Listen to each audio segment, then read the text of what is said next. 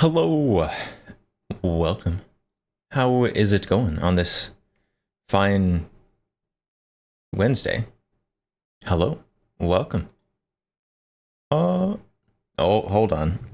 camera privileges have been revoked. Hold, hold.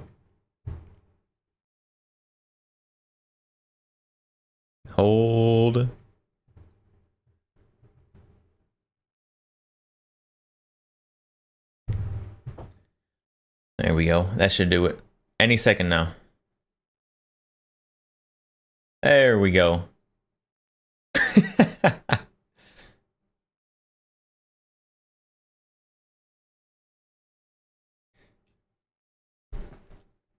Hello, welcome.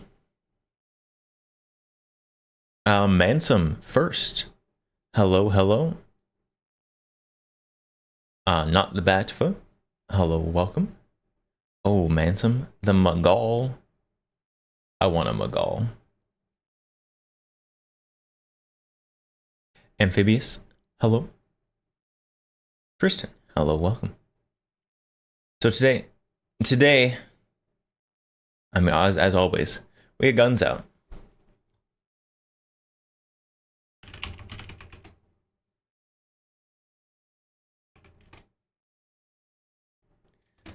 But we've got, well, we have this thing out. This absolute,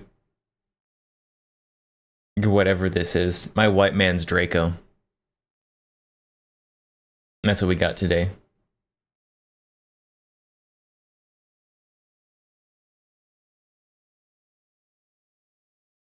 We'd also have suppressed not Glock, which kind of almost fits here with everything else.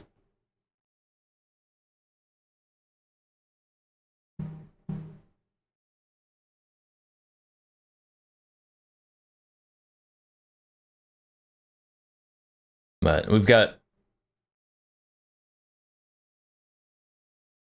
things to go over. There was an article that I saw that I wanted to go over. There have been a lot of people sharing like screenshots and stuff of this article, but no one's like sharing the link to the article.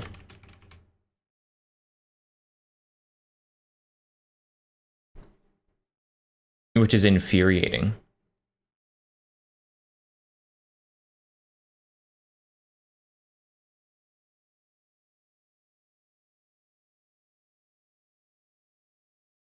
So I need to find it.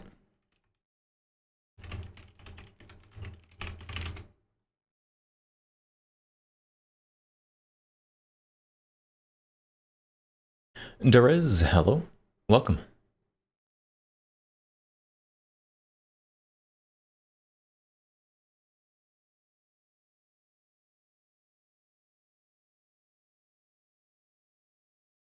Let's see, hold on, what is this?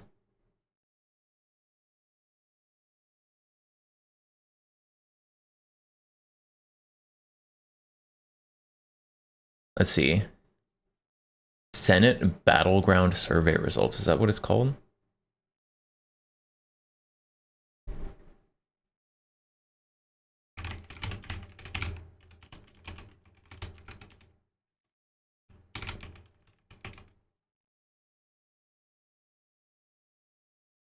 Is this it? PDF? PDF? This isn't a PDF. I was promised a PDF.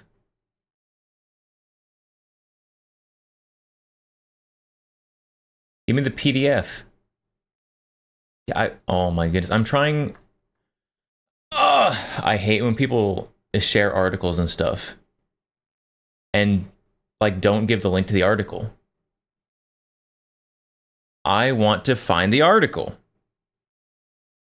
Actual pet peeve.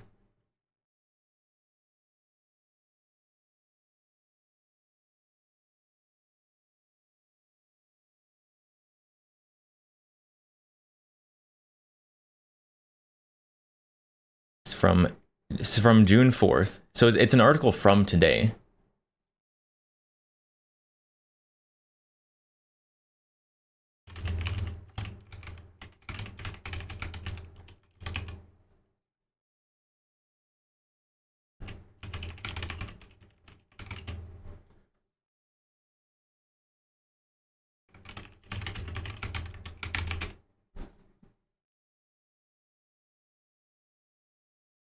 I just...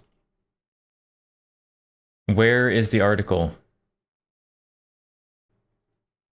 Why? What? Ah! It's this one.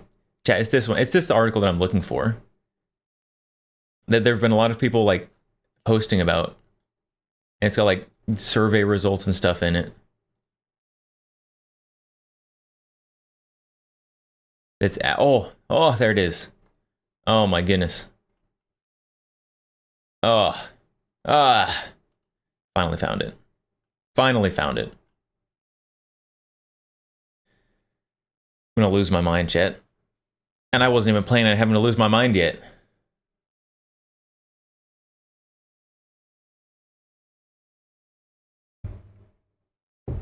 A mess of articles. It's just a mess of like screenshots of an article. But no one provides the link to the article.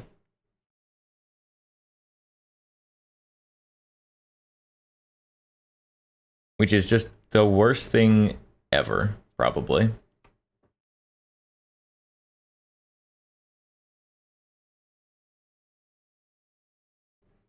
All right, chat. We got the article. We're gonna be literate Twitch denizens today, chat.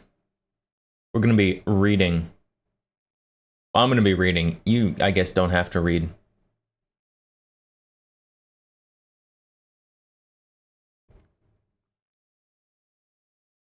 But there's an article from everyone's favorite news source.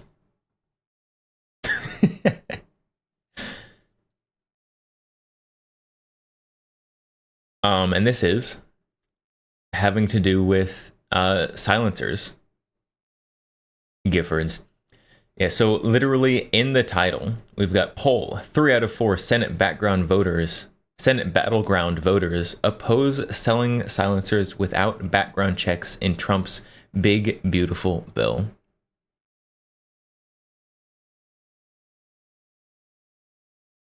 Literally, we haven't even gotten through the title, and it's already misleading people. We haven't even gotten past the title. Selling silencers without background check is not something that is being pushed for currently. Now, I will admit, I don't think silencers should have a background check. They are literally an attachment that goes on a gun, not a gun itself. But that's not what the big, beautiful bill would do.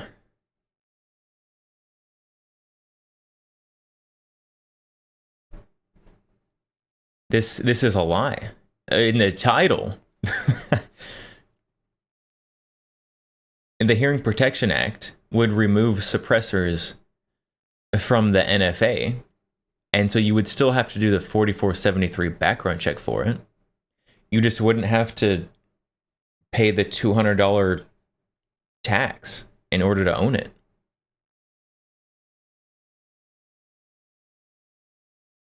The NFA is a tax scheme, and so you're just removing that. You still have to do the background check. You'd be able to buy a silencer just like you would a handgun.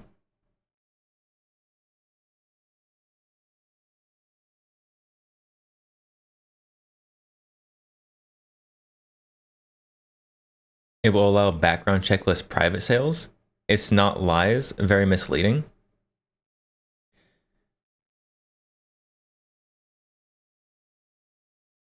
I guess there are situations where you can buy and purchase, or you would be able to buy and purchase suppressors without a background check, such as private sales, which you can already do in most states.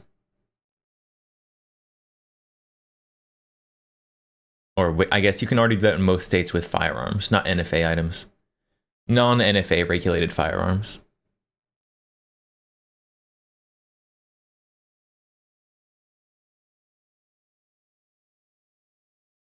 So we're already starting with lies and misleading information just in the title. So this is going to be good. This is going to be a good one. 74% of voters, including 59% of Trump voters, believe silencers should require a background check. Who are these bootlickers? honest question. Like how was the question worded? How was the question worded that 74% of people think that suppressors need a background check? And where did they get their polling data from?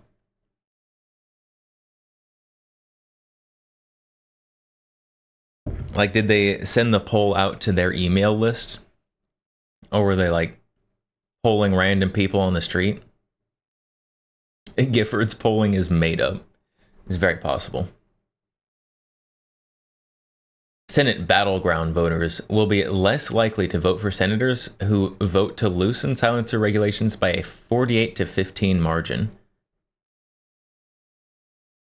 How on earth did they calculate that?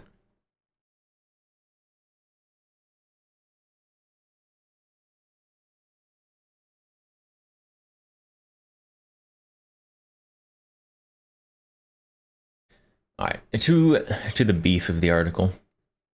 Maybe, but probably not. They will actually say how they came up with these numbers.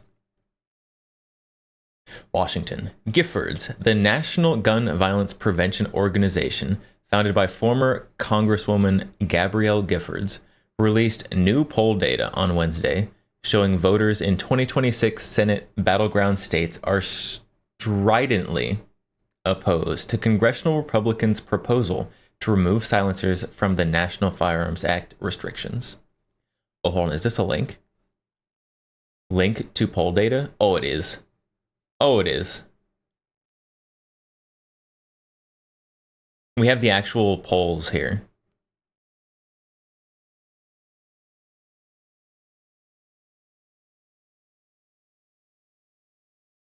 Okay, are these the actual questions they asked?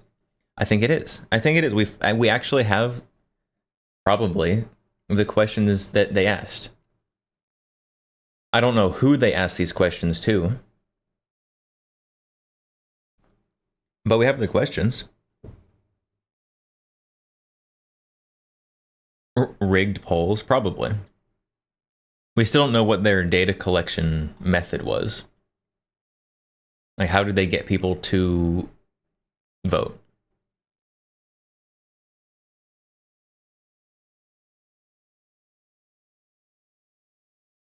Where did they find these people?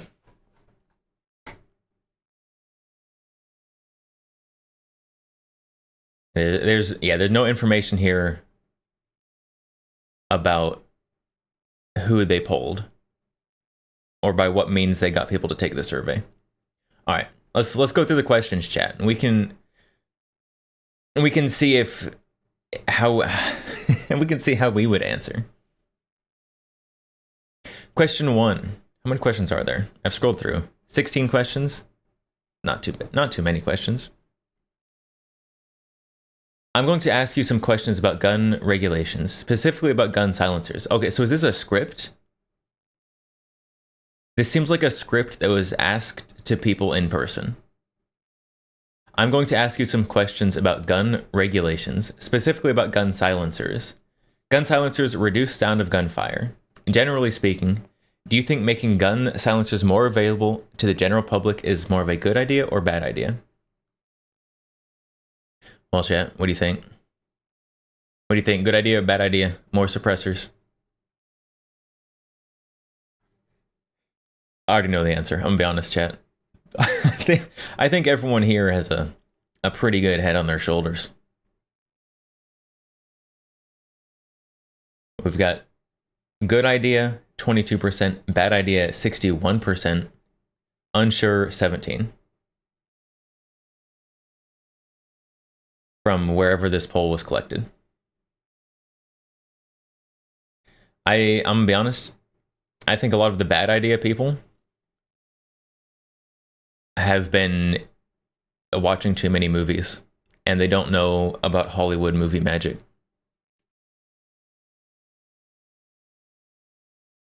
It's literally just people being ignorant,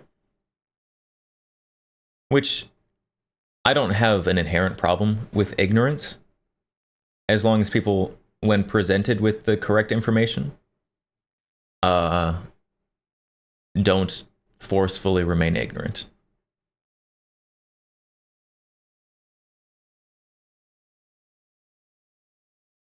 All right. Question 2.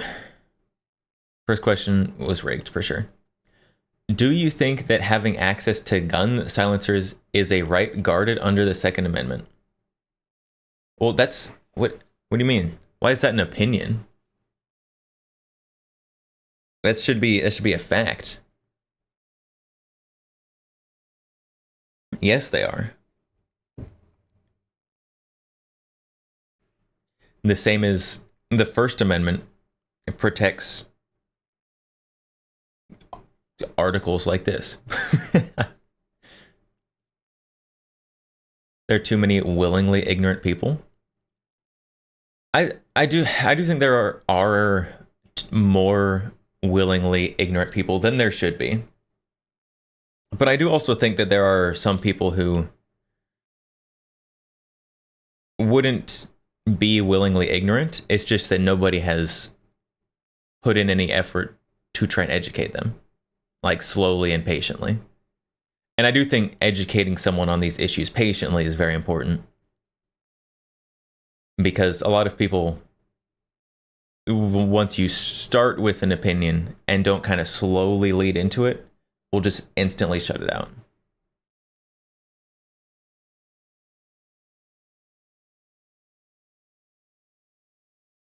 Shows the people they were polling know nothing about guns or rights. Unfortunately, that's quite a few people. Not very many people are educated on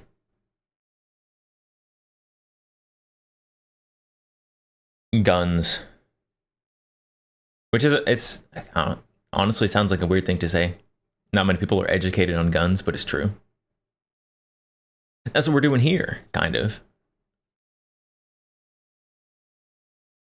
King Panzer. I would say welcome, because you did the gachapon, but you already commented stuff. Welcome anyways.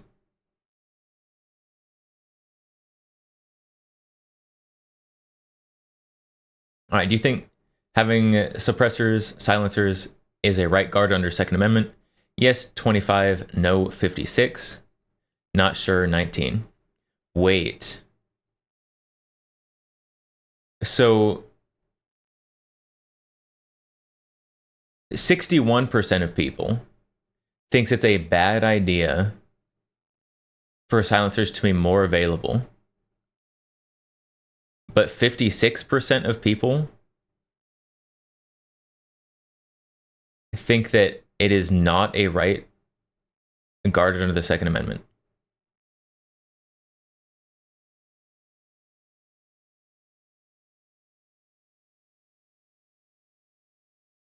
Hold on. What?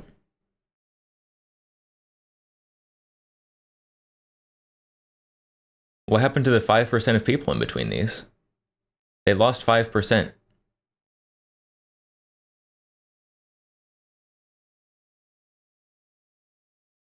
So somewhere out there, there's 5% of people who think that it's a bad idea for suppressors to be more accessible, but also think that suppressors are a right guarded under the Second Amendment.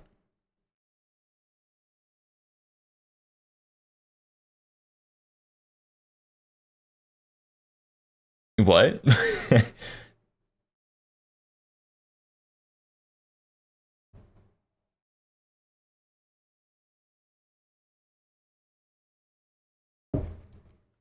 Interesting. Interesting 5% of people. Those 5% of people, someone please bestow on them more information. They need it.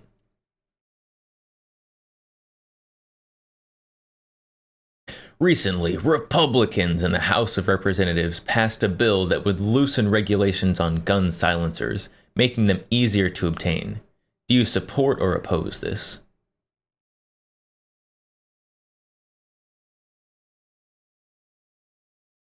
(26% support). 26% support loosening gun silencer regulation. 57% oppose. 17% not sure.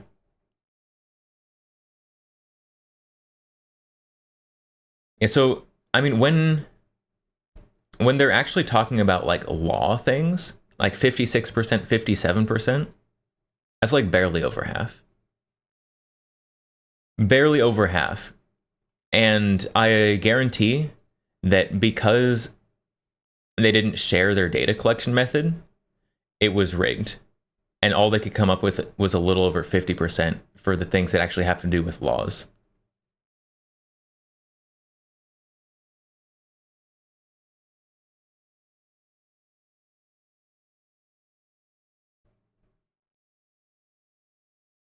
Question 4.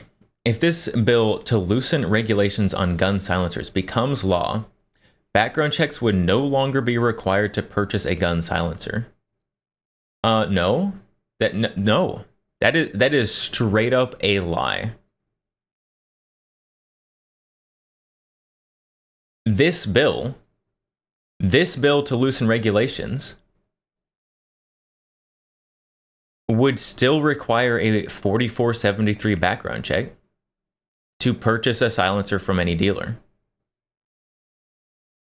Like, literally, you do the same process for a handgun.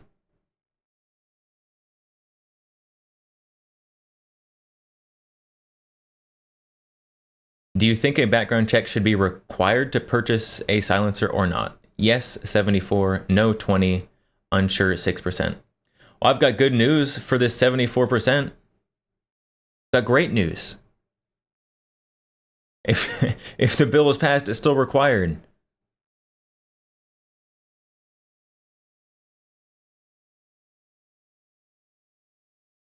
That's wild. Once again, very misleading, but not a lie due to private purchases.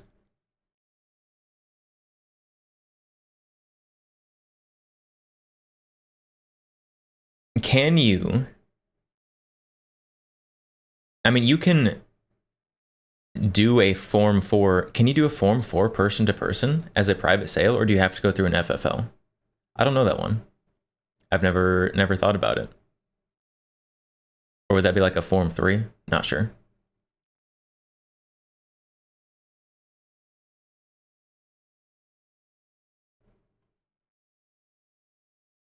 Yeah, this wildly misleading, if not an outright lie.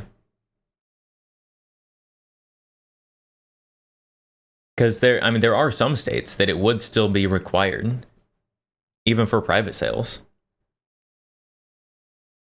Because some states don't allow private transfers without going through an FFL.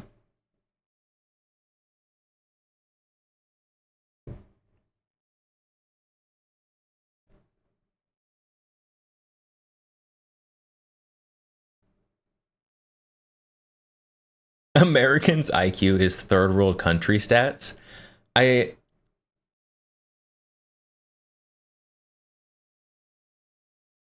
feel like there's a lot of pretty smart people that come from other countries.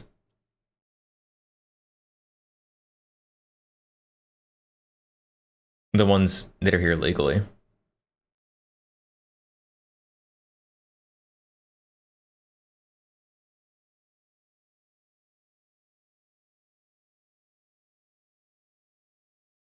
Q4 making me rage quit. How come? I'm gonna be honest. There's surveys like this that are put out by like various polling organizations. I have never seen any of these polls. Like, never once have I had the opportunity to participate in a poll. Like, how are they getting people to do these? Where are they finding people?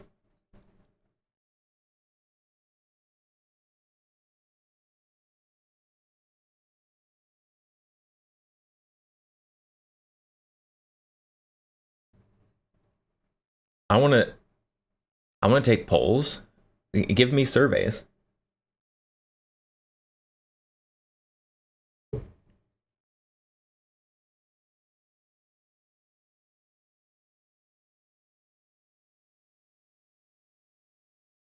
Isn't mom demands a bigger threat to freedom of the Second Amendment? No. Giffords has way more money behind it than mom's demand, I think. And they might have the same backers, I'm gonna be honest. Giffords is a good threat. Do you answer calls labeled spam? Yes. Those are my favorite calls. They're never polls though. It's always like someone trying to get me to tell them my social security number so that they can like process my insurance payments for some reason.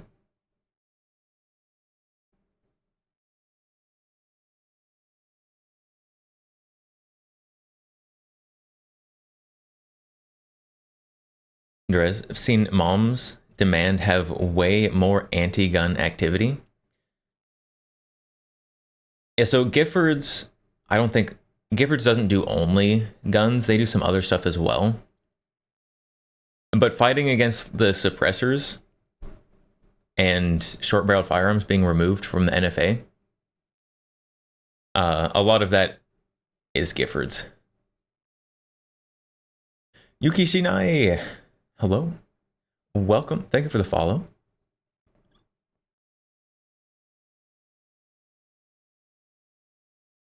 Okay, question 5. Here's some more information about the legislation on gun silencers. For nearly 100 years, 91 to be exact, the law on the book made gun silencers hard to obtain. That is why, unlike in the movies, silencers are currently very rarely used by criminals. But Republicans in Congress, in the middle of the night, passed a bill to deregulate silencers, making them cheaper and easier for anyone to buy. Having heard this, let me ask you again. Do you think making gun silencers more available to the general public is more of a good idea or more of a bad idea? Okay, yeah, this definitely seems like an in-person survey. Like they were asking people in person. Which leads me even more to wonder where. Because if they're in, like, Chicago or San Francisco, they're going to get very different answers than if they're in, like, I don't know, like Boise, Idaho, or Fort Worth, Texas.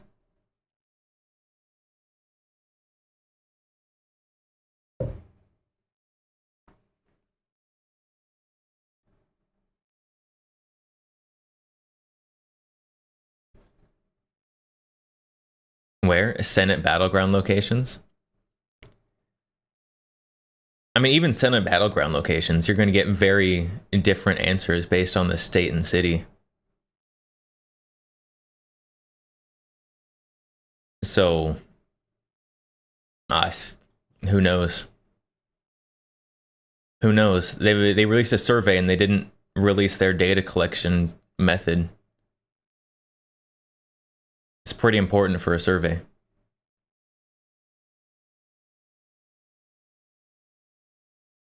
All right. So more information. Is this a good idea or a bad idea? So this is okay. So this is basically a follow up to this. So Q5 is just Q1, except they had some lead-in information, which also is very misleading. You may realize or may remember that in very recent news, very high profile, there was a criminal that used a suppressor. Good old Luigi did a little assassination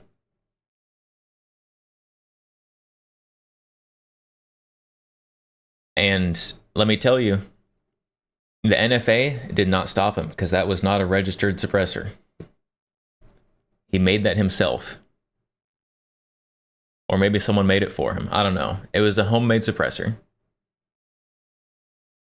He was not stopped by these laws.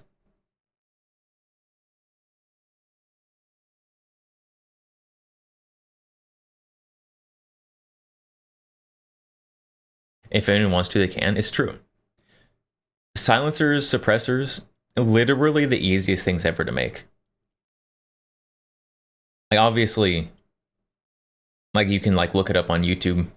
Okay, well, you probably can't look it up on YouTube. You can look it up on the internet, how to make a suppressor. Like, it's literally a tube with stuff inside it.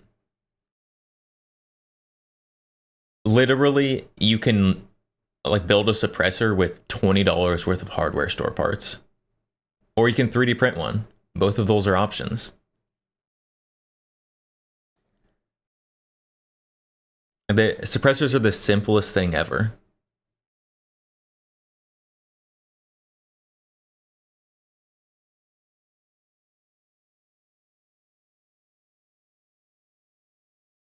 Okay, the answers to this.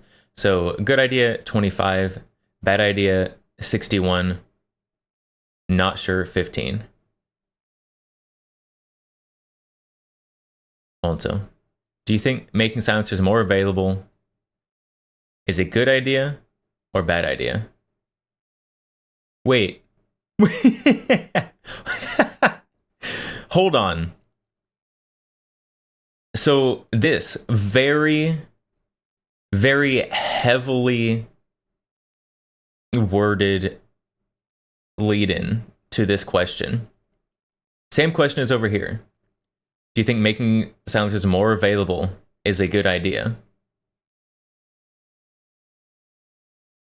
More people thought it was a good idea, 25%, than they did before. So after this super heavily worded lead-in to the same question as over here, more people thought it was a good idea. Bad idea, unchanged. That's wild. That's fantastic. Who are they interviewing? 2% of people were convinced it was more of a good idea after all of this. That's fantastic. Not in the bat foot. I would argue slamfire shotguns are both simpler, quicker, and easier to make than a silencer. I think a slamfire shotgun and a silencer are both... they're both very simple. I would put them at about the same, honestly.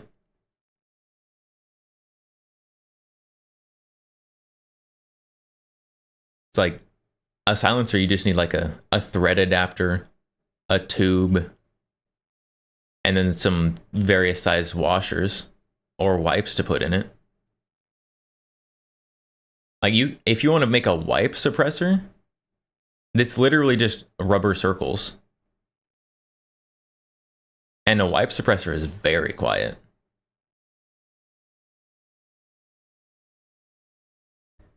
Then a decent silencer.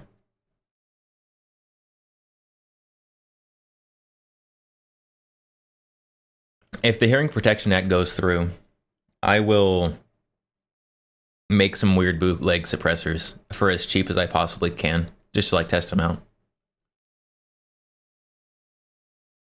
Like literally go to the hardware store and get some pipes and stuff. Pipes and washers, test them out. I would do it now, except that would cost $200 and paperwork, and I don't want to do that for something I'd spend like $20 to $30 in parts for.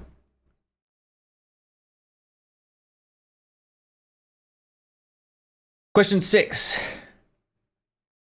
Here's some more information on gun silencers. Violent criminals are often caught because the sound of gunshots lead to 911 calls and make offenders easier for police to locate and arrest. Law enforcement groups say silencers make cops' jobs harder and put their lives at risk. Okay, hold. Which law enforcement groups?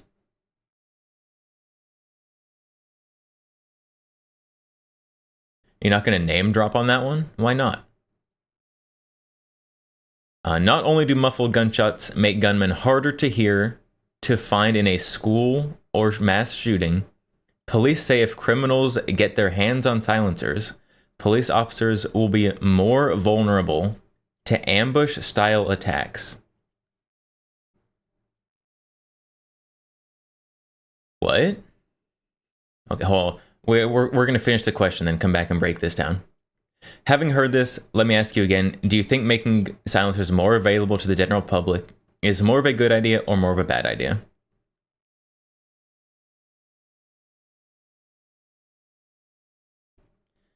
Okay, hold on.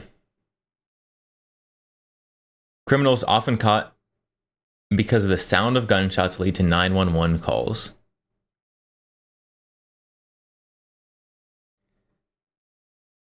The sound reduction of a suppressor on a gun does not make it quiet like in the movies. Like, there's not people having shootouts in a train station and people don't know.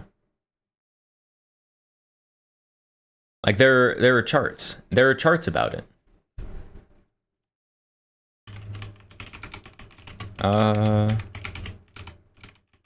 Suppressor decibel levels charts.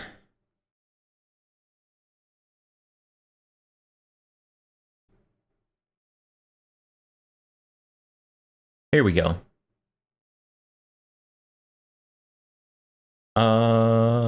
Open image.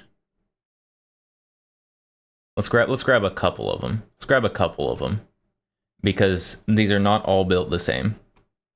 Holy pixels on that one. Holy pixels, Batman. We can read it well enough. Okay, so up here we have at 150, we have a jet taking off. At 137, we have a suppressed 12 gauge shotgun.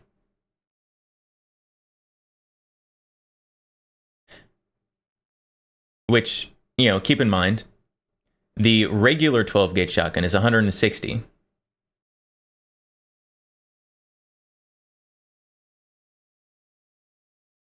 Which is louder than a jet. So it has had a 23 decibel decrease. But if we look over here, jackhammers, obviously jackhammers are not known for how quiet they are. Still below both silenced shotgun and suppressed 223 rifle.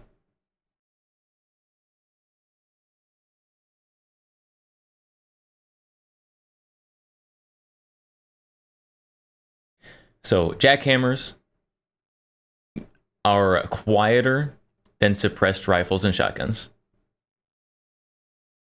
We got jackhammers, breaking dishes, and then we have 9mm pistol suppressed at 125, which is 5 decibels louder than thunder. Also another thing that is very well known for how quiet it is. And then at 116, we have a silenced 22 rifle. 22's by far the quietest of the suppressed guns. Louder than emergency vehicle sirens.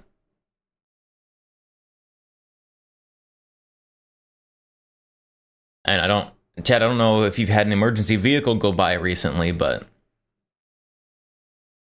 they're not quiet. They are, however, hearing safe. There's a big difference.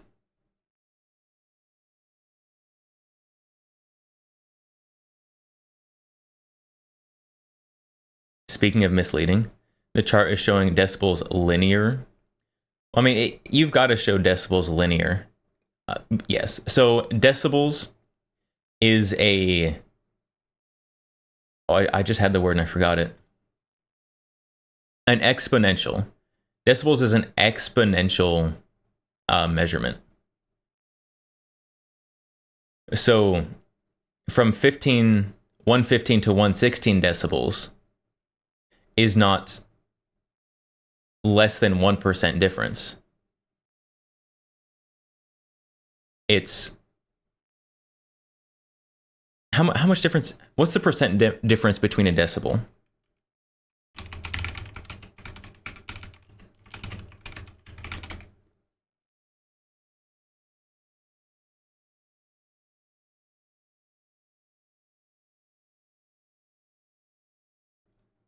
Let's see. So 1 decibel is 9/8 difference. So what is that? 0.125. So 12.5%.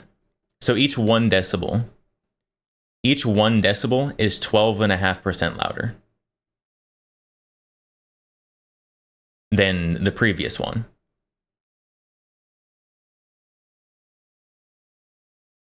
So this 116 is 12.5% more than 115 instead of like 0.9%.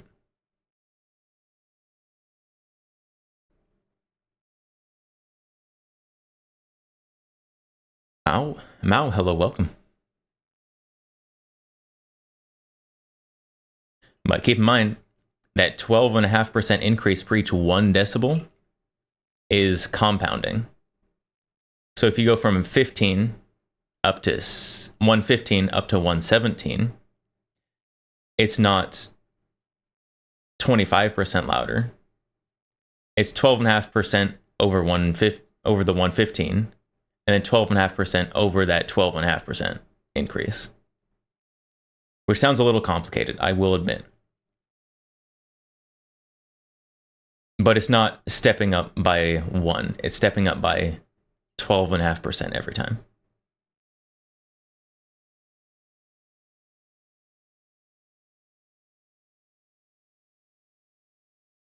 All right, we have another one. We got another one, chat.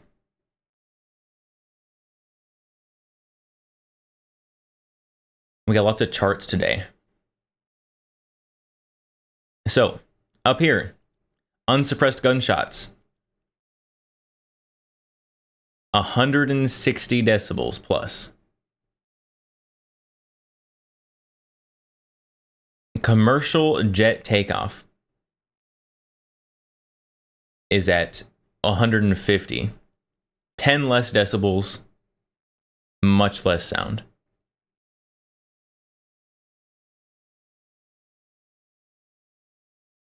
And then down here at 135, suppressed 45 caliber pistol, which is 15 decibels over a jackhammer. Again, jackhammers, very much not known for quiet. Neither are chainsaws. Nail guns, not quiet.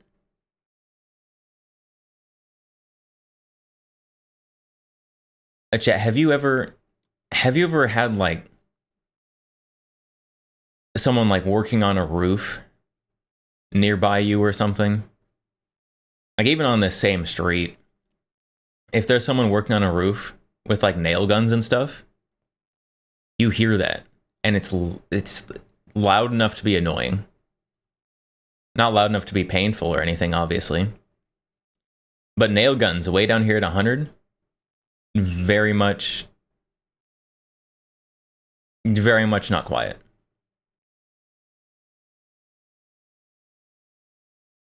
Lalo, and Glock Roomba. Hello, welcome.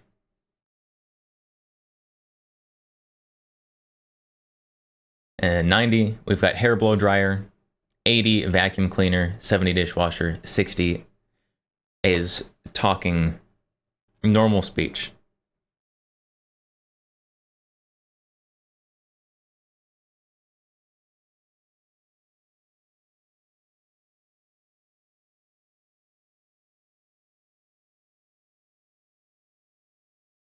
Mao, worked security, have had to work at some locations that underwent renovations of multiple kinds. Is allowed regardless of tool and equipment. Yeah, so this range right here, 100 to 120, is construction site level noise. This is all construction level noise. And above that, we have suppressed guns. So if you're going to claim that the sound of gunshots being, if they're suppressed, then nobody will be able to know where it's coming from, then you have no idea how this works.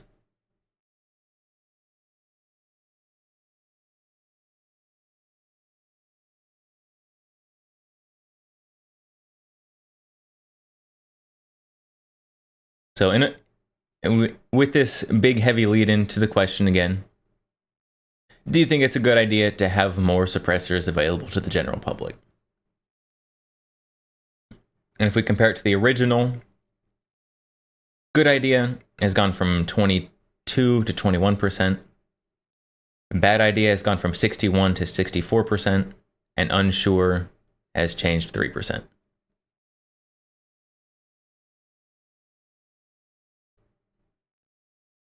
So even with all that difference, they've had 3% of whoever they're interviewing change their answer.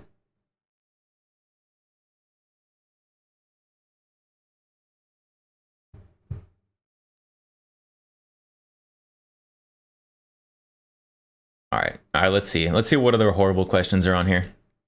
Ooh, we've got 4 answer choices now.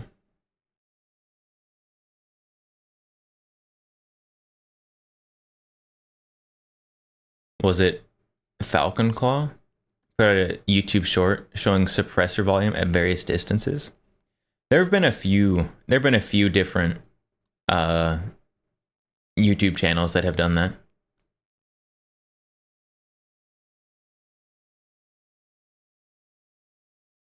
But that's honestly, that's very hard to do accurately, because most of the places that you can do like suppressor sounds at distance are going to be like out, either like at an outdoor range or out on like some kind of property somewhere, like somewhere that's got like dirt and vegetation, which is going to be very different than some concrete jungle where most of crime takes place. And concrete, glass, and metal, not very good at dampening sound.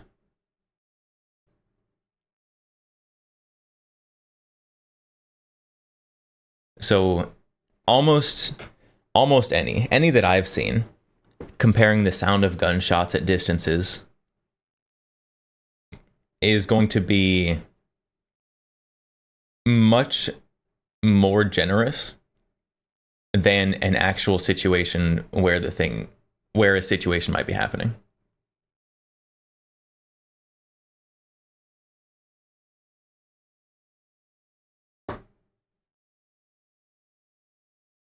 All right, next question. Question 7. Generally speaking, do you think that loosening regulations on gun silencers would make America more dangerous, less dangerous, or do you think things would stay about the same? More dangerous, 53%. Barely over 50%. less dangerous 8%, about the same 33%, unsure 6%. Okay, so this is question 7. Question 7 happens after question 6, which says, question 6, it's a bad idea to make silencers more available. 64% of people said it's a bad idea to make them more available. But only 53% of people thinks it'll make it more dangerous. Which means that there is 11% of people who don't think that suppressors will make things more dangerous. But they also want them regulated heavily.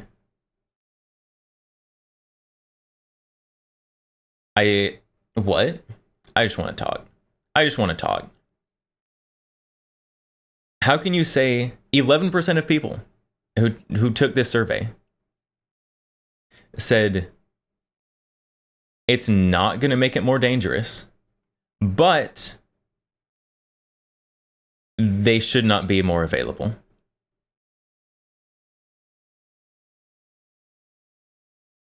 What kind of cognitive dissonance is that?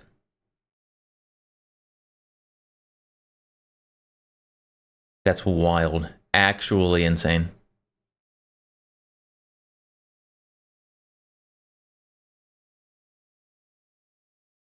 All right, question 8. Generally speaking, do you think that loosening regulations on gun silencers would make things more dangerous for police, less dangerous for police, or stay about the same? 58 more dangerous, 4 less dangerous, 33 about the same. And not sure, 5. So 50% think that loosening regulations on silencers makes things more dangerous for police.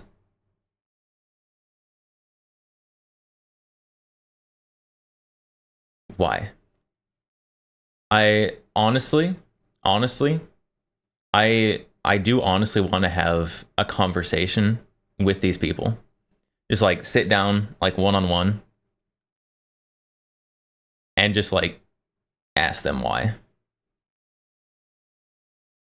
I mean, it's probably because of these like super loaded questions up here, or similar thoughts.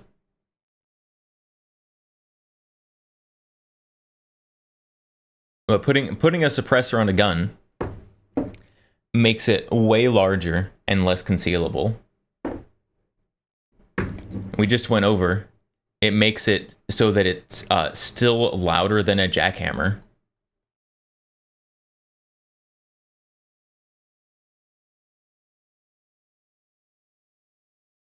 Most of these polls are females. We don't know if these polls are mostly females. We don't know that. They could be. They could be standing outside of Sephora getting people for a survey. But they didn't share their data collection method. So, I mean, we're going through this, but if you're going to do a poll and not share your data collection method, then the results of the poll should be disregarded.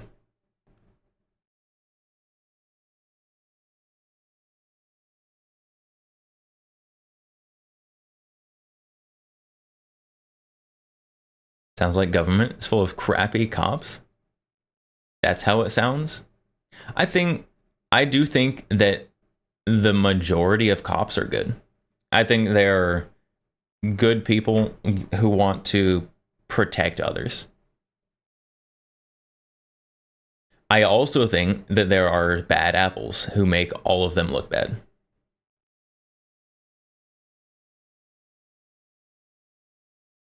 The way they put it,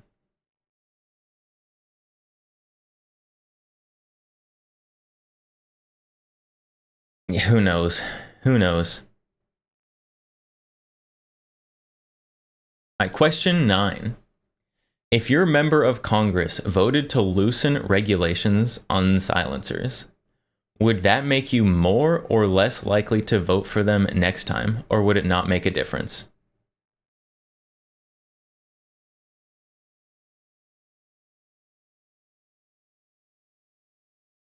More likely, 15%.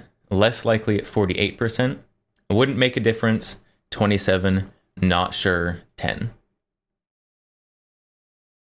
Let's be honest.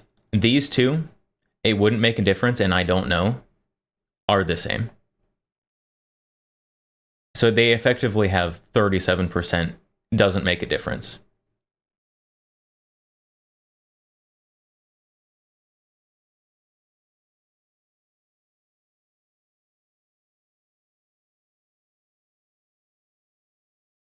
Like, if you don't know, then you don't care, and it doesn't make a difference. Honestly, probably not even gonna vote.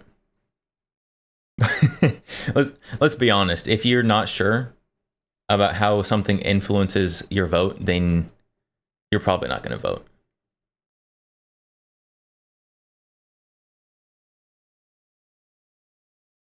But these people right here,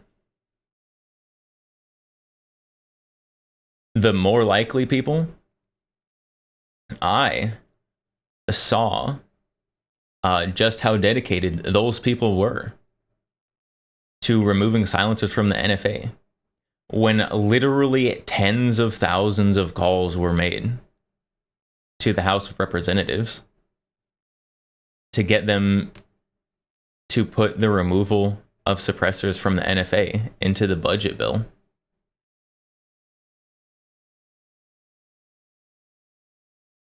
Like, I think this is higher than 15%, first of all.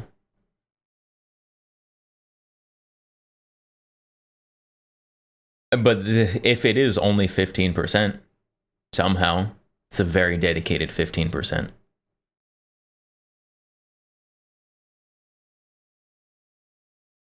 Question 15. We haven't gotten to question 15. We're on question 10. Don't read ahead. Spoilers.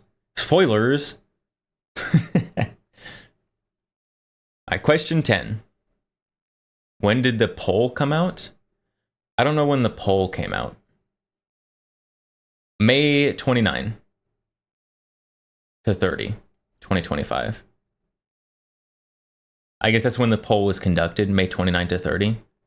I don't know when it was released. In the last few days.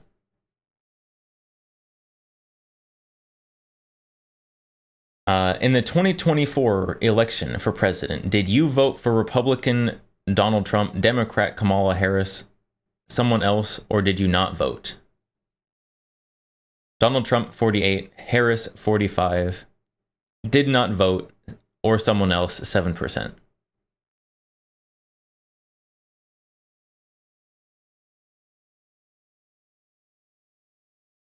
That seems about right for a swing state. That does seem about right. I'll give that.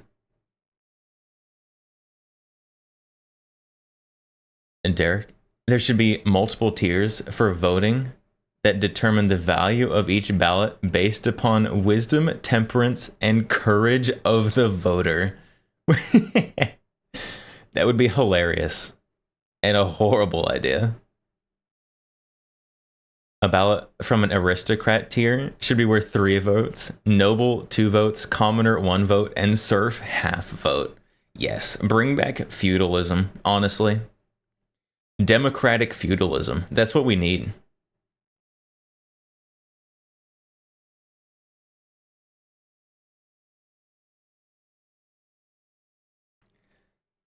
I'd be okay with democratic feudalism. That doesn't sound too terrible. Yeah, yeah, it does. Yeah, it does. It doesn't sound like the worst thing ever, though.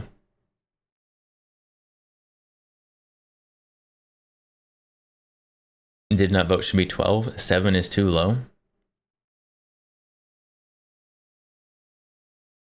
So we don't know how many people they polled. We don't know how big this poll was. If they interviewed exactly 100 people, then I think going from 12% not vote to 7%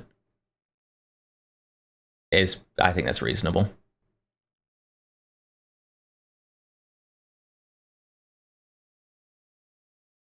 Sounds very reasonable to me. Just because we have no idea. We have no idea what the system was here.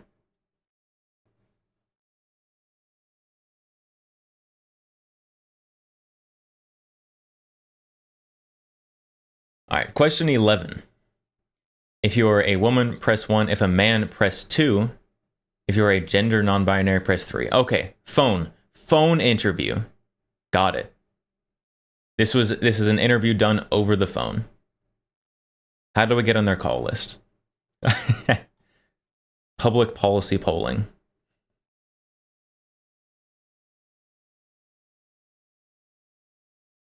Okay, so not in person. This was a over the phone poll.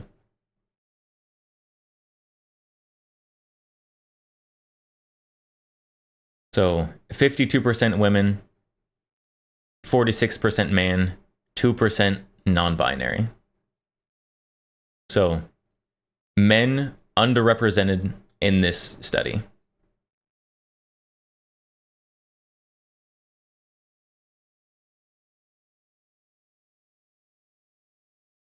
If you're Democrat 1, Republican 2, Independent, press 3. Democrat 34, Republican 30, Independent 36. Okay. Yeah.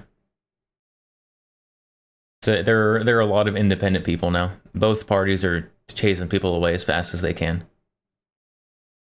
If you're white, press 1. African American, press 2. Other, press 3. 80% white people, 30% African American, 7 other.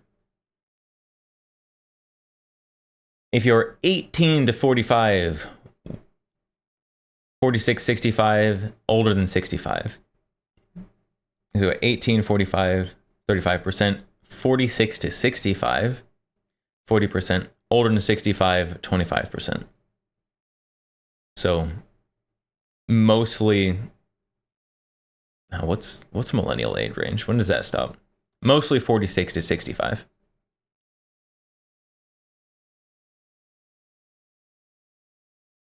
Question 15, highest level of education. High school graduate or less, 27. High school graduate or less. I feel like there's a pretty big difference between even a high school graduate and I dropped out of high school a lot of the time.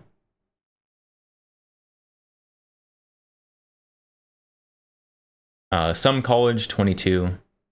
2-year degree, 14%. 4-year degree, 21%. Postgraduate, 16. Landline, 32. Text, 68. Oh, so this is a text. Text.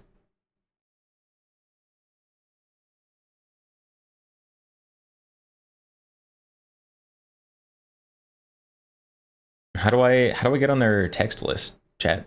I feel underrepresented.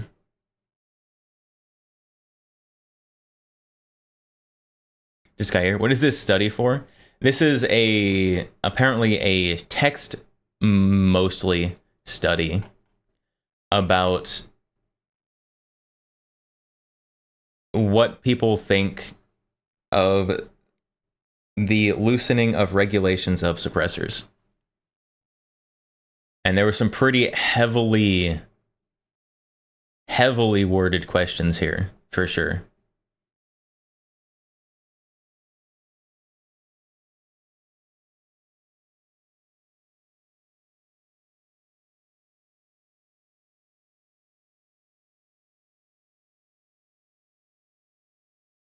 All right. We have gotten through their polls. We've gone through their studies. And what I've learned is I need to talk to more people. I need to talk to more people and get more people on board with guns and suppressors specifically.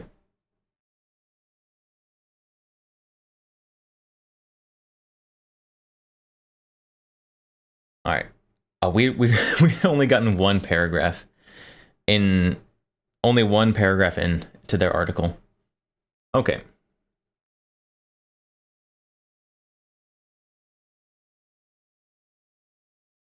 All right, so poll data. We have now gone through the poll. Currently, under the NFA, buyers must pass through background check and register each silencer. Silencers are rarely used in crimes because the law has successfully stopped them from falling into the wrong hands. I will again remind you of the very high profile assassination on the United Healthcare guy done by Luigi, who literally made a suppressor at home and was not stopped by any of these laws.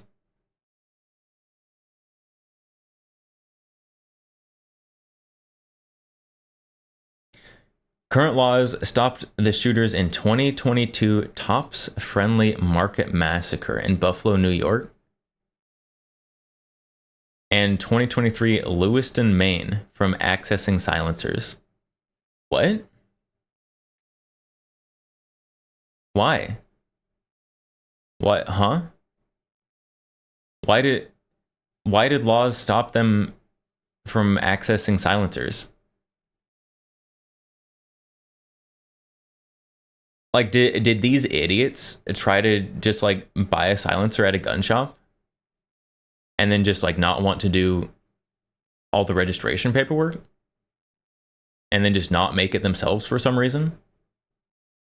Why?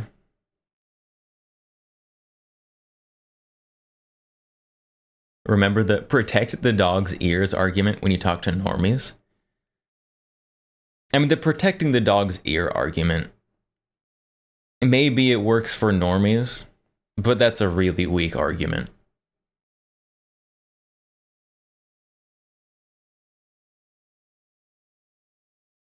There's very few percentages of dogs that are exposed to gunfire. Like, that's mostly like hunting dogs.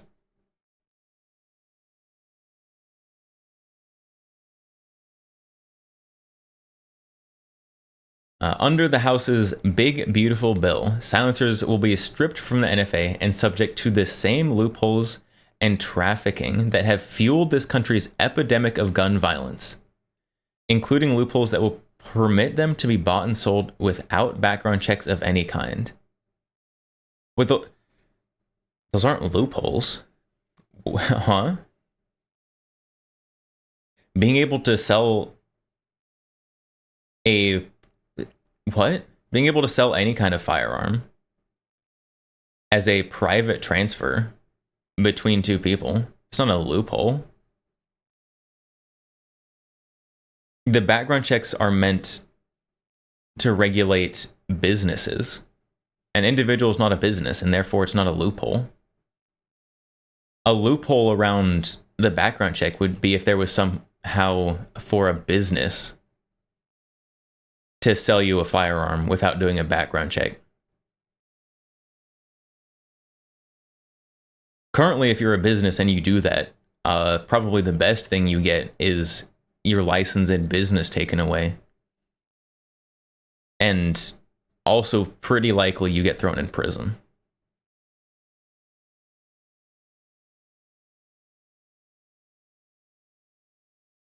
Gun show loophole is still a common anti-gun straw man. But it is a straw man. It's a straw man argument. It's still individuals selling to individuals, not businesses. The loophole is using your concealed carry. It's not a loophole though. You still have to go through the 4473 form with your carry license. So like in Texas, I have a carry license. And so whenever I go to buy a gun, I still have to go through the 4473 paperwork. I will admit, you do get to skip the actual NICS check part of the paperwork. You don't get to skip the whole form though. Like, the paper trail is still there. And besides, if you have this might surprise you, chat. If you have a carry permit, in order to get that, your state did a background check on you. I don't want to burst any bubbles, but you went through a background check to get that thing.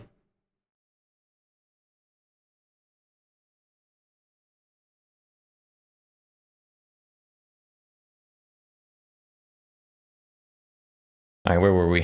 Where were we in the article?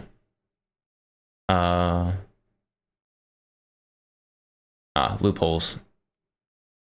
Bought and sold without background checks of any kind. It's not a loophole. Okay, next, moving on. In the coming weeks, Senate Republicans will decide for themselves whether to allow silencers to be sold without a background check. No, still misleading to the point of being an outright lie. Dealers and businesses still have to go through the 4473 background check process. If the Hearing Protection Act goes through, you still have to treat them as firearms, the same as you would with a handgun. You have to be 21. You have to go through the 4473 check. You have to get approved. Obviously, you have to pay for the thing, and then you can have it. Oh my goodness.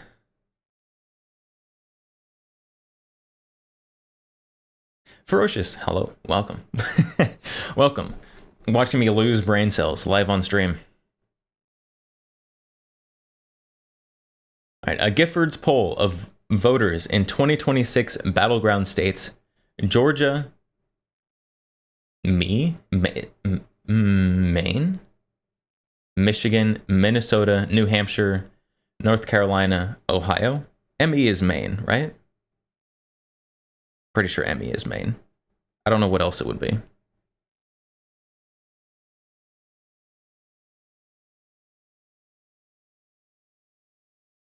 %74% of voters, including 50%, think silencers should require a background check. On which question was that? Which question was that? 74 think they should require a background check. Where's 74? Do you think background checks should be required to purchase a silencer? Okay, so that's question 4. I think that's the only one with a 74% on it. Yes. So they're referencing this question specifically. If this bill to loosen regulations on gun silencers becomes law, background checks will no longer be required to purchase a silencer. And there it is. There's this super misleading lead up into the question. Because if you're a dealer, if you're a business, which is where the vast majority, and I cannot emphasize vast enough on that majority, of suppressors are sold, or guns in general, are still required, would still be required to have the 4473 background check done. So if you have a question that's so misleading that it could be considered a lie, then yeah, people will agree with you. Got it. Okay. Voters oppose making gun silencers more available to public by a 61 to 22. Okay, where's the 61 to 22? Okay, yeah, they went with question 1. 61 to 22%. Because after they had big lead-ins, more people thought it was a good idea.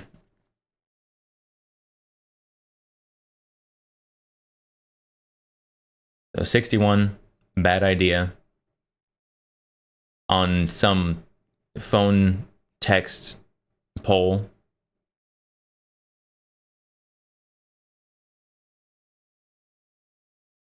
All right, 58% of Senate Battlegrounds voters say loosening regulations on silencers would make things more dangerous for police. That was question 58%. That was down here, I think. Yeah. Question 8. 58% people think it makes it more dangerous for police. I disagree, and I think they're wrong, but that's what the poll says.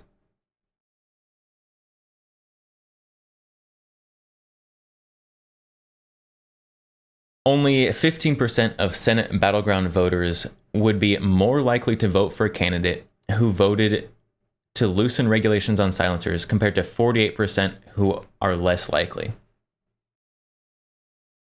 Let's not forget. So 15% say they'd be more likely.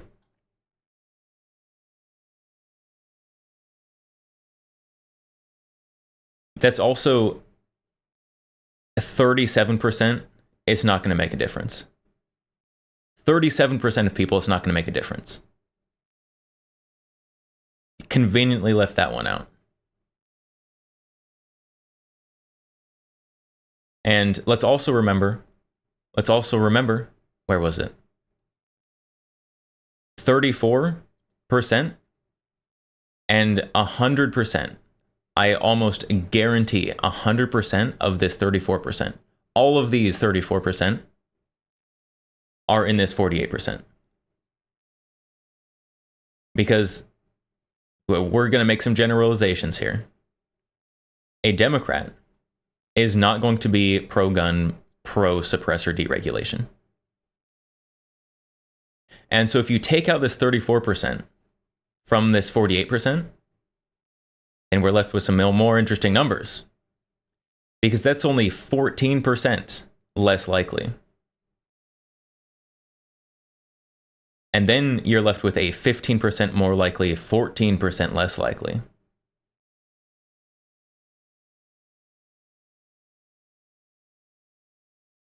Which is very, come on.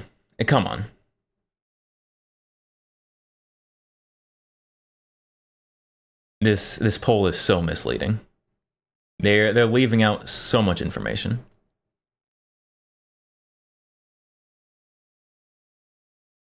So effectively, this is 15% more likely, 14% less likely.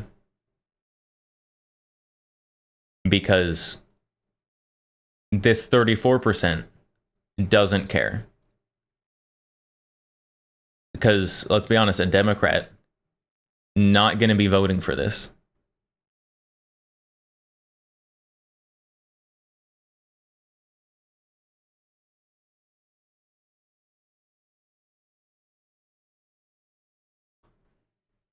For Gore, their uniparty in the Republican, at least 23 of them are bad.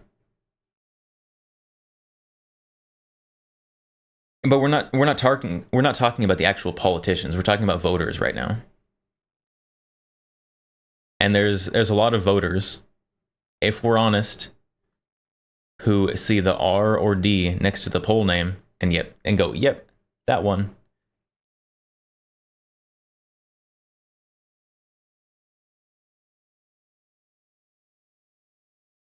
Okay.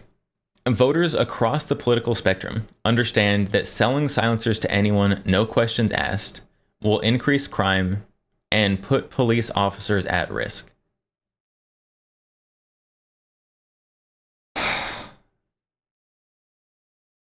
Hold on, let me calm down a little bit so I don't have an aneurysm. If you buy a suppressor from a dealer, from a business, you will have to have a background check done. If you buy a suppressor or any gun in a private transfer, and I'm gonna be honest, I am pulling information for this part I'm about to say from my own personal experience. From my own personal experience buying and selling private transfers. You don't sell no questions asked. Every single one that I have witnessed or been a part of, there hasn't been no questions asked. There have been bills of sales, just verbal questions and agreements. Like, it's not like buying something off of Craigslist. It's not like you're buying like a remote control car off of Craigslist where you just show up in a Walmart parking lot, hand a guy $15 and leave with your thing. And I'm sure that does happen sometimes. But I have not once have I seen it. Because this is going to be surprising. It's going to be surprising. People don't want to enable criminals. If someone thinks a criminal is going to be buying their stuff to do a crime, they're not going to sell it to them. This shouldn't be a hard concept.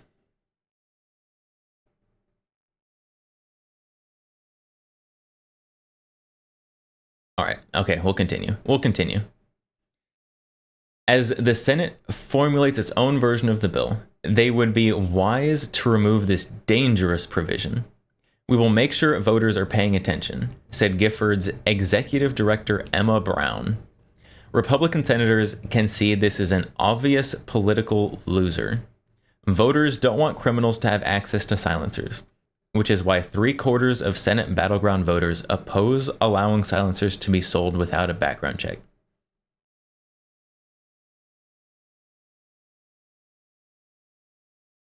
About half of those, approximately half of those, don't matter because they will be left-leaning anyways. 34% definitely don't matter because they identify as Democrat and will not be voting for the Republican to basically no matter what. There will be some few exceptions, but people, in my experience, who identify as a political party will not be voting for the other political party.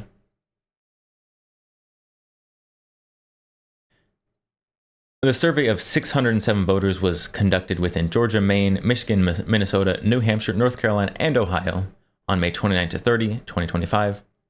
The margin of error is plus or minus 4%. The margin of error plus or minus 4% on these?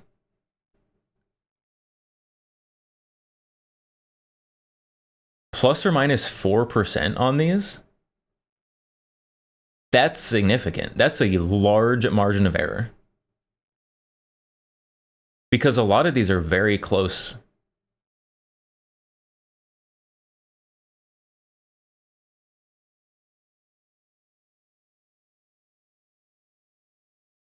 That's a pretty big margin.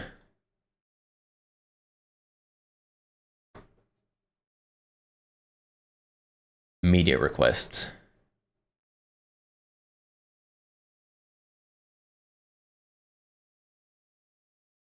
Do I do it? I could contact them, chat. I could contact them. We could set up an interview live on stream, chat. Probably not. Probably they would not do that.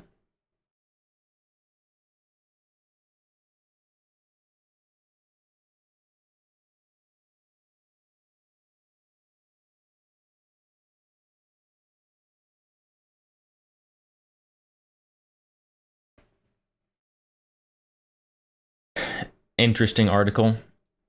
Wildly misleading. And definitely intentionally misleading.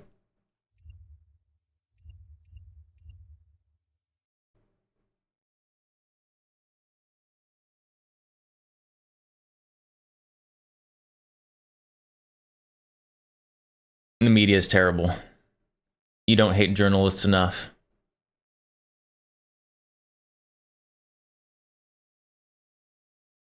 Absolutely awful.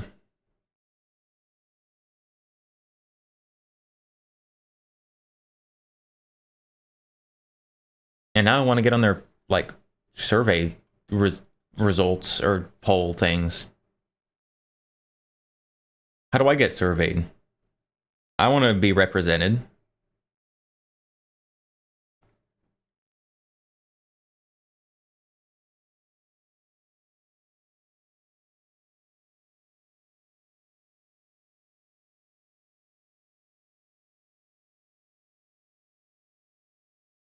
You gotta go to their office.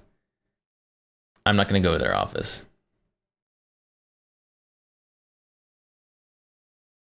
Why would I want to go to their office for a random poll? That sounds awful.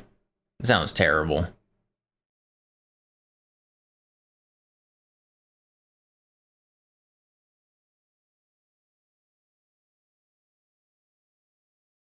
What I learned, chat, was that I need to call my senators again, just to be sure. Just to be sure they're not doing anything funny. Because, well, it's not a secret that I'm in Texas. One of the Texas senators has a little bit of a bad history in terms of a Second Amendment policy voting.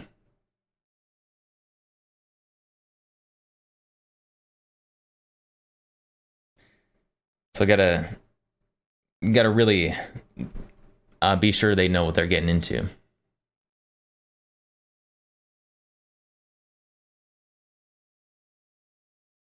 We could pull a page out of their book and stage a die-in. That's all the people that died because they couldn't carry in gun-free zones.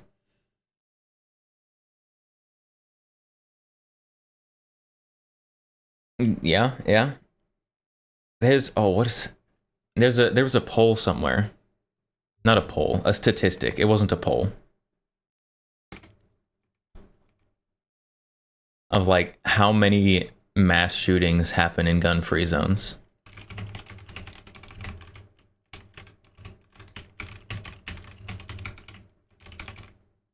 And it was not a small percentage.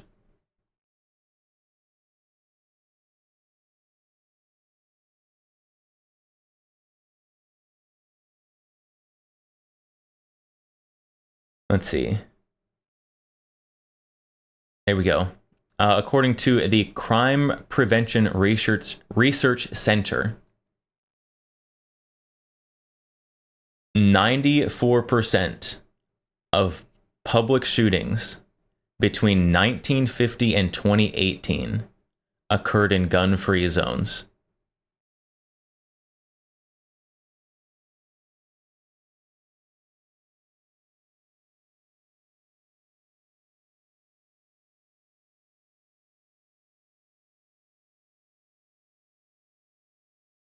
%94. Oh, let's see. Let's see if there's any other ones.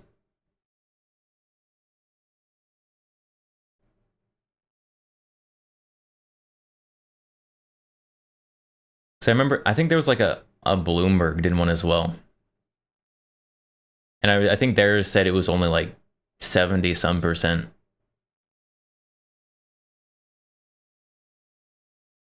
But they probably made that one hard to find because it didn't support their stance.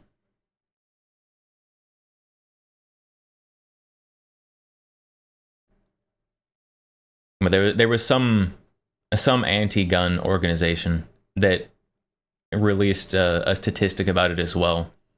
Like, it's not 94%, it's only like 70-something%, which is still huge. I wish I could find it.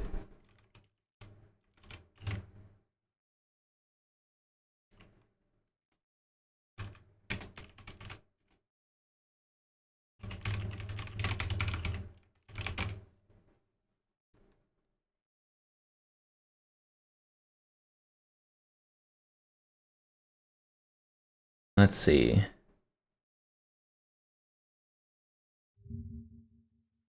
I don't know. I don't know where I'm being able to find it.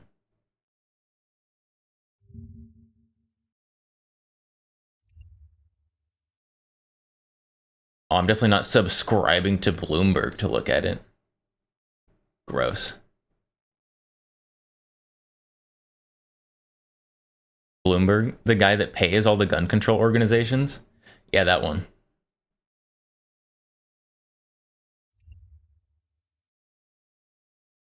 I should have saved it, honestly. I need to start saving these things. It's out there somewhere. Many many shootings happen in gun-free zones.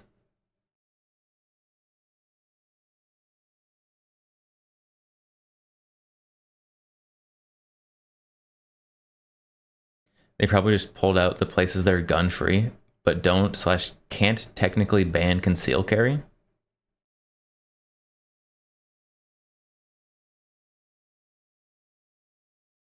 Yeah, so I'm gonna be honest, the problem with a lot of those statistics, because there are problems with some of those statistics.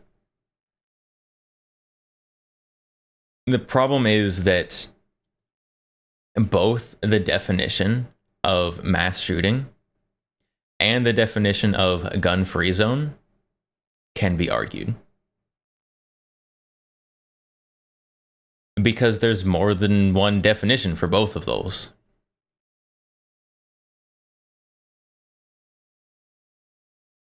Which is stupid, especially since everyone uses different definitions for making whatever point they're trying to make. Which I hate, just the worst.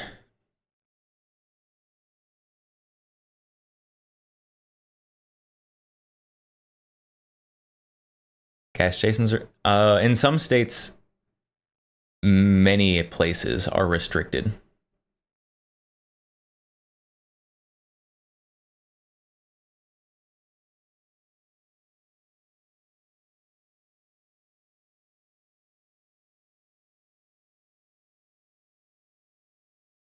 Lots of shenanigans happen at gas stations, it's true. Gas stations are definitely a target for people looking to cause problems.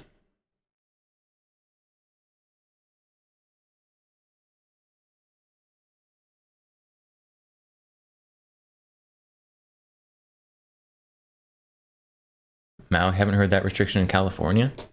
I don't know if the actual gas station restriction exists anywhere. I know it has been proposed a lot of places.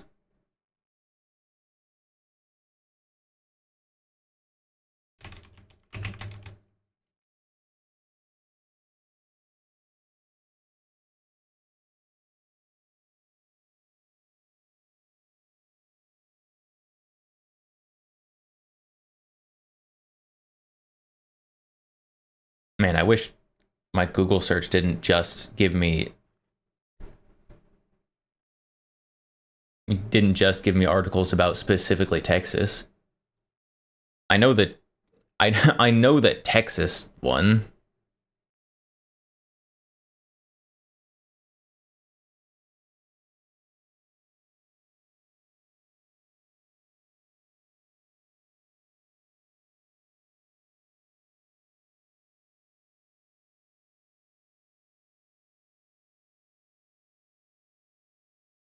I don't know. I cannot find that one easily, unfortunately.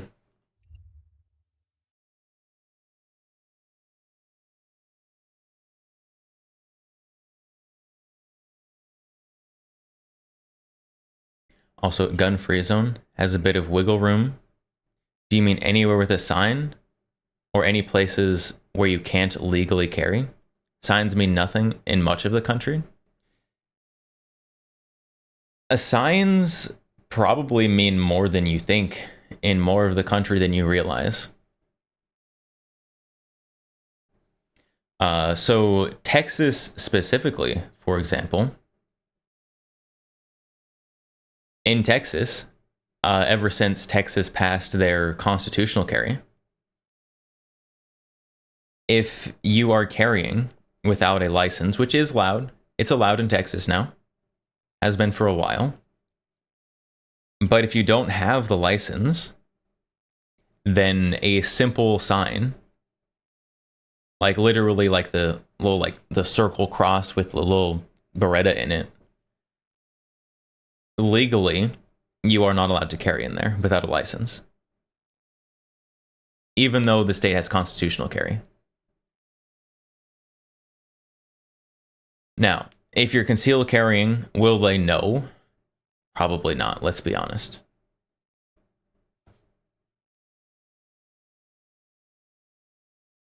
But there are also signs that do legitimately prevent carry. So there's the what are they called? It's like the 3006 and the 3007 signs. Carry ban sign 3006, 30. Yeah, the 06 and 07 signs. It's the 06 and 07 signs that prevent you from carrying concealed and open. The 06 is you can't carry concealed. 07 is you can't carry open, but you can carry concealed. There's 51% signs. So you can't carry in somewhere that makes 51% or more of their revenue in alcohol or alcohol sales for consumption. It's like a bar will have a 51% sign. That means you can't carry there. Things like that. Things like that, even if you have the carry permit, you can't legally.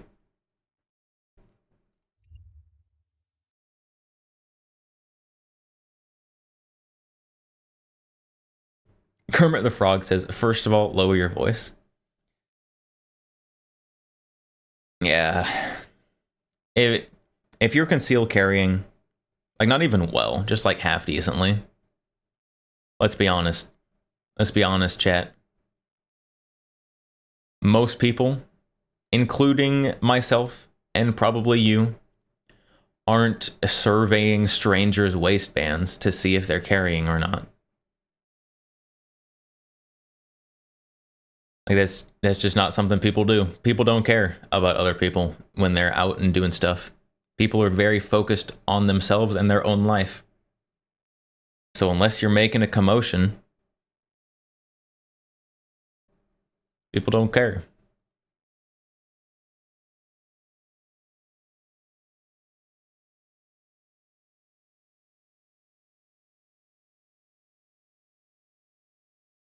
Technically, locations that aren't prohibited by CA California SB2 are supposed to display a guns okay sign for CCW holders to legally carry there.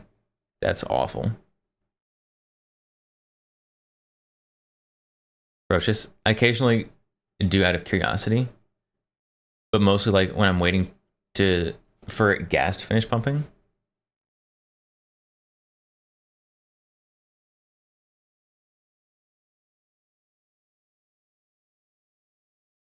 You occasionally do what? Hold on. You occasionally do carry. You should carry all the time. Unless you're going into a government building for legal reasons.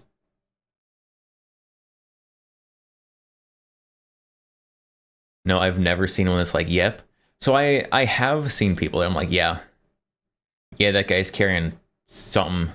Because there are some people who just don't care. Like there's some people who may as well just be open carrying, except like it's slightly better.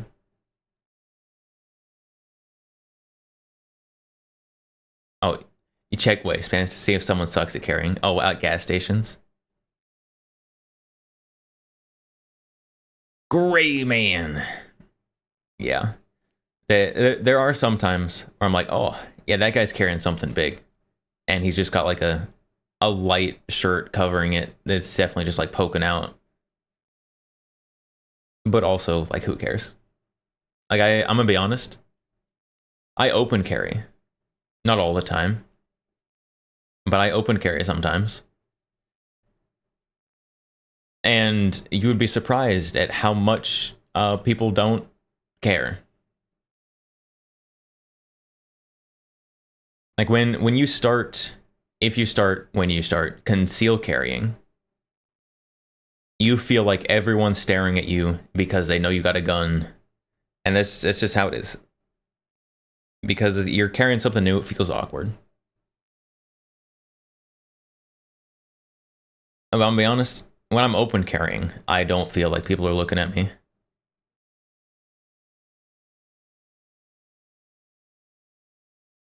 Mao. I see more CCW guys who are way too nervous and make it noticeable by body language. So I mean, if someone is new to carrying and they're like constantly adjusting their holster or something, then yeah, it's obvious. But as long as someone isn't like constantly fidgeting with it, which you shouldn't be anyways, then people aren't going to notice.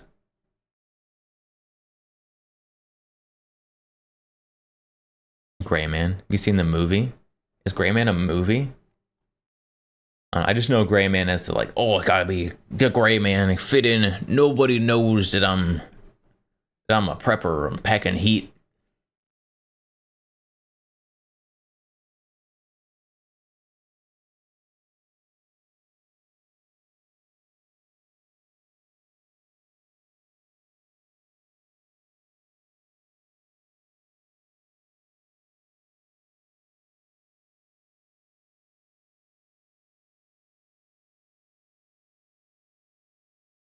The whole Gray Man.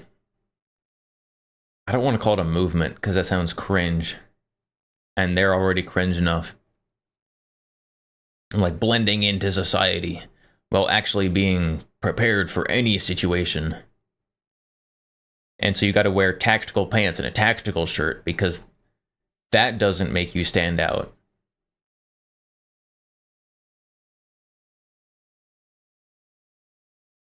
Gray Man concept? Yeah. Gray Man concept is probably better.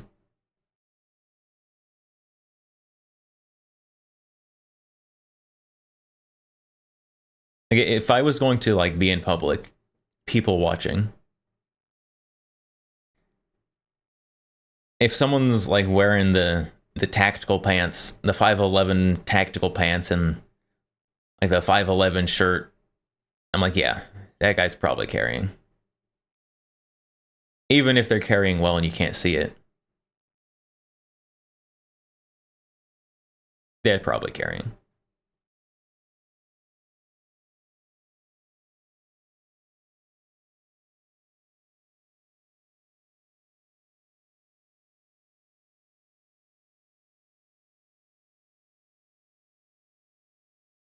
You should watch along. Watch along Gray Man. I have never heard of that movie. And I'm a VTuber. If we're gonna do a watch along, it's probably gonna be anime.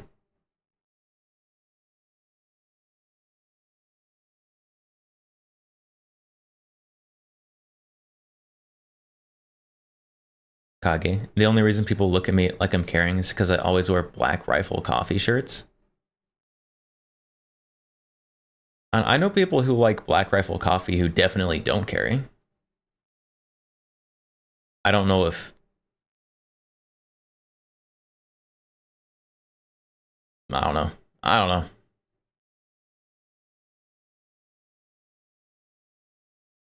Grammar movie. Can you let us know a week's notice? Maybe. Maybe. I'd have to plan ahead better for that. Currently, the only thing I'm trying to plan is the game show.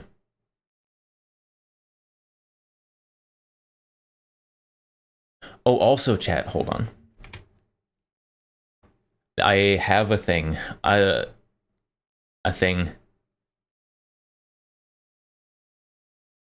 So, Lumi the VTuber, has a new like hands cam setup. It is the coolest thing I've ever seen in my life.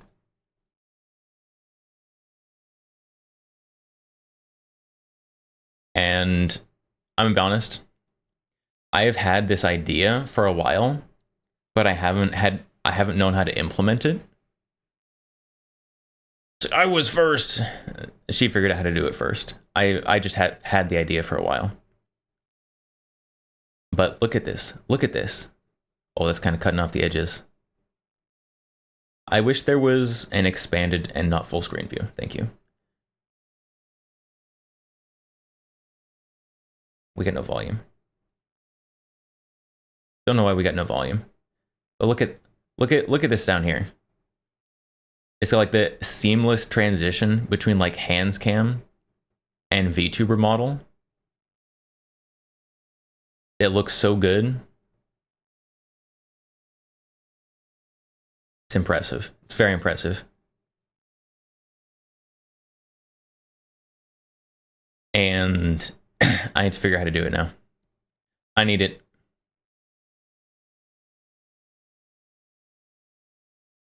I need it, and I want to take it further. Take it even further beyond.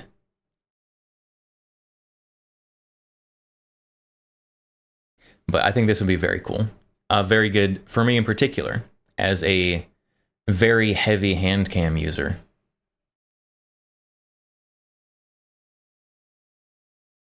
I said probably took a bit of trial and error. Yeah, so I definitely would need actual hand tracking. I have had in the past like some scuffed hand tracking setup, but that was terrible. So I would definitely need some real hand tracking.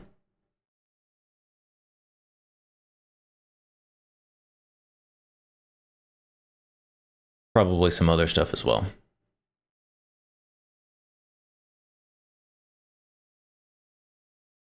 I don't know. What I really want is a full, like, I don't know. Ooh, how do I say that? A full VR is not the right word. Augmented reality, full augmented reality, where I can like run around a room in VR and interact with things in real life. Except in order to do that, you basically have to have a literal production room that's all like blue or green or blue screened out. And you got to wear a suit, mocap suit. You may not need a full mocap suit. You might be able to do it with full body tracking. But it would be a tens of thousands of dollar setup either way. Partly because you need a whole room for it. And a whole room of blue or green. Like Fillion with mocap suit. I don't think Fillion uses mocap. I could be wrong. I think Fillion just uses full body VR.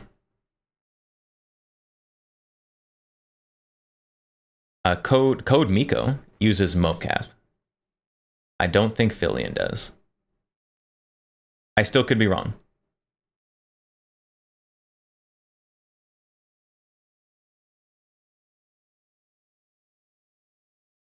Yeah, either way.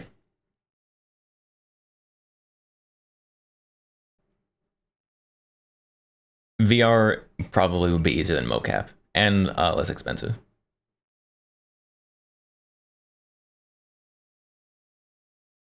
So basically, I need to win the lottery so I can figure out how to do one of these wild setups.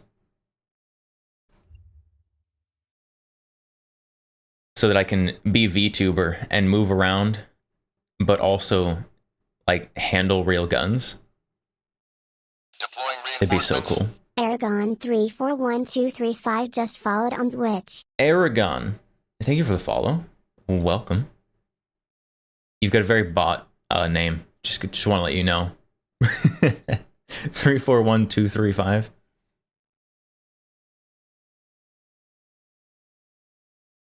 Hello, welcome. Oh, that's goal though. That's VTuber goals. One day, when I have 1,000 concurrent viewers, chat, I'll get the full body VR, augmented reality, so I can actually handle guns in VR. I think Fillion recently transitioned to mocap.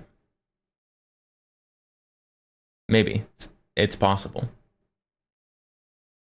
With how many VR trackers and headsets Fillion has broken, at some point it's just got to be worth the cost just to upgrade.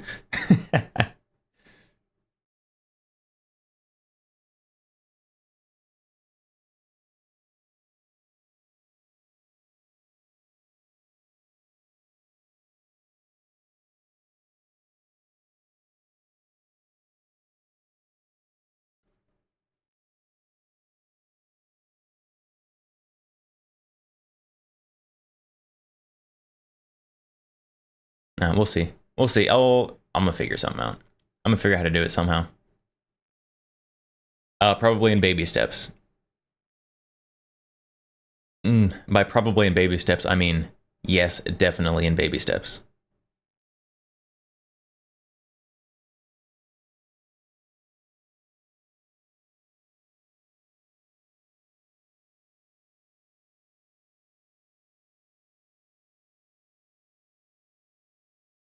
We'll see though. It'll be interesting. I do want to upgrade stream. I want to upgrade stream. We'll see how it goes. If nothing else, I would need another camera because I still want to keep the top-down camera. It's very useful, but it's a little expensive. I have an expensive camera. Looking down at the desk, I've got an expensive hand cam. How much do they cost now? Maybe the price has gone down. Oh, it's called face cam. It's not actually called a hand cam.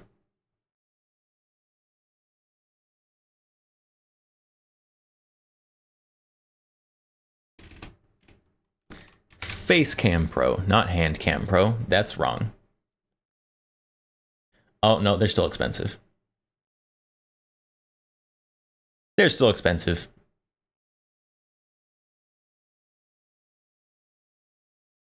$300. That's a they're not giving them away.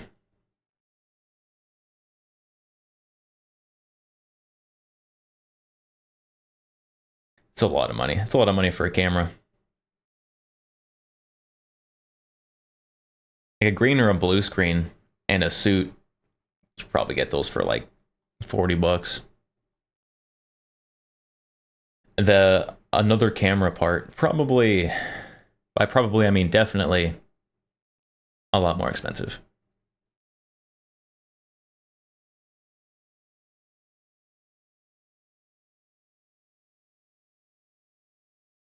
I'll add it to my throne. I'm not going to do that. I'm not going to do that.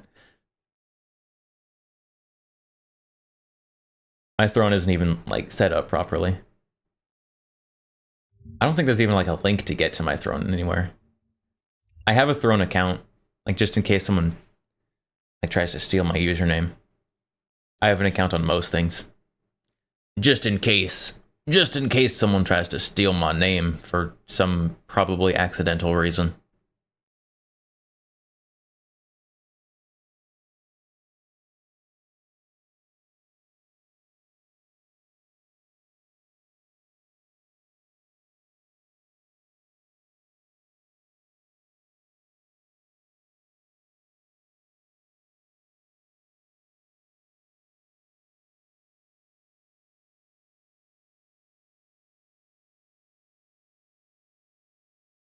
It's been 2 hours? Chad, how has it been 2 hours?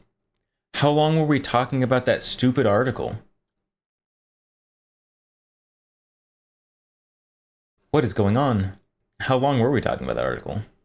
Forever, approximately? 2 hours. I mean, we've been starting soon was like 10 or 11 minutes probably. We might have spent an hour and a half on that article though.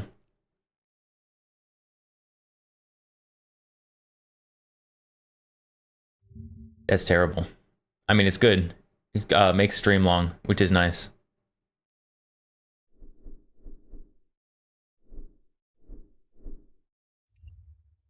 Oh, I did. I should have made the announcements at the beginning of stream. Announcements, chat. Announcements time. 2 hours into stream. Good job, streamer. Announcements. I am now monetized on Kick. Wow. Yippee. Monetized on Kick. It's been 84 years. It's been a long time. So now monetized on Kick. Yay, it was the easiest thing ever. All you have to do to be monetized on Kick is just stream for a certain amount of time. There's no like follower requirement.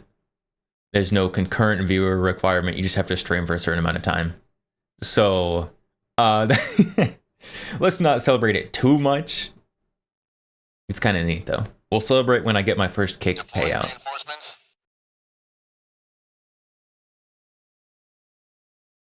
Tristan, I thank you for the follow on Kick. I was so confused.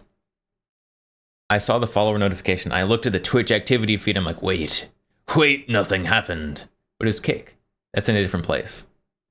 I have to keep track of multiple chats and activity feeds now.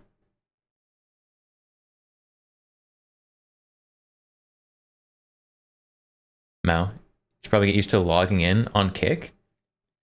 I mean, currently,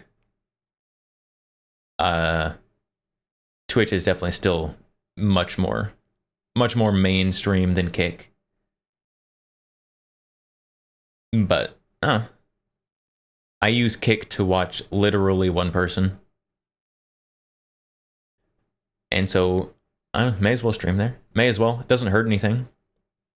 My internet's been able to keep up with it so far, which is big poggies. Except for when the internet sometimes just like drops out, but it hasn't yet today. We'll see how that goes. Asmongold? I didn't know. It's not Asmongold. It's Kirsha. I'll watch Kirsha on Kick, because then I can watch Kirsha and Alana at the same time on my phone, so that I can go crazy even faster. Because the Kick and the Twitch little pop-outs on mobile don't pause each other like most apps do. Most apps on my phone, if you start playing one media, it'll pause other things. But those two, they get along well for some reason, which is huge. All yaps in both ears. Yes. So now I can walk the dog. I can walk the dog and listen to two anime girls at the same time. On speaker. Because earbuds are for chumps. And also they're annoying and they make me irritated. And they feel bad.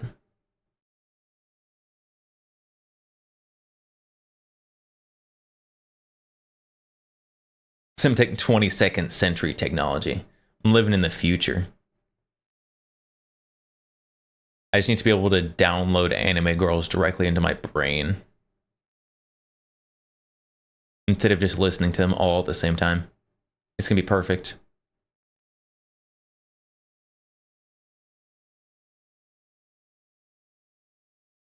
Is your favorite Majestic Potato here?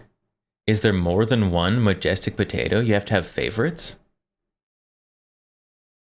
That's crazy.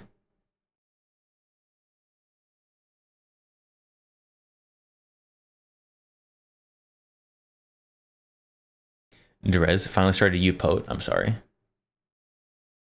The guns in the anime are very good. Everything else is awful. You can't imagine earbuds. Can't imagine earbuds can't be comfortable with bad ears. It's true. It's true. It's very, very annoying.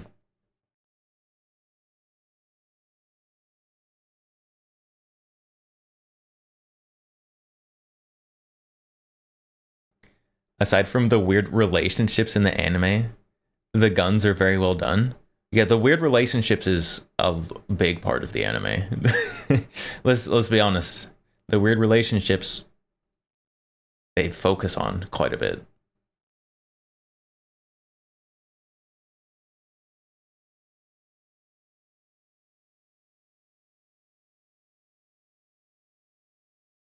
You gave Megalon the same Massachusetts document.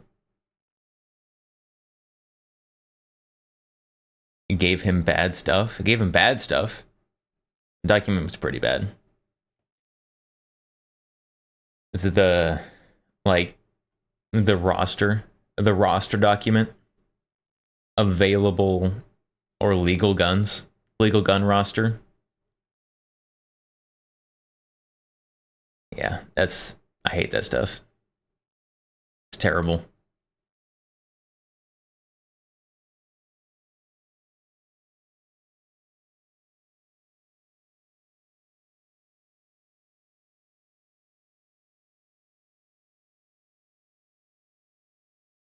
He thought you were overstating yourself. Nope. Nope. Unfortunately, you were not. It is, in fact, just that bad.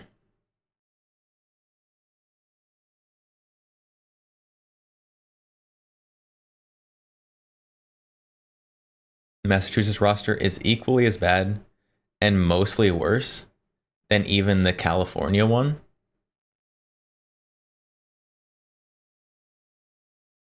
I couldn't do it. I don't know how you guys do it. Sad high fives to you for having to deal with that successfully. Only being able to get the mainstream approved government guns. That's awful. Especially since I like the weird stuff.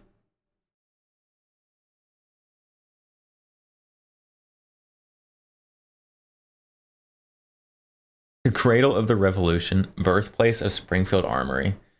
Springfield Armory is not there anymore. Where did they move to? I know they moved somewhere. Where'd they go? Oh, they're in Illinois. They're in Illinois now. Can't imagine. Well, I can't imagine. It's a bit better. Everywhere Springfield touches goes bad. Keep Springfield out of your state. Every state Springfield is in is bad for guns. Next time Springfield moves, don't let them move into your state. It's just gonna go downhill.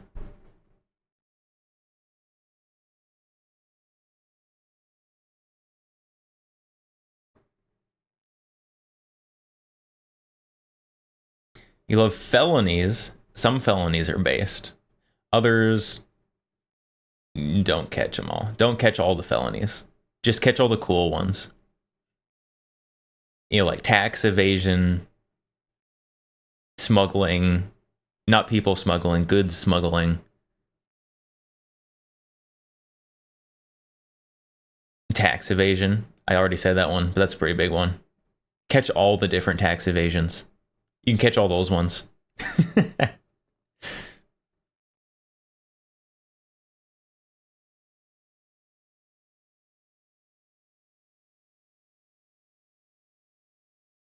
Sometimes you question chat. Me too. I also question chat sometimes.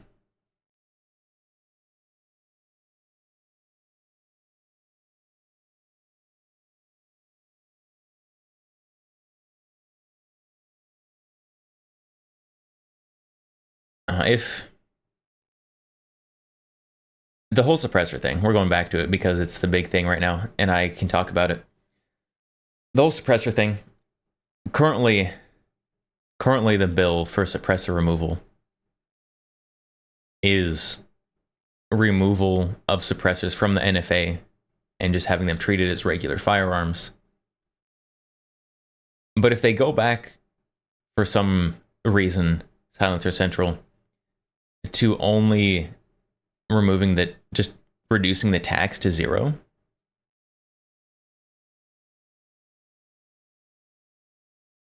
the NFA is a tax. It was passed as a tax bill. The NFA registry is a registry of paid taxes.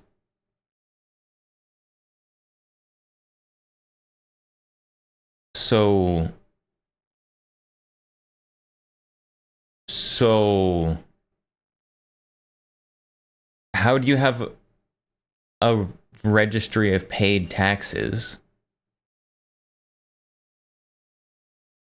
if the tax is $0, and is it really tax evasion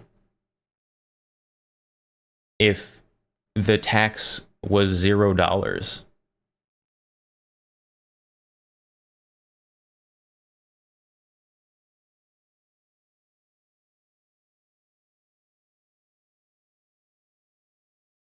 I don't know. It's an interesting question. Hopefully, we won't have to find out the answer, because that would be terrible. Definitely would go through the courts. Definitely would be in the courts for sure.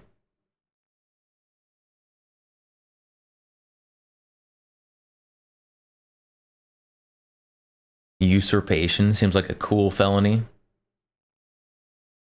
Only if you succeed. Only if you succeed is it cool. If you fail, then it's big bad.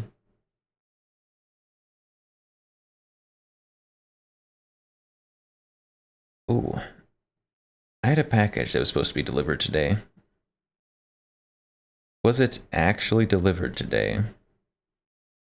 I need to check, because if it was actually delivered, it's just sitting not in my house.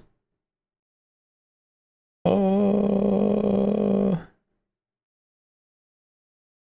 Hold on. I need to check, because I might have to go get it. I don't think it's been delivered. I didn't get a notification.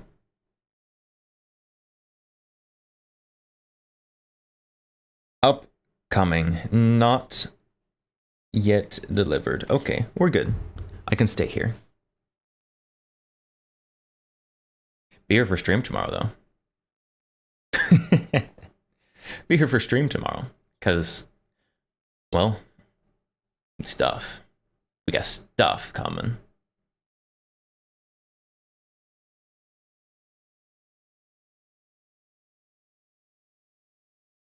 I can finally make progress on things and projects.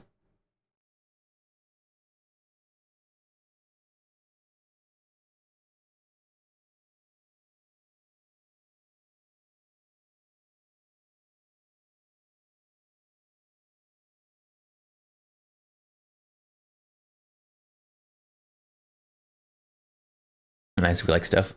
I do like stuff. Big fan of stuff.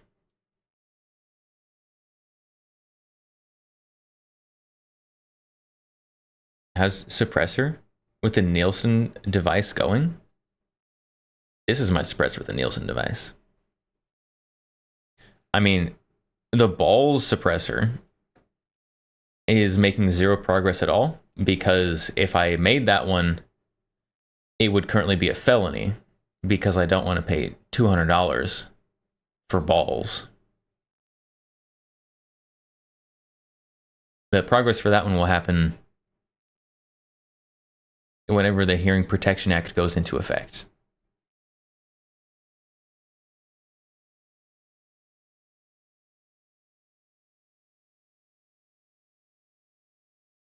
After HPA, yes, after HPA. Honestly, though, after the HPA is passed, that project, super easy. Literally, go to store, buy balls, and then come home, download 3D printable suppressor baffles, resize them to diameter of can, print. And then you have a bolt action pistol. Wow.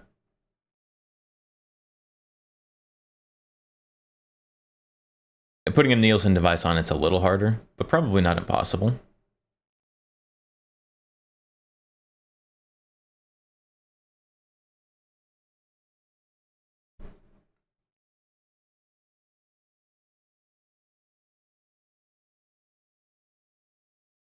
The late Luigi would be proud.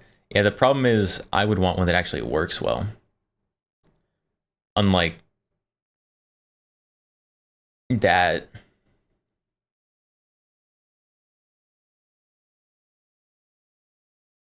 You can make sure there is an appropriate ball-sized core already, or make it now. But you see, while I probably would be fine designing it now,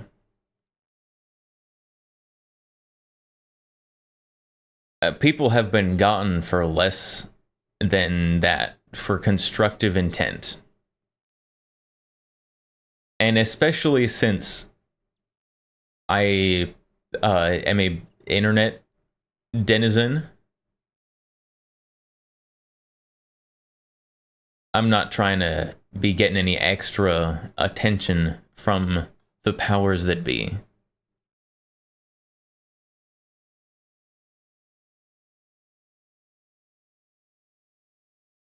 You can't simply scale the model without screwing up the threads. I mean, you can scale the actual baffles. Like, you're not just like scaling up and down the whole print. You'd be scaling individual pieces. From what I have seen, from the 3D printed suppressor designs that I've seen, is you buy a 1/2 by 28 adapter, and then you put things on that.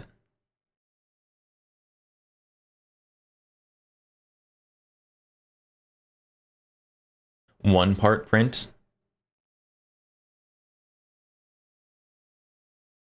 No.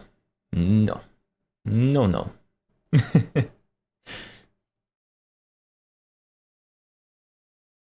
Maybe. I mean, it's not one part if you're putting stuff on it. I don't know.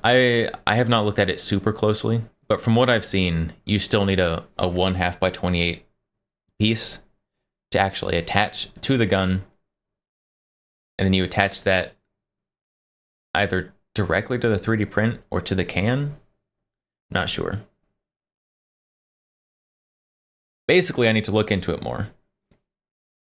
But however it be, probably won't be too bad.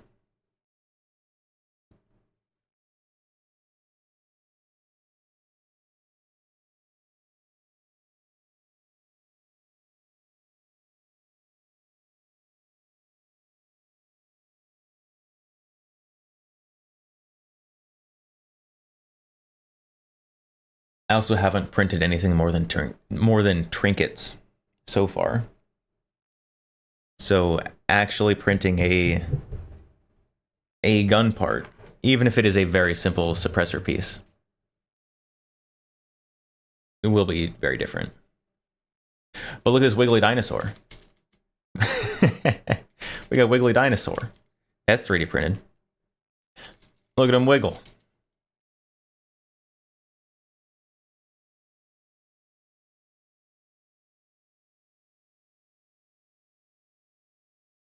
Ferocious. What'd you miss?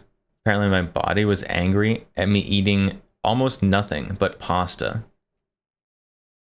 Hopefully you at least had like a sauce and like toppings on your pasta. You weren't just eating like plain pasta. Nice dinosaur. Thank you. Thank you. It's a good dinosaur. It's very wobbly. It's a little limp. He needs to work on his core muscles.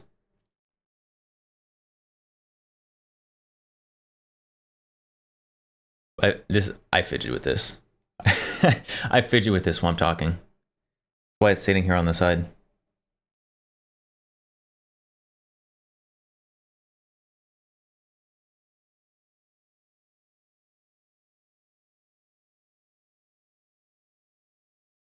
Carrots, spices, and butter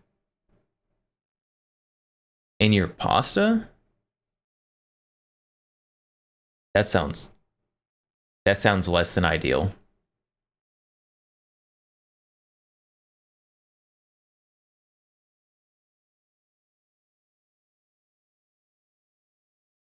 And one day with Taco Bell food. You had gas station food today. I think it may not have been the pasta that was the issue. I I think it may have been the gas station food. Like, given the option between janky homemade pasta and gas station food. Gas station food seems much more likely.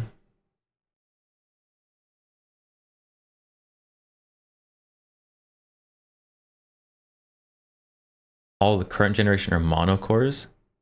The better ones interface with a metal mount of some sort. Scaling the print messes up with that interface. Wherever it is, whether it is a thread adapter or one of the other options. I mean, I have experience like with CAD. So as long as, it would be easier if it were a CAD file instead of an STL file.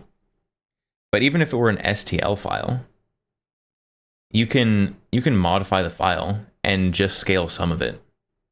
So like you can scale. I would imagine that you can just scale the baffles part and leave whatever the connector interface part is the same. Like you don't have to scale the whole thing.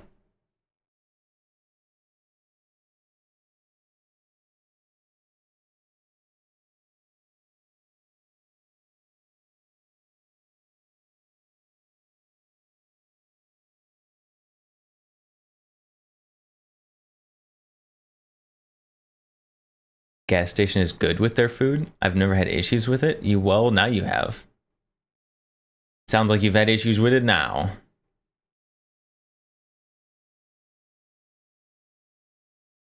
Gas station food is pretty alright. Gas station food's okay.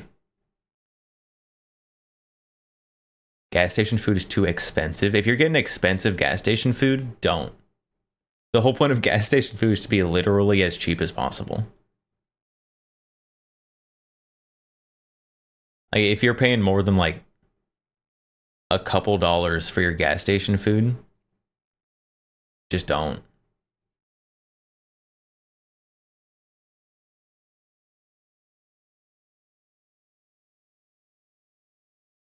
If it require opening CAD, it's not simple scaling. It's still pretty simple. It's still pretty simple.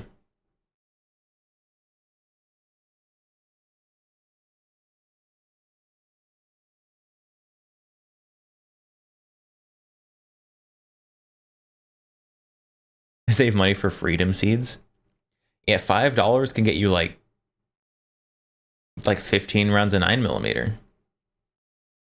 More than that now. 9mm is going down. Can get you like 20 rounds of 9mm.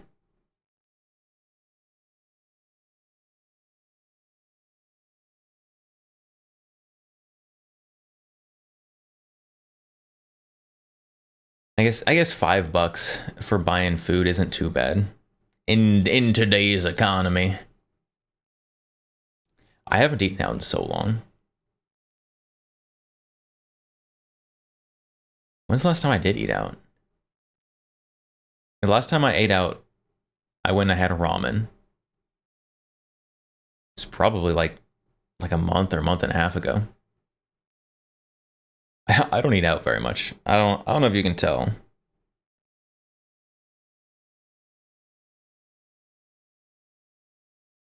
Eating out is too expensive. I don't want to do it. I don't want to do it.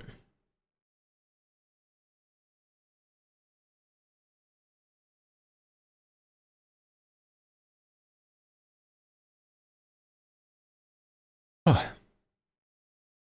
Stop yawning. Don't do that. Gross. Ew.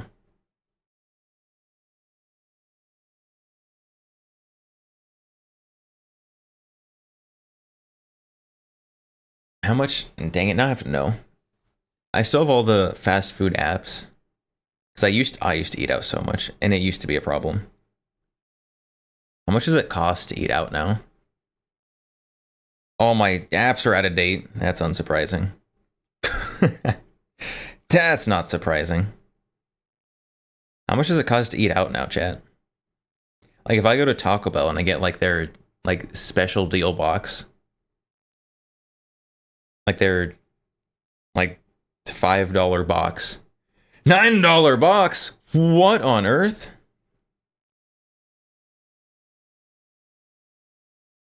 There's no way the Taco Bell box costs $9 now.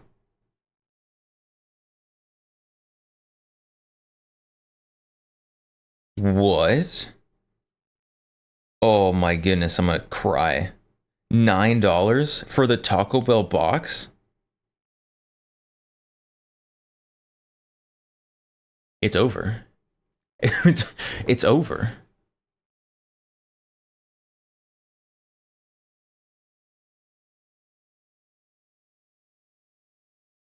I think Taco Bell had a $7 version. Oh, it's too bad their app is so bad. Where are the boxes? Are they under online exclusives? Oh yeah, there's a $7 one too. But $7? $7? That's still too much. Why? That's crazy.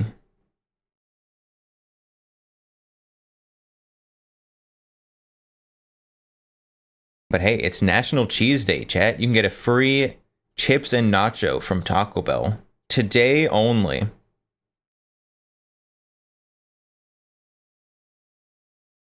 That's like the worst possible thing you can buy from Taco Bell is their chips and queso. That stuff sucks.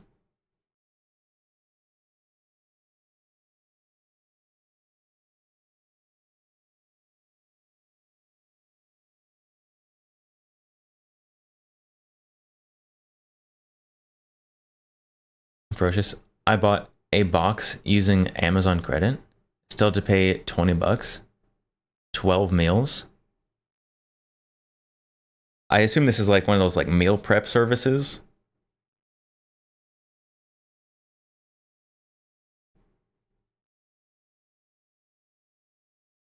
Well, I have to go to Taco Bell today just to get a free chips and queso that I probably will regret even getting.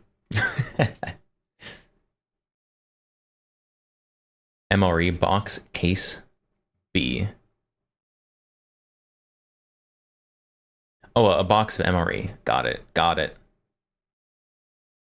Drez, don't eat fast food. I don't eat fast food when I don't want to prefer cooking. If you don't want to cook, then what do you eat if you don't eat fast food? I used to get leftovers. Whenever I make food, I make leftovers.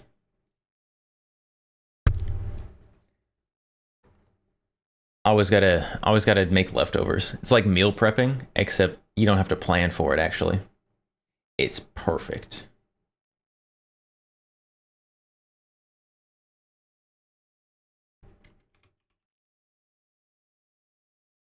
Leftovers are good. Leftovers are wonderful, especially when you make the food yourself. Then you can like make sure that you have good leftovers, and it's very nice. It's very nice. Always got to have the good leftovers.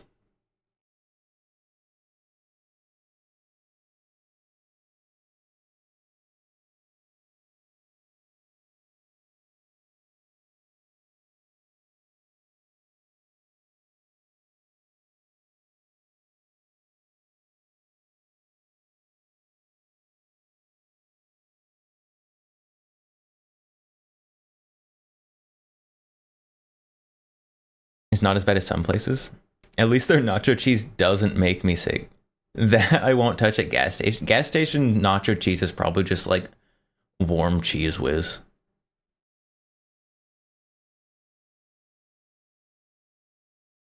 And that sounds even worse now that I said it out loud. It's legitimately good. It's not nutritious or filling. What? The Taco Bell chips and queso? It's like canned cheese and cheap chips. It's like almost as good as the stuff you get at like a sports event, which isn't.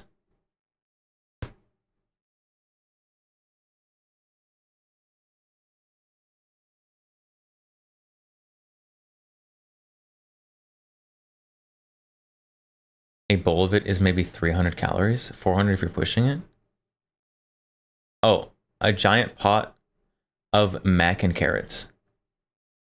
Not the, okay, well, I missed a message. A giant pot of mac and carrots?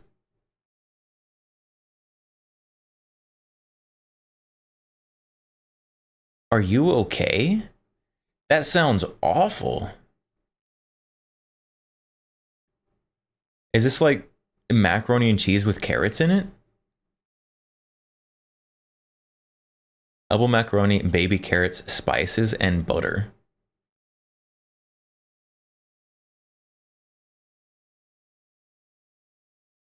Ew, that sounds awful. Ew. I also hate cooked carrots. I want my carrots hard and crunchy. I don't want them tasting like baby food. That sounds like probably the worst thing I've ever heard of. Steamed sliced carrots are good? No, you're wrong. Carrots are meant to be eaten raw with ranch dressing, and that's it. No other way. Peas and carrots is awful. Why would I want multiple sizes and shapes of vegetables mixed together? That just makes it hard to eat.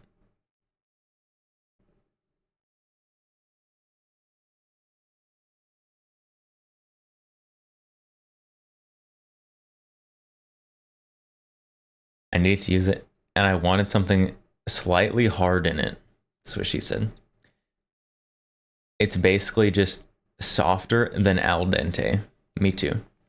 That sounds gross though.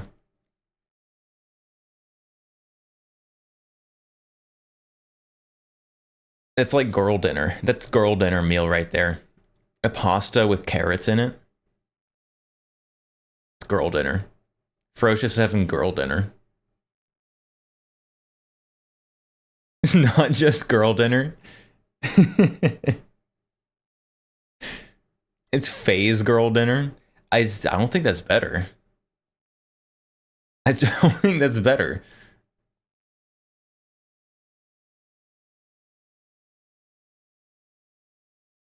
Pasta, carrots, steak, mashed potato. As long as they're all separate. If they're all separate, then that's acceptable. I don't want carrots in my pasta. I don't want pasta in my mashed potato. Keep them all separate, and then you're good.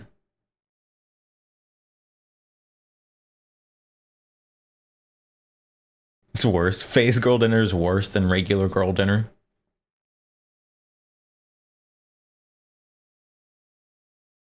Yeah, probably. Ferocious. I'm just trying to use stuff I have and not buy anything because I'm still not getting callbacks. I have like one more redemption of unemployment. I mean, I can understand wanting to use the things you got, but like, there had to have been something better you could make. There has to be something. Like, just eat the carrots and pasta separately, it'll be okay. You have canned soup. Canned soup is like prepper meals. That's prepper food. Some canned soup is pretty alright though. There's a canned soup I had, I was gonna say recently, but it's probably been months. It was like a Carolina Reaper chicken noodle soup in a can. That was pretty good. That was a good soup.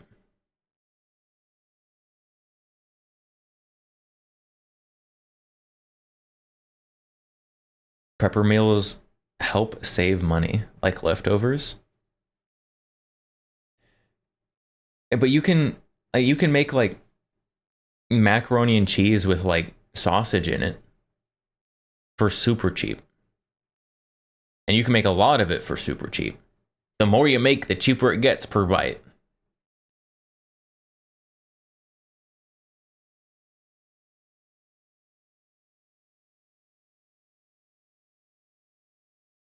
The pasta and carrots is quite good. I don't believe you. I don't believe you. That sounds awful. Hard-boiled eggs, sprinkle sea salt and lemon juice on it. I don't know about lemon juice on boiled eggs, but it sounds better than carrots and pasta. All the spices are by feel. I always cook everything by feel. I posted a picture here and there of the things I cook, and they turn out very well. And I cook almost entirely by feel. I don't use recipes.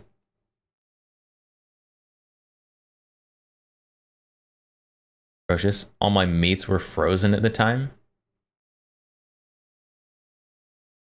Skill issue. Took out pork chops to thaw to throw on grill tomorrow. That sounds much better than carrots and pasta. Pork chops? Very good. You should stuff them with something. Like stuff them with like cheese.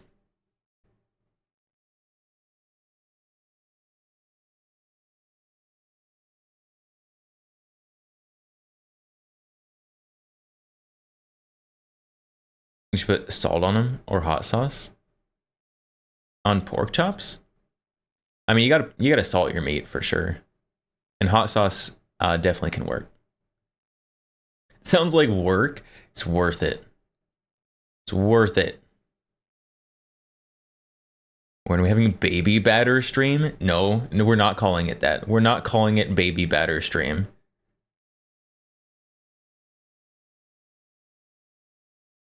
Making milk is not, no. Making milk? Making butter out of milk? I will not be making milk on stream, chat. I do not have the biology to do that.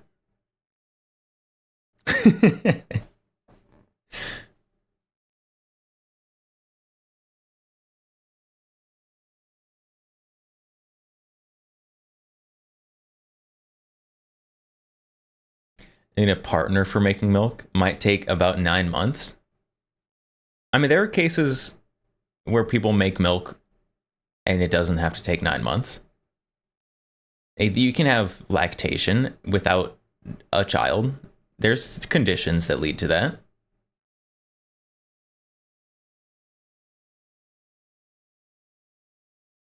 I don't have any of them.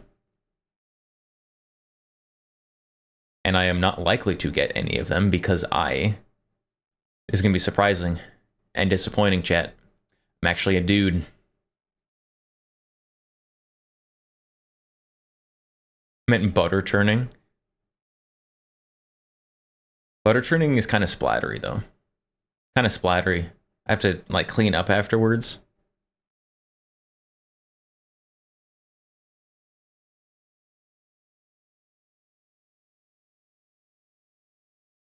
Also, I still have butter from the last time I made butter. So as soon as I finish that, chat, then I'll make more butter. I made a lot of butter. I didn't realize how much butter it was gonna make until I made it. But I used like a gallon of cream and just made how much butter came out. And oh my goodness, that was a lot of butter. Is it like Kerrygold tasty butter? No, it's better. It's so good. It's so good. You could just take bites of it.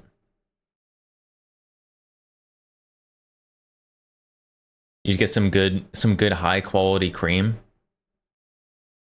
and then just mix it until it makes butter. Pretty much.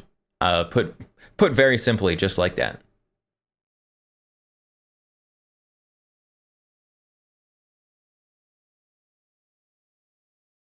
Making butter, super easy. I don't know why more people don't do it.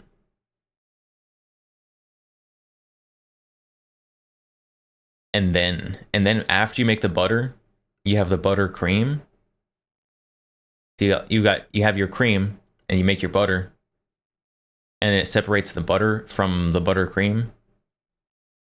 And you have butter, and then you can use the buttercream and you can make like a buttercream syrup. Oh my goodness, chat. Oh my goodness, you thought maple syrup was good? Buttercream syrup is very nice. Big fan. Especially when you have the buttercream yourself. I'd make such a good homesteader, chat. I'd be a great homesteader. Except I need better internet than a homestead has.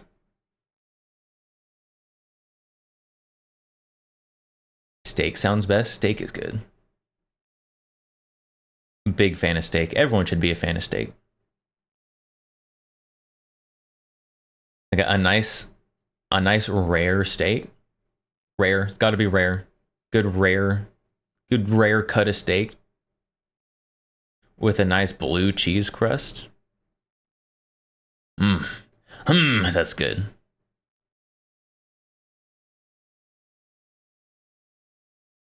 Tristan, I love making baked potatoes and roasted vegetables when I'm feeling lazy. Throw some bacon, steak, or fish in the oven with it. Super easy. It's true. Baking potatoes, easiest thing ever. Also, if you're even lazier than that, if you're too lazy to make baked potatoes in the oven, you can literally just take a potato and stick it in the microwave for a few minutes. And then you could just have potato. And you could put like butter and cheese and whatever you want on it.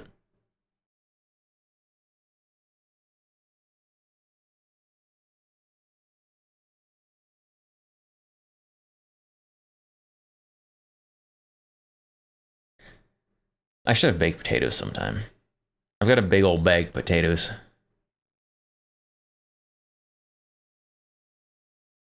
Just stab it a couple times with a fork. Yeah, yes, do stab your potatoes that you're microwaving with a fork. Otherwise, you'll be cleaning mashed potatoes out of your microwave. Nobody wants to do that. Ferocious? Your potatoes keep... How do you... Huh? How do your potatoes keep going bad? Potatoes last months and months. And you can use them for like anything. Microwave a whole egg. Don't do that. Onions last the longest. Garlic lasts a really long time too. So does, honestly, like any vegetable that has like a strong flavor or a thick skin lasts a long time. So like potatoes last a long time. Basically any root vegetable lasts a long time. Like yams, potatoes, ginger, all that stuff. Onions last a long time. Garlic.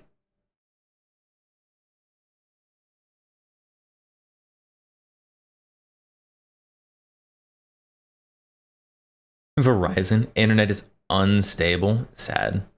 Big sad. So far today, the internet's been okay. Knock on wood. I don't think it does anything, but we'll see. Thought Verizon was best. Any internet providers pretty much just depends on where you are.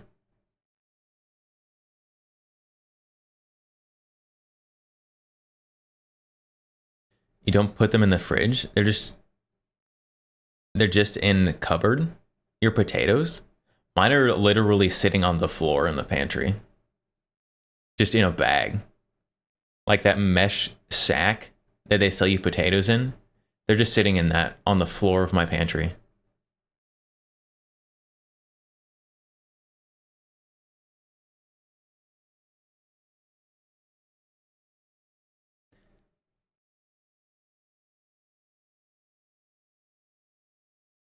If potatoes start going bad, just stick them in the ground and they'll grow more potatoes. It's true. This is true. Like once they start growing little arms, you just bury them. And then you wait a couple weeks. And then you can just like unbury the potato and it's good again.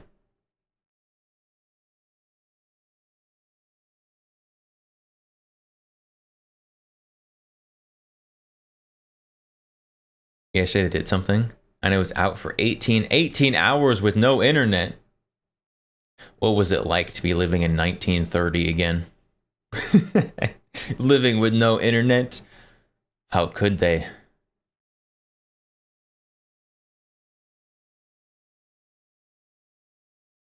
Ferocious?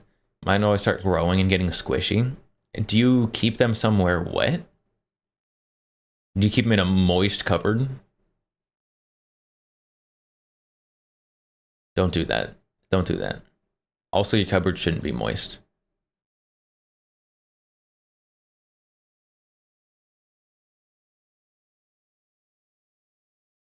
Derez, what's the fastest home cooked food that I like?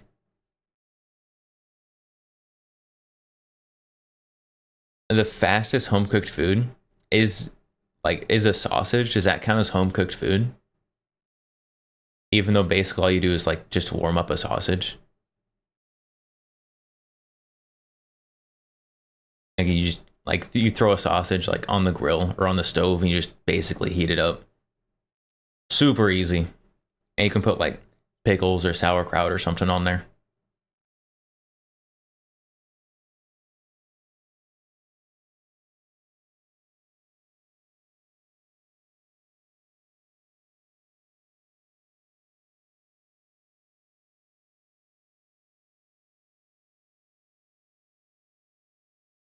But I don't know. That's easy and you get something good. You can also you can make pastas without carrots. Making pasta without carrots.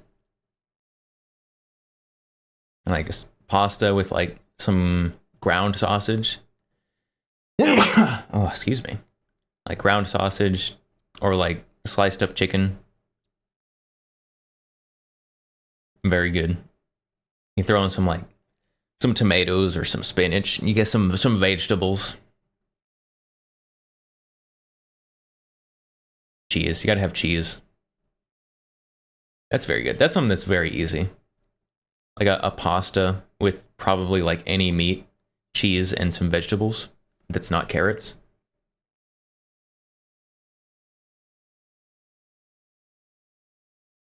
First, I could do that, but now I won't because it's funnier. That's awful. You're here just to spite me. Oh, broccoli. Broccoli is a good vegetable to add to pasta. There's so many vegetables that are good to add to pasta that aren't carrots. You go like spinach, tomatoes, broccoli, bell peppers, cabbage, depending on which kind of pasta.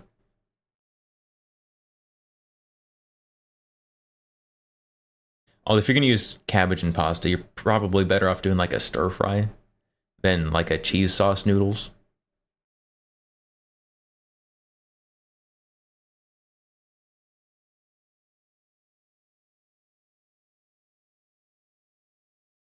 Tristan, I used to eat hot dogs just straight out of the pack without heating them up.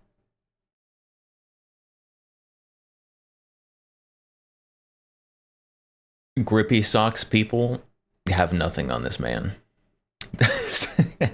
That's crazy. Eating refrigerated hot dogs, just literally raw dogging raw hot dogs.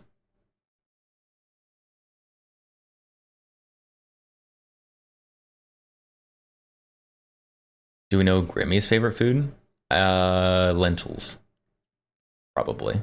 I think it's lentils. I think Grimmy's favorite food is lentils.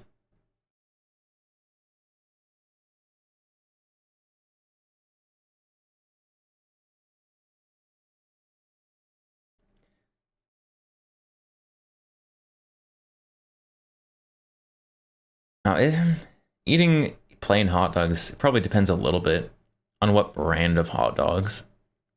Not all hot dogs are built the same.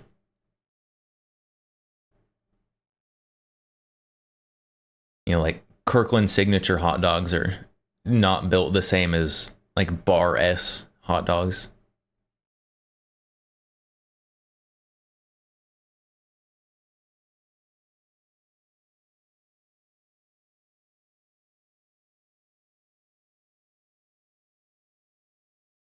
Legumes. Beans are good. Sometimes beans have a weird texture though that I'm not a fan of if you cook them wrong. Like there's a point that you can cook beans where it's like somewhere between like good beans and refried beans, where it's like baby food with skin in it and it's gross.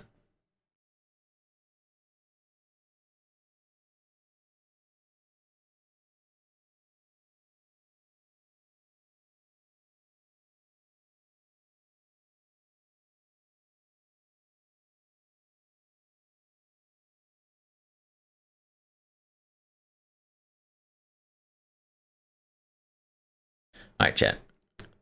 We're watching video. B&T GHM9. I've almost bought this gun a few times. So now we're going to watch a Forgotten Weapons video about it so that I can want it again. And it'll be out of stock everywhere because Forgotten Weapons made a video on it.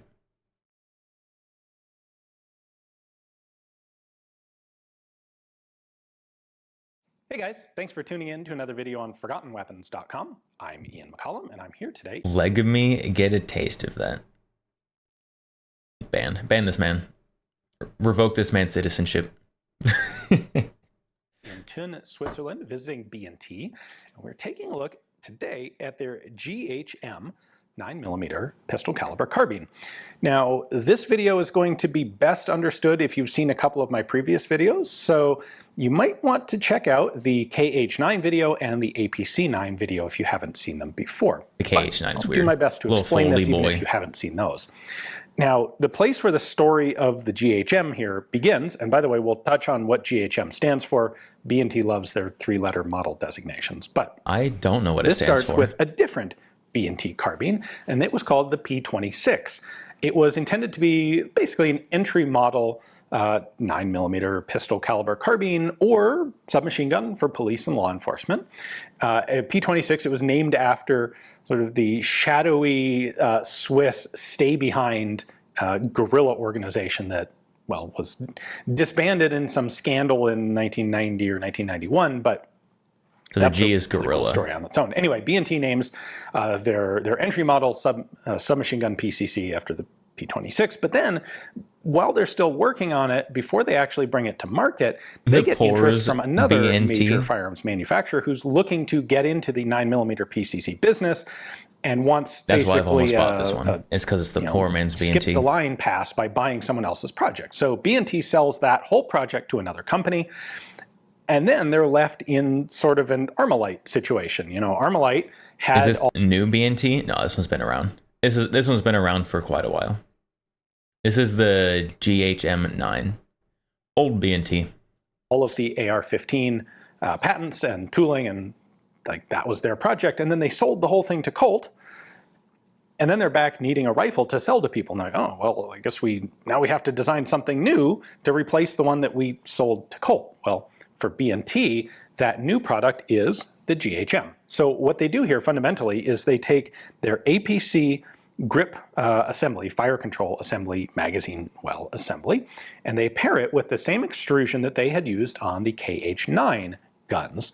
The idea here is to create a gun with as low a manufacturing cost as possible by combining existing elements. So there's minimal engineering cost. Makes sense. Makes sense from a business perspective. Materials are the same things that they're already using. It's as efficient a design as possible. It is still Swiss, so there's going to be something weird still. Let's take a closer look at this, and I'll show you what carried over from pre-existing guns and what they did a little bit differently in the GHM. All right, so let's start here. We'll pull the magazine out. Standard magazines here are APC magazines, but of course this does use exactly the same fire control group as the APC, which means you can get different magazine versions of it. I would like the APC 223. So we go ahead and pull this off. Now, all right, you may have noticed that I was able to take the grip assembly off without actually removing the buttstock, and that's because there are two rear disassembly pins here. Now, marketing will tell you that that Interesting. is so that you can take this off to clean it or change it or something without having to fully disassemble the gun. But the reality is actually, I think, much more interesting. The reality is we have an engineering dilemma here. So this is an APC-9, same grip assembly. This is the GHM-9. The APC has a taller receiver extrusion than this. So the bolt in the APC can be about this long and have enough mass to cycle properly.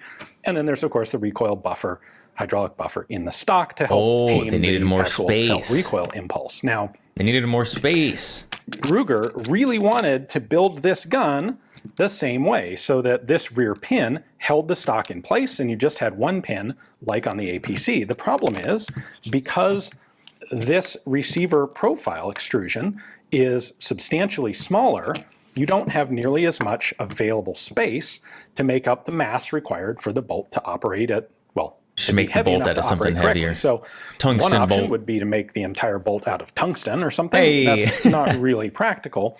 The other option was to increase the mass of the bolt. But by making it longer, you needed a little more space in the receiver, which dictates extending the receiver. And then it's longer than the grip frame right there. And so you have to have a second pin attaching the stock assembly. Now, they opted to go with the same hydraulic buffer on this as on the APC, which I think is really cool. That definitely If it works. tames the recoil on it, makes it a nicer shooting gun. But no buffer there, and that's because No buffer. springs out, pull the charging handle out. The buffer's on the bolt. Buffer was put on the back of the bolt. It's huge brain. You get to use your buffer as extra weight on the bolt instead of just having to have another piece on the back of the receiver. Huge brain moment. Not on the stock.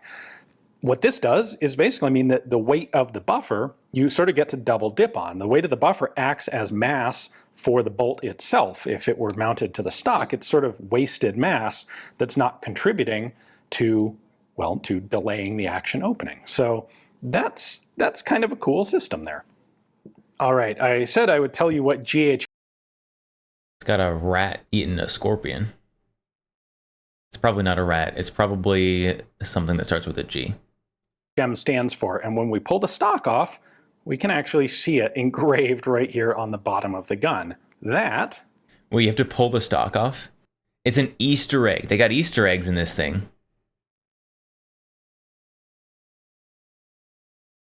You gotta disassemble it. You can find the Easter eggs in your gun. is a grasshopper mouse, which is one of few, if possibly the only Grasshopper mouse. This is clearly not a grasshopper. This is clearly a scorpion mouse. It's eating a scorpion. creature out there that makes a regular diet of eating scorpions without getting poisoned by them. And I have no idea why they would have engraved that on the bottom of a 9mm PCC. I'm sure it has some meaning, but it's a total mystery. All right, so there's the GA. Isn't it? Wait, hold on. I think I've heard of this before. Wasn't it because this is a competitor to the Scorpion? It's because this is a CZ Scorpion competitor. And so it's eating the Scorpion. It was everywhere on YouTube a while back. Apparently my brain dumped most of that information. But it has now been reminded. GHM fully disassembled. It's a nice, simple gun. There are a number of elements here that are specifically lower cost options than you have in the APC-9. You can see the charging, the recoil springs are non-captive. It's a real simple guide rod assembly there. Double the stocks are a recoil little spring. bit simpler. This has a number of modular features to it, but the options list really isn't as comprehensive as on the APC-9, which has about, roughly speaking, 8 gajillion different configurations that you can build it in. Now, there are some modularity options here. So one of them is that in addition to the side folding stock, you can also do a collapsing stock. I think I like the folding stock better. I think I like the folding stock better than the collapsing one. But those are really your only two stock options. The guns are available using the APC magazines. That's these guys in 9mm. They do also make a 45 caliber version. And you can get this with the Glock magazine lower in 9mm as well. Gross. Glock mag PCCs. Get that disgustingness out of here. And then the most exotic different model is the SD version, which has a different handguard up here to accommodate a telescoping suppressor. Now, this is a reduced blowback suppressor of course, BNT. Glock mags work. You know what also works? The BNT mags. The BNT mags also work. BNT's design. We do have a ported barrel. There you go. You can see the barrel ports are right back there.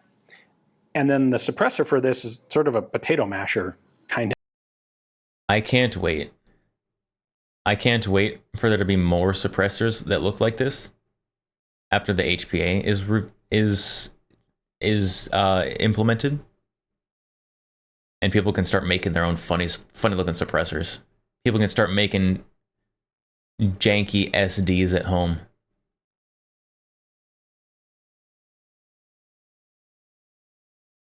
Is there a particular reason for Glock mag hate, or is it just a Glock again? Yes, there's reasons. One of them is it's ugly. It's ugly as heck. Because the angle of a Glock mag ruins the lines of a gun.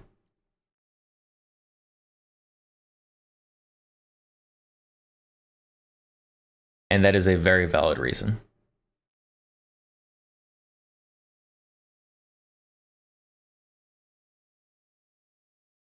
And also, I just don't like the angle that you have to put in a Glock mag.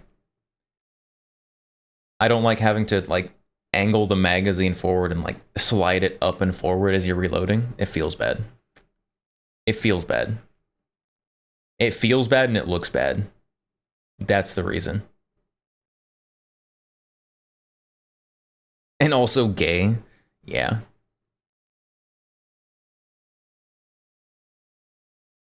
Glock mags are lubed with horse baby batter, and I don't like it. That's why.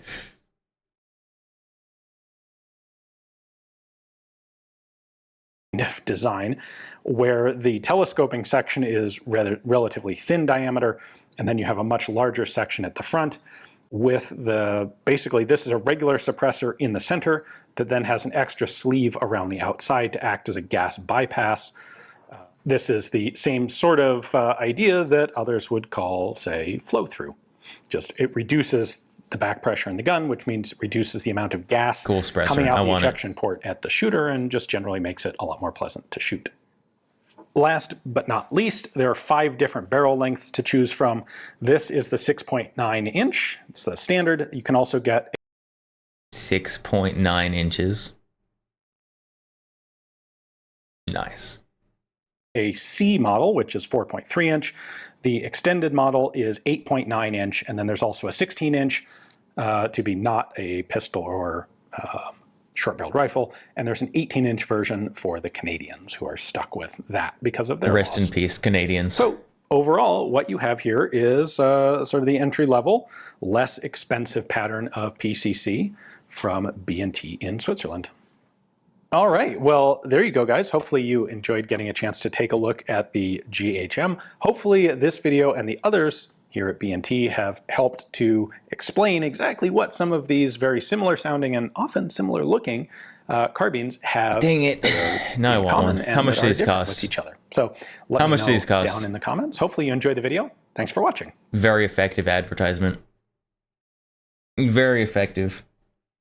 This is how you get me with ads. I usually am unaffected.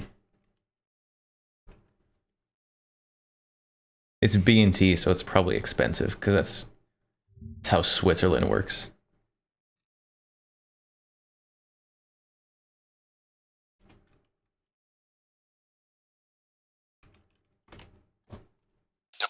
reinforcements?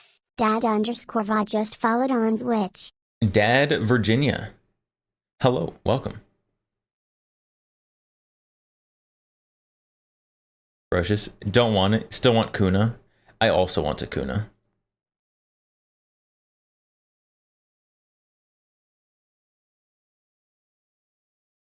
Oh, the GAM is $1,700 for a standard direct blowback. Sad. I cry. I cry. You see guns as a Southern man you can approve. It's good to have the approval of Southern men.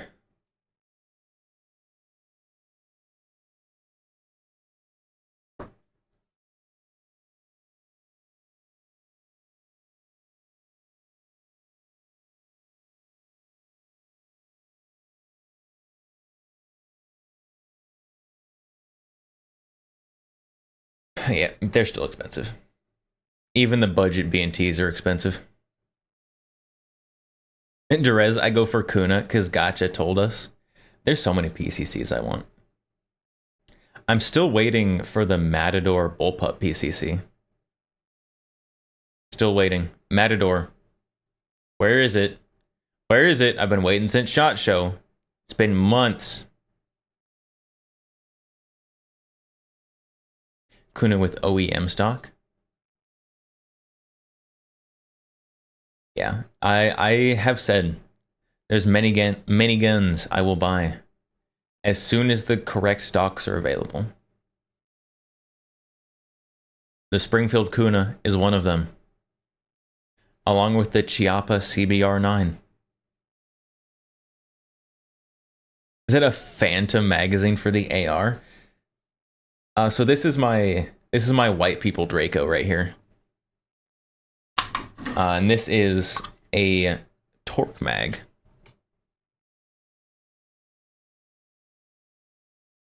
Torque mag. Big mag.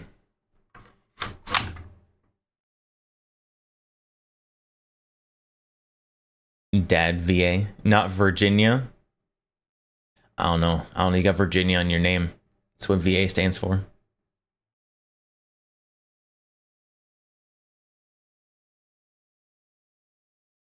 $3D print your own stock? I don't want to pay $200 to SBR this. This cost me like $200, the whole thing. On PSA sales.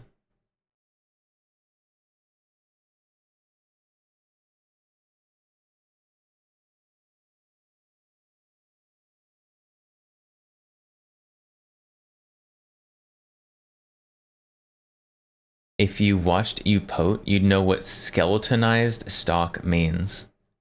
I have blocked most of that show from my memory.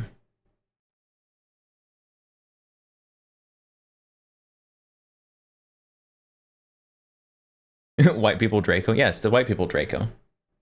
It's got no sights, ridiculously long mag, no stock, unreasonably short barrel.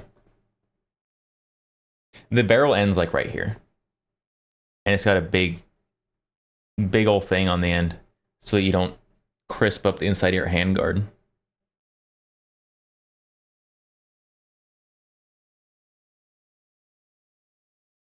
Are they good mags? So Torque mag. These are Torque mags. Torque mag makes both AR and Glock style mags. Where's my Glock mag? Where is it? Where is it? I don't know where it is. I have one of their Glock mags somewhere. They are not good. The Glock mags, from at least what I have tried, not wonderful. The AR mags are decent though. The AR mags are okay.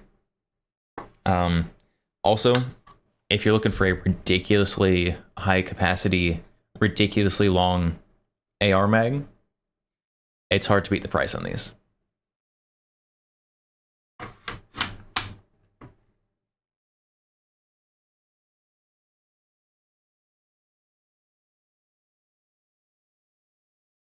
Torque, T-O-R-K. Torque mag.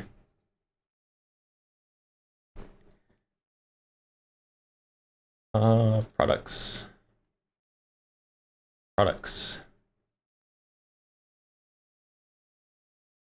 Magazines. Where are they? I don't want a 6-pack. Give me a 1-pack.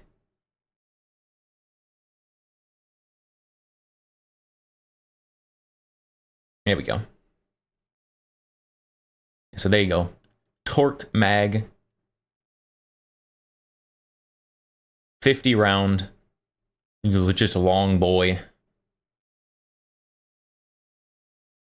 For $30. And you can get them in bundles where you can save money on individual.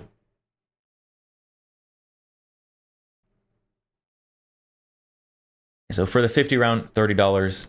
A 40 round, $17.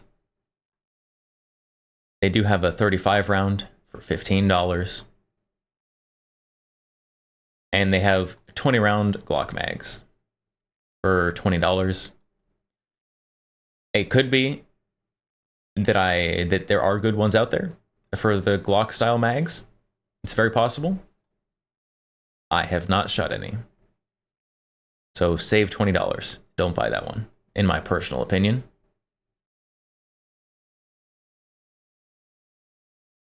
The AR mags are decent though.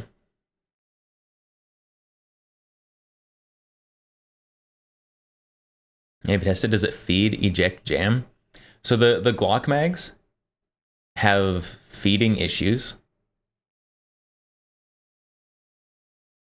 I'm not sure why they have feeding issues. I don't know if they're presenting like at the wrong angle or if the springs aren't moving it up fast enough and it's like not catching correctly. Not sure.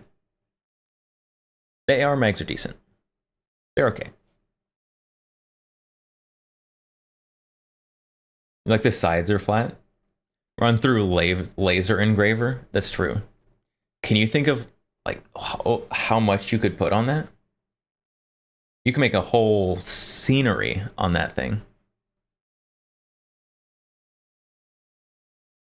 Hi, honey.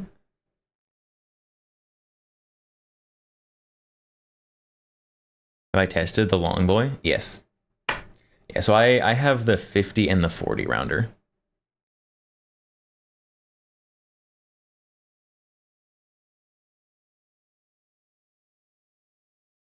Rattlesnake tactical Glock mags are pretty reliable.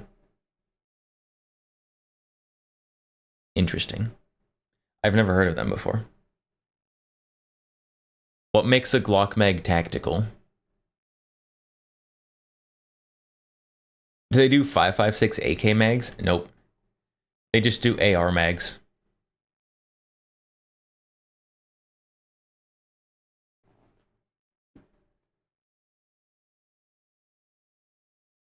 Have I seen the new Arasaka product? I have not. Did they make something good or something cringe?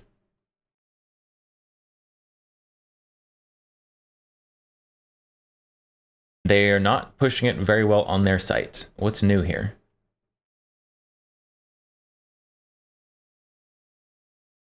There's nothing new here. Something very good, IMO.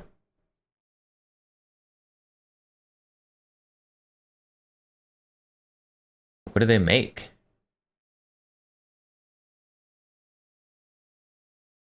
There's nothing on their homepage that says they have a new product. It's an optic mount? Oh no. Oh, not an optic mount. This is gonna be cringe, isn't it?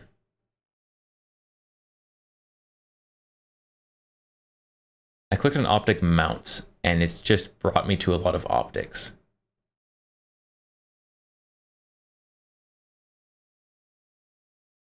Extended Picatinny bar? Is that new?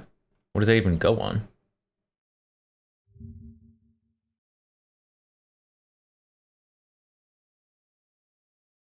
Holy hide over bore. High rise magnifier mount. Magnifier mount high. $190.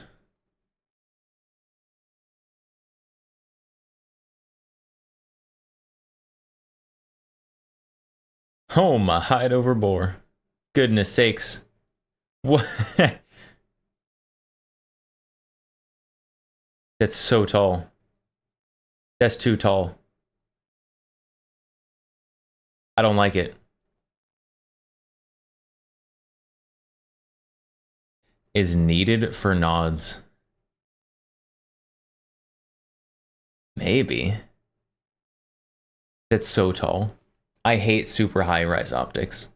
I don't like them. Wait, it goes to the side?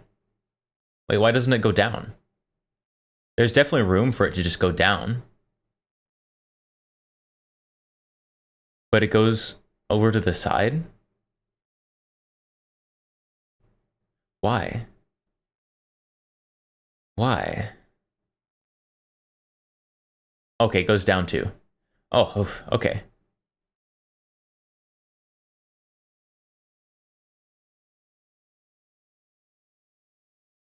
Check other pics, it goes down. Yeah, I was jumping to conclusions. It's okay.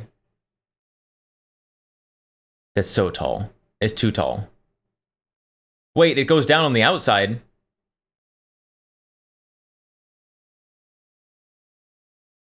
Why is it? No. Fold it inside. Make it go down on the inside.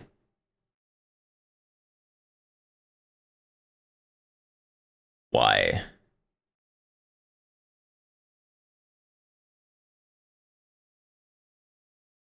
Then you've got a thing sticking off the side of your gun. If you fold it down into the middle, then you don't have a thing hanging off the side of your gun. But they're co-witnessing? Co-witnessing what?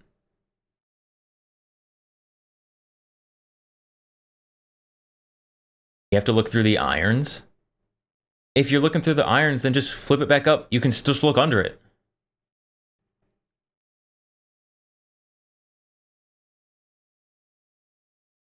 Oh my goodness, what are they doing?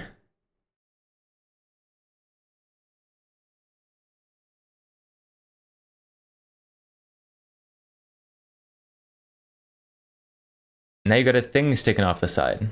Although, yes, they probably don't care. They've got like 2.5 pounds of stuff sticking off the side up here, so.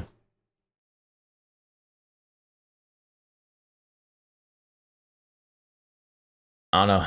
I am not someone who's got like all kinds of tactical out accessories on any of their guns.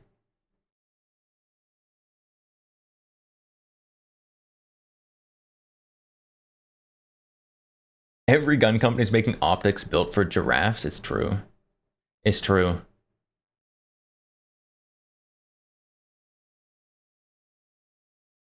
It's the current trend. The current trend is long neck Jimmy needs a gun. And we need to make the optics super high.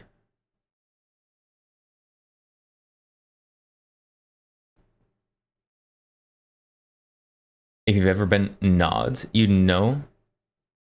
I mean, I've not shot using nods. I've shot with a gas mask. And I can use just like standard height mounted sights with a gas mask.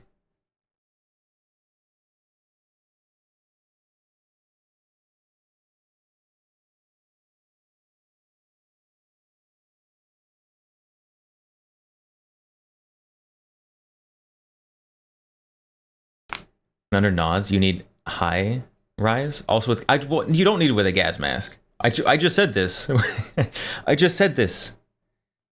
I have a gas mask that I have shot with. You don't need high rise. All you need is a gas mask that doesn't have the filter on the side that you're cheeking the gun on. Skill issue. Way faster to aim. Wrong. Wrong. I know exactly where to put my face on a gun for a standard height mounted optic. You tell me I gotta find the right spot on my chin to put the stock of the rifle? Nah. Nah.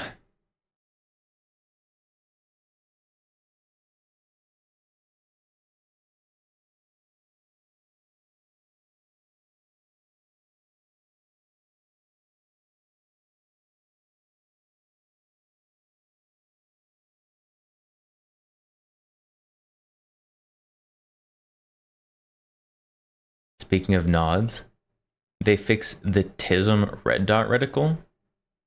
What? What's the TISM red dot reticle for nods? Surprised since you're 6 foot plus and you definitely notice the crimping of your neck to aim? No? No, I'm good actually.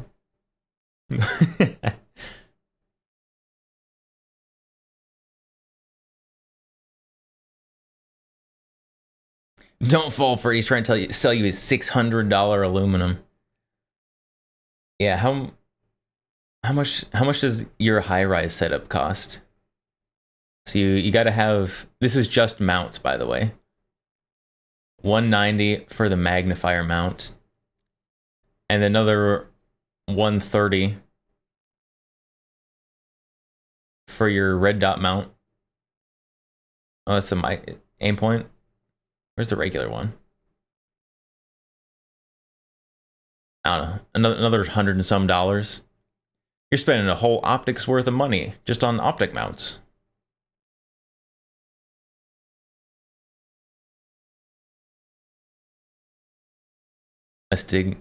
Astigmatism screws up red dot? Probably not in night vision, I wouldn't think.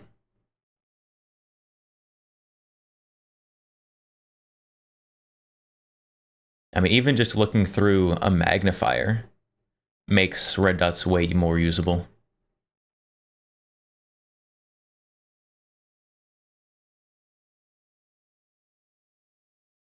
Derez, wish you worked for Arasaka. They have good discounts. I mean, they probably have like an industry discount. I take that back. I know for positive that they have an industry discount if you work at like a gun shop that sells their stuff.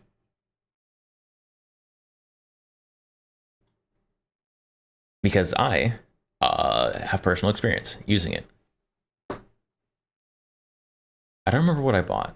Oh yeah, I do. I bought like grips and stuff.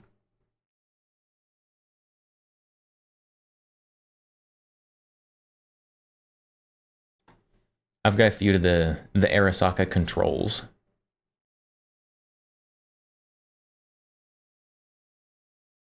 Got some of their barricade stops and hand stops. Very good. Big fan.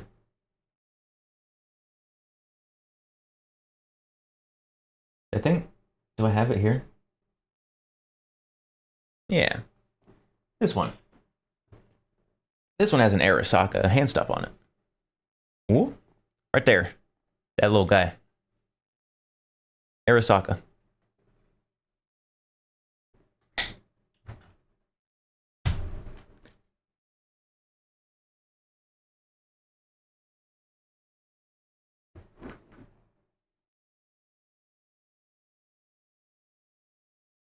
$400 isn't too bad, but I remember the days when it was $250.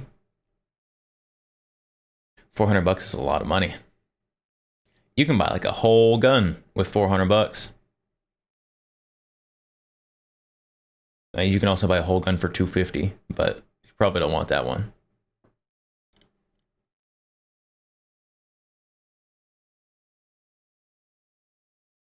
They need to bring back AR-15 grip that allows CZ shadow grips, like the grip panels.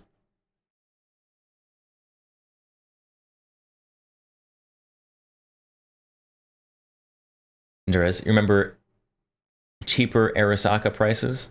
That's probably because inflation is hit literally everything.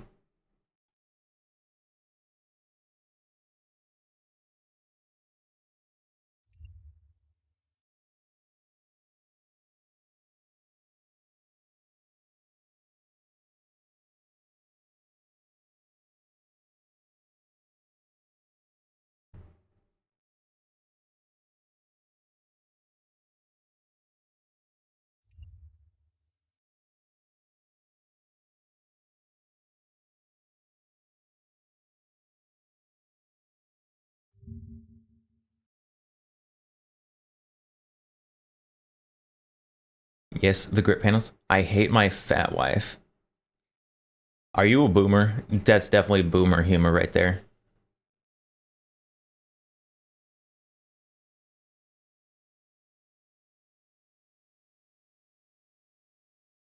That's a boomer joke right there.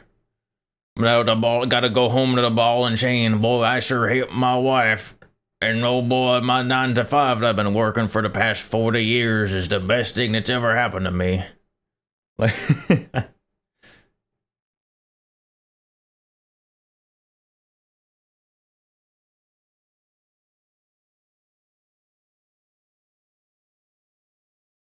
that is generational right there. The Southern Tennessee talk. Is that specifically Southern Tennessee? I don't know. That's just my like old man boomer voice.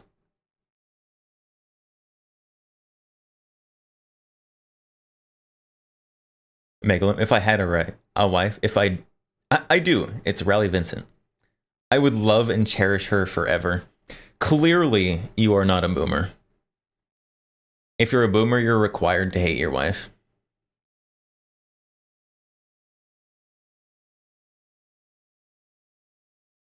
Sonny, all you need is the 20 round mag. No need for them lasers and red dot nonsense. It's true. It's true. And every gun should have wood on it. I just like the feeling of wood on my face. That's why all my guns are made out of wood and metal.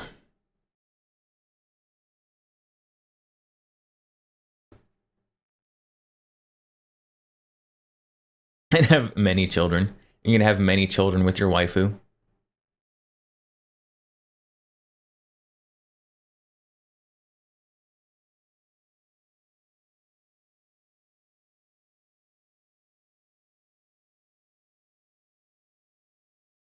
You gotta get your waifu in real lifeu. It's every man's dream.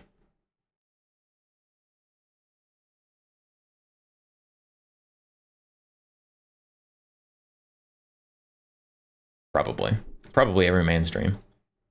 At least a lot of men's dream.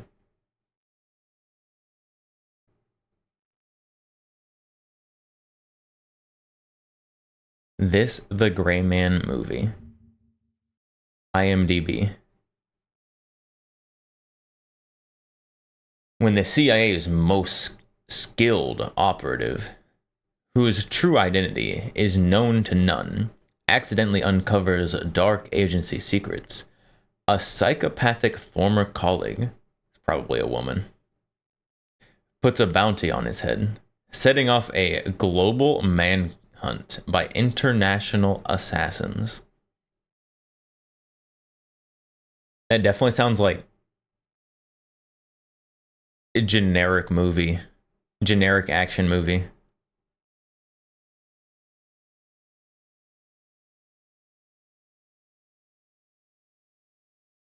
They got international assassins and big secrets, and gotta shed the light, tell the public about stuff. I don't know. Probably got cool guns in it.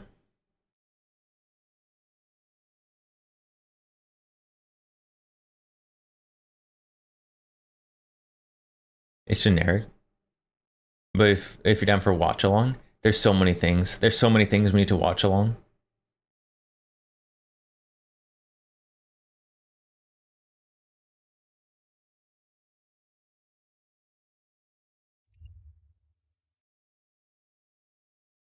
Megalum. I imagine future boomers will say something like, all you need is a Magpul D60 and an FRT with suppressor. None of this phased plasma rifle nonsense. And none of this newfangled caseless ammo.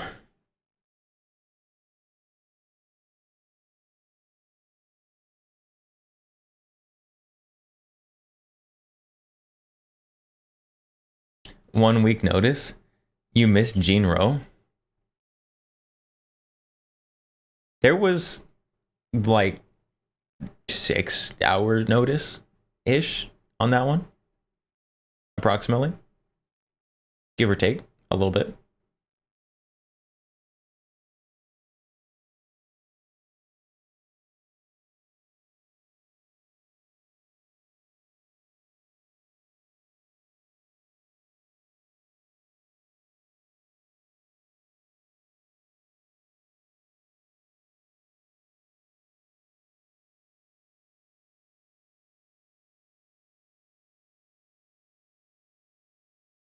Six hours is not enough at all.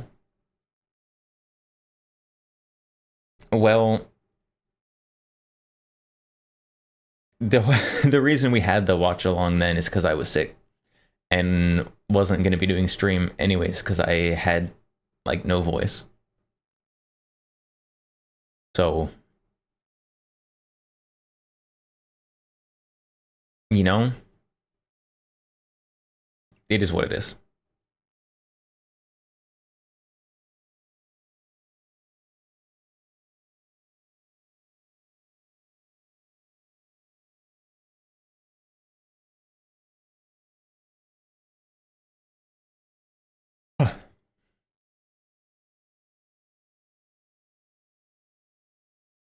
We do need to do another watch along at some point.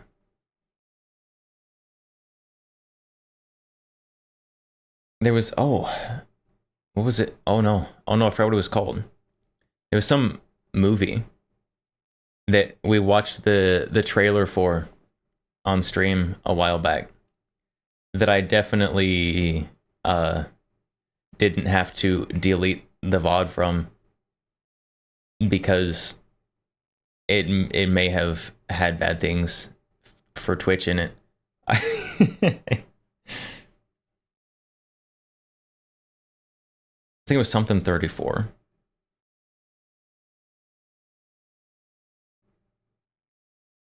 I don't know. I could find it again probably.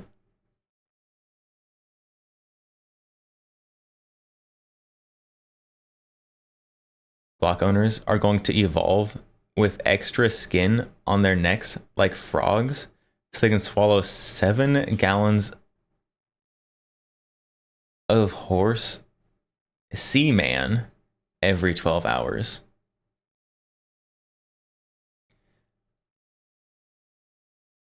What a horrible day to be able to read.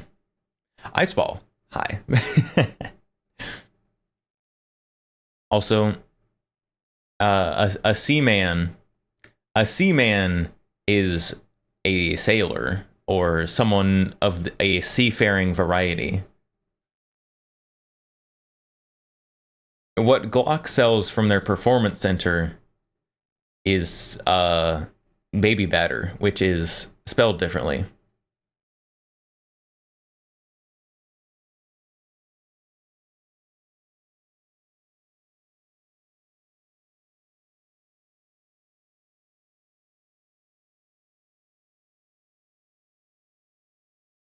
Yeah, the difference between different companies' performance centers is greater than you would think. Like if you want like a Smith and Wesson performance center, but you like Glock, well, if you order from them, you're gonna be having a surprise.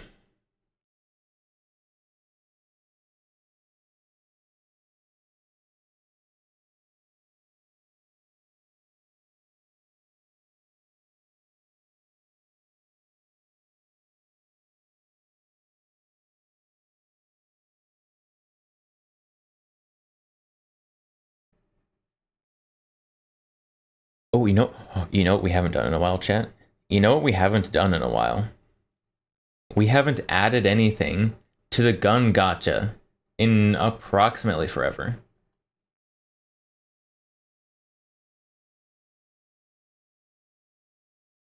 What are we doing? I need to keep this list updated.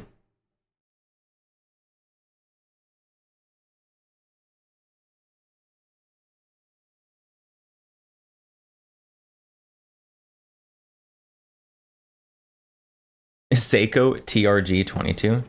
That one might already be there. Good thing we have find function. It's not there. We can add the Seiko TRG.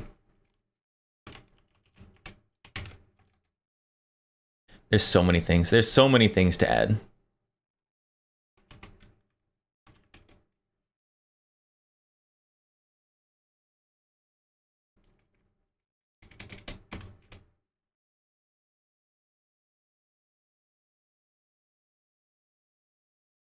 Can the gacha be programmed so I get an FAL every time? No.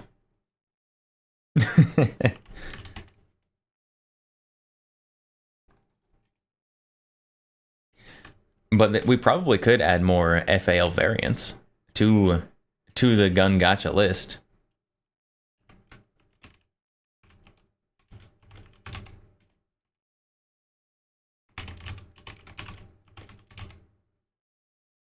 There you go. We get two different Kunas on there, chat. Two different versions of the Kuna on the list. That's pretty good. That's pretty good. Kuna chances increased exponentially.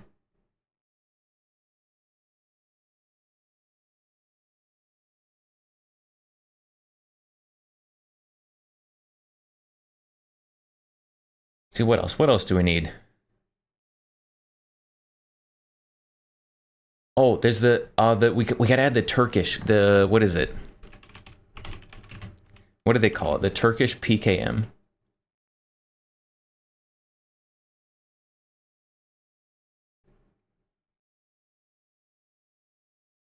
The MKE MMT. There you go. We gotta have the Turkish gun on there.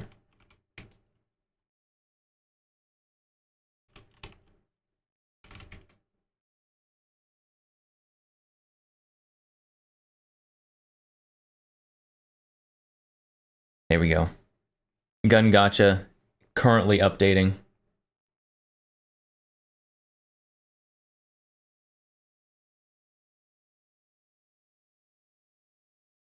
And it's too bad I can't read Turkish.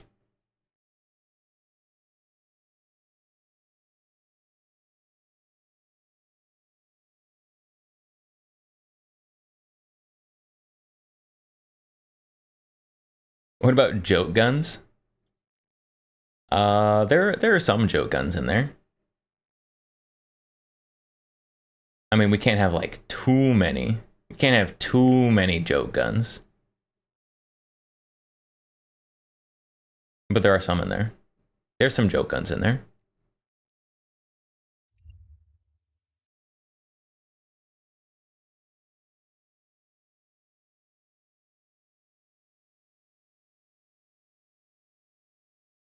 Like the Nerf and Strike Vulcan. Generic squirt gun.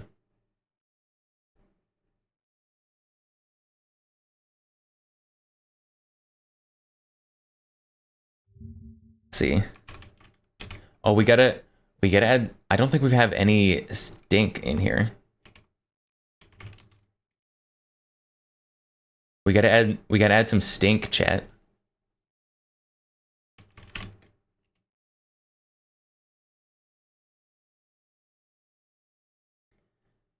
Alright, we gotta add the stink Gepard and the stink Bison.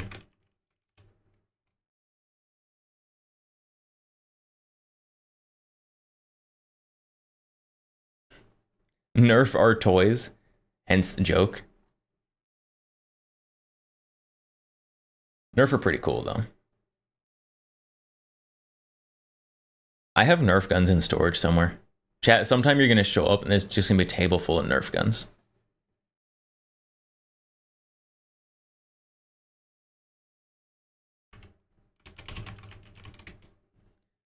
All right. Let's see. Let's add some Nerf guns. Let's add some Nerf guns, chat. You know, why not?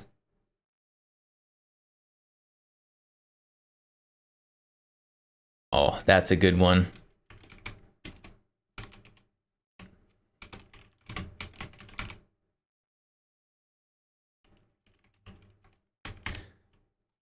That's a good one.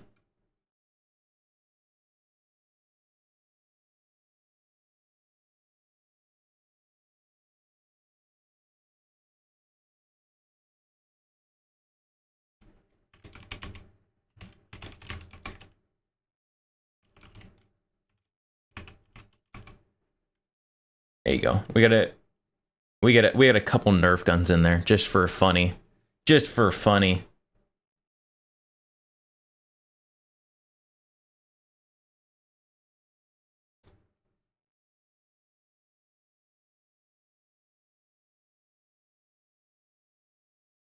All right, what else is there?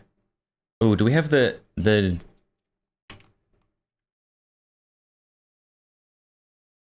We don't.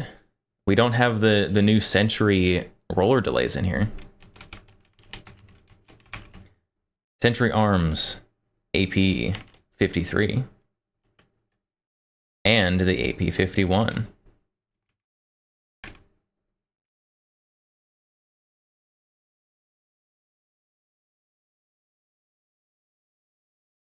Is chat watching the extra content in another app? Yes. Yeah, no.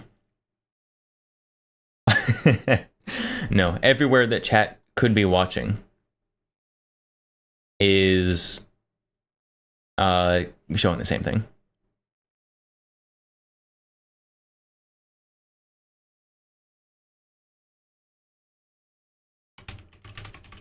Remington 870 MCS. I don't think that one's on there. So I am on both Twitch and Kick, but everyone's seeing the same thing. I just am not showing it. We're brainstorming right now. We're brainstorming all the guns that we have to add to the list. Deploying reinforcements. Megalum, thank you for the follow on Kick. Welcome. Welcome to Kick. Hello.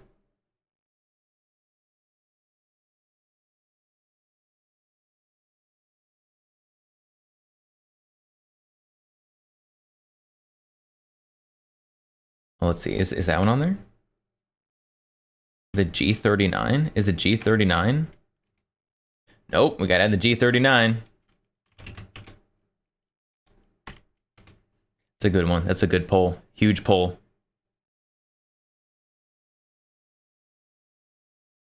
How are viewers on Kick doing? I don't know. Kick viewers, how you doing?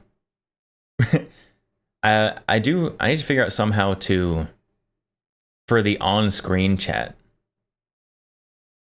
I had to figure out how to like have both Kick chat and Twitch chat hanging out there at the same time.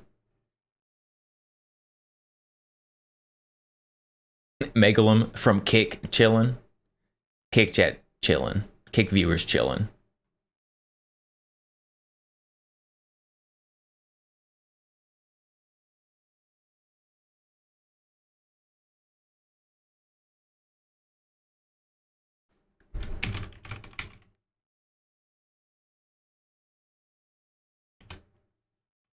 CSLM4.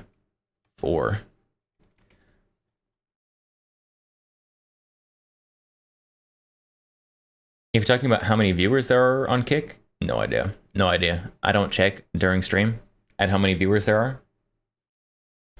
And Kick analytics are not ideal. This is gonna be like a little strange. Probably, maybe. One of the things I really like about Twitch is their analytics page. It's set up so nicely, and they have such nice like charts and graphs, and it's so nice. It makes my brain tickle.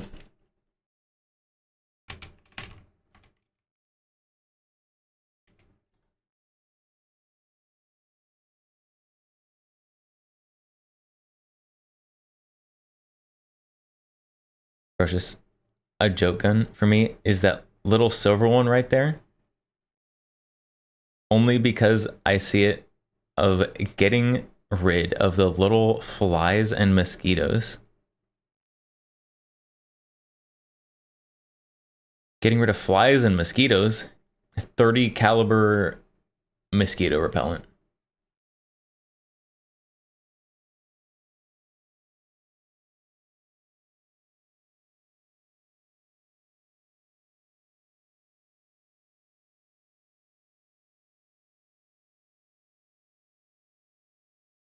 He doesn't know. He doesn't know. He doesn't know about the Heiser. The Heiser.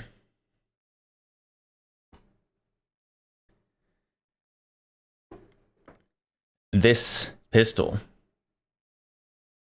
Heiser German, they are made in the US. This pistol was blessed by the great Saint Carricker.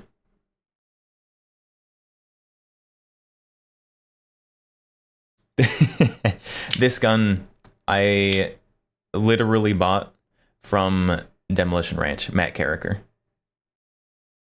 So this is...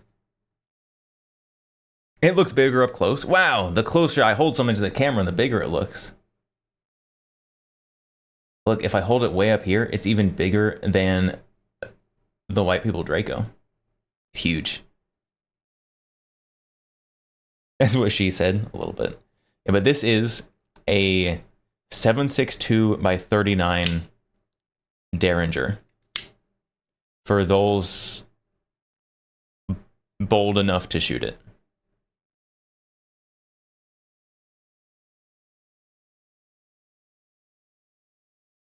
And it is very cool. And a chat graciously funded a trip for me to go to the Demo Ranch event. And I bought that there.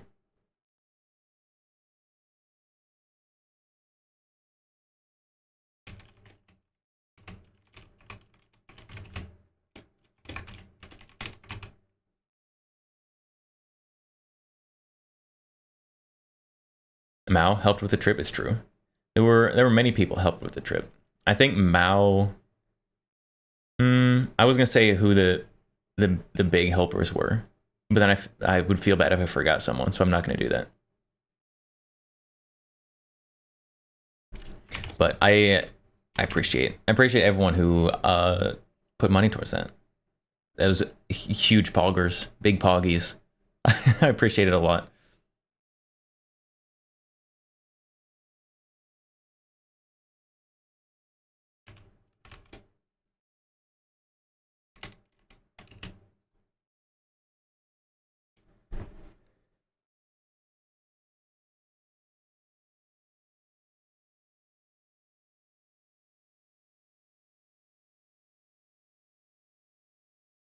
Are there any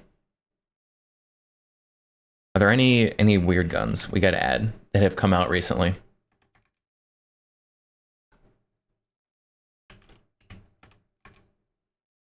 And we got to add to the gun gotcha list. King Panzer, your head out. Alright. Have a good one. Sleep well. Or whatever you're doing. Whatever you're going to do, have a good one.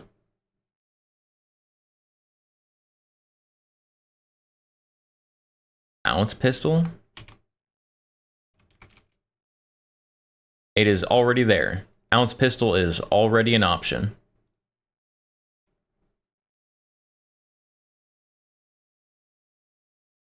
You're going to sleep? Okay. Sleep. Oh my goodness. Oh my goodness, it's almost 2 in the morning.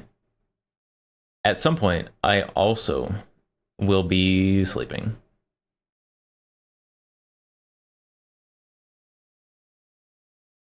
Eventually. Eventually someday. Gotcha list? Yeah. There's a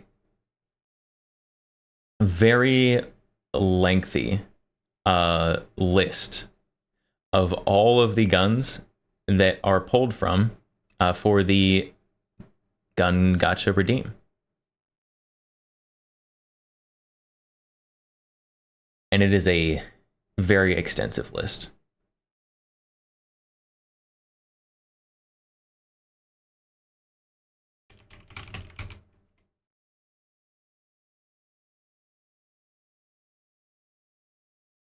Oh, we've already got APF on there. Good job. Somehow I put APF on the list.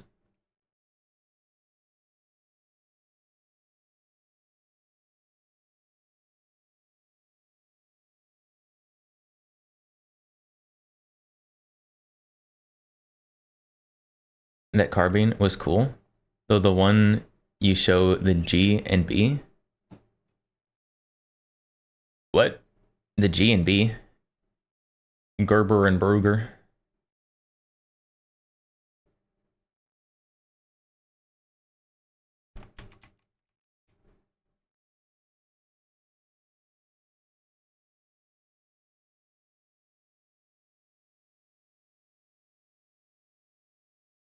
The G and B. G and B. Ooh, the Vietnam Defense Expo. I forgot. They had some cool stuff there. The Vietnam Defense Expo. We definitely got to add some cool Vietnam guns to the gun gacha list.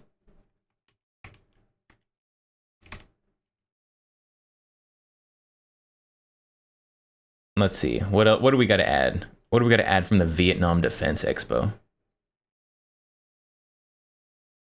The SBT 762.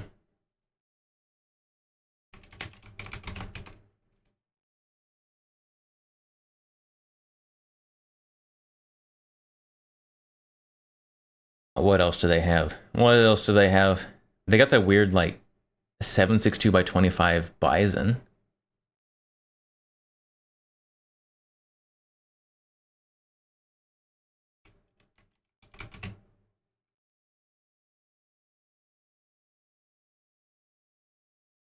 SBT 762 VN.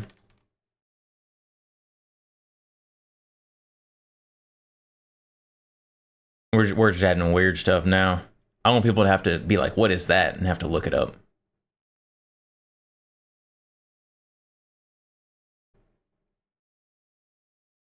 That's what the gun gotcha is for. It's to encourage people to look things up.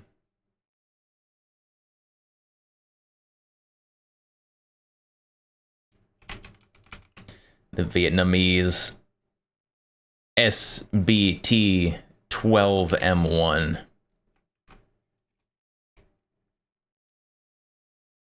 In 12.7 by 108. Amphibious rifle. Vietnam has got an amphibious rifle. It's unsurprising. They got a lot of water there.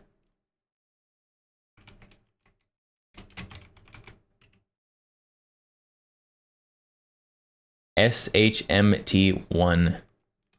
The Schmt. The Schmt M1.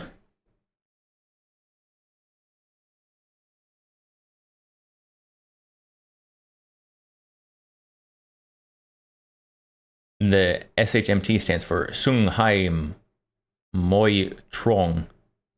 Probably nailed the pronunciation of that. Probably nailed it.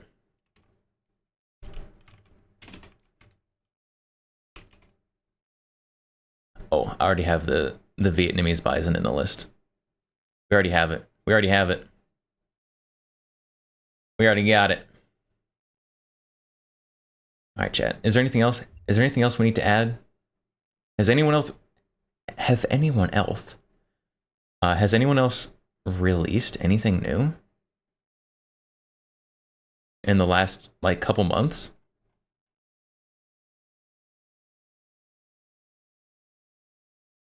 I'm not sure. I don't know. I don't know. I feel like they must have. People must still be releasing stuff. But I feel like mostly it's been people discontinuing things.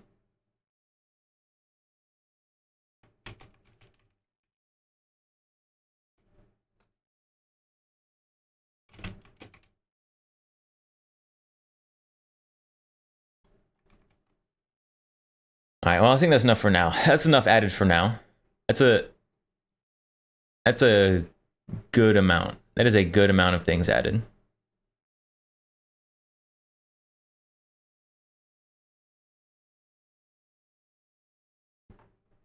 Like 20 some things added to the gun gacha list.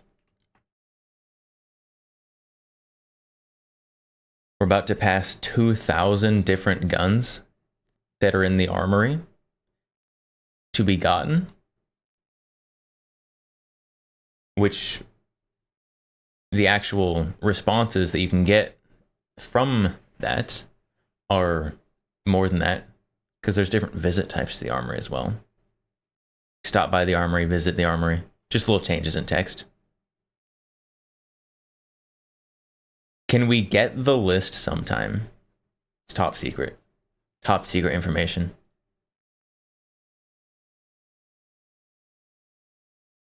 Sounds really nice to learn them all. They're not like alphabetized.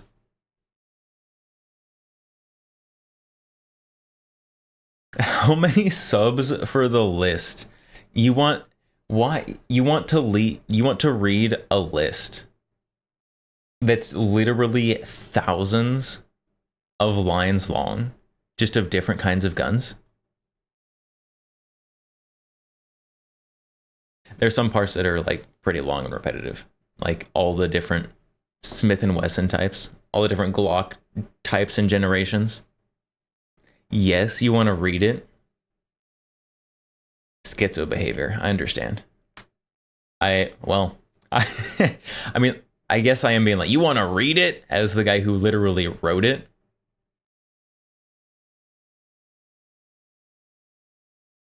So maybe I can't complain or, give anyone too hard of a time.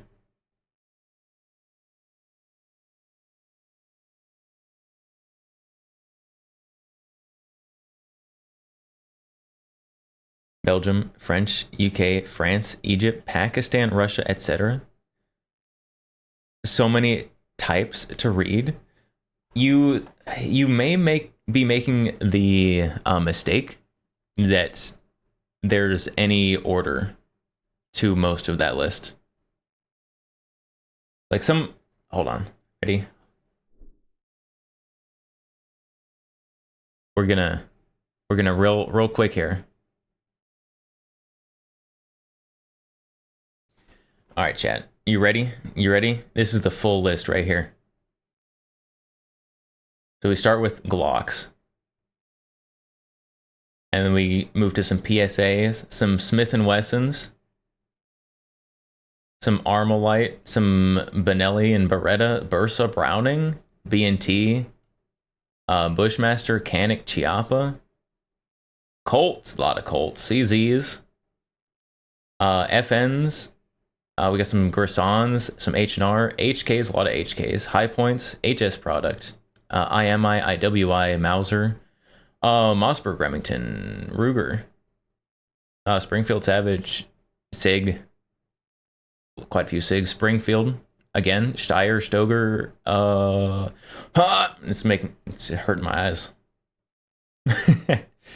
So we got quite the list here. I saw some Calicos in there. It is quite the list. It's a very long list. As we get closer to the end, we lose any semblance of things. There we go. That's the end. This is the current end.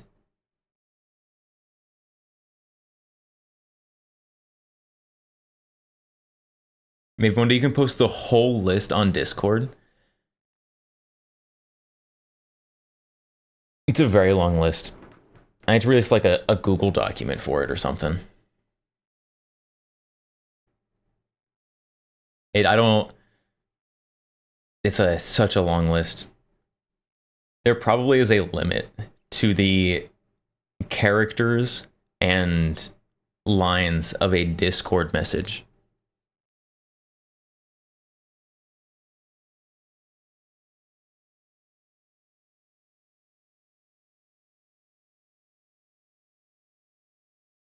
Because, oh my goodness. This list is 32,209 characters.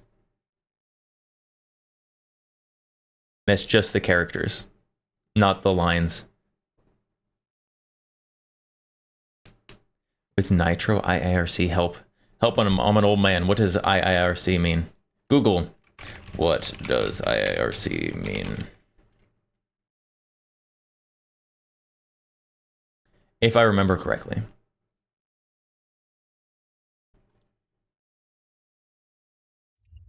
Oh, 5K with nitro? Oh, we can look it up.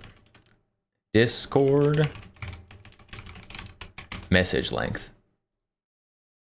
So this is Discord message limited to 2,000 characters for non-nitro, 4,000 for nitro.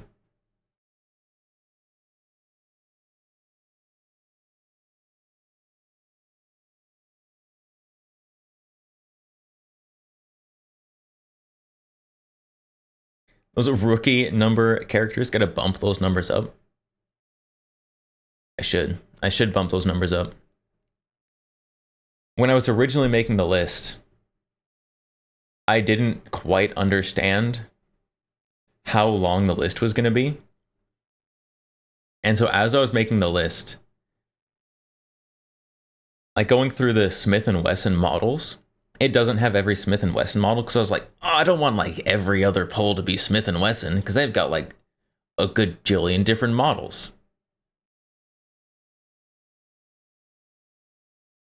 But upon further reflection, I think that is not an issue that I should worry about.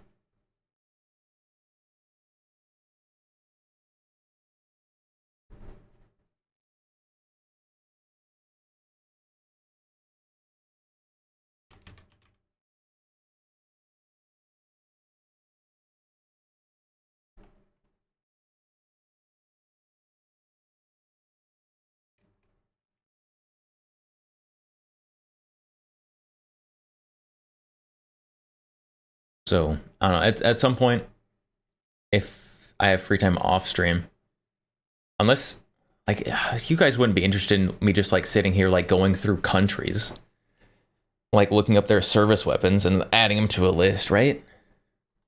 I'm asking the people who asked to read the list. Like if I just sat here and was like, yes, and Egypt, all service weapons, all small arms. Mao, you would? Okay, fine. List of countries, alphabetical.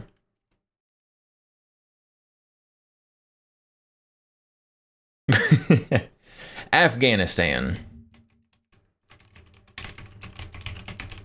Afghanistan small arms. List of equipment used by Afghan armed forces. Colt Canada C7. Is that on the list? Colt Canada C7. Not on the list. Time to add it.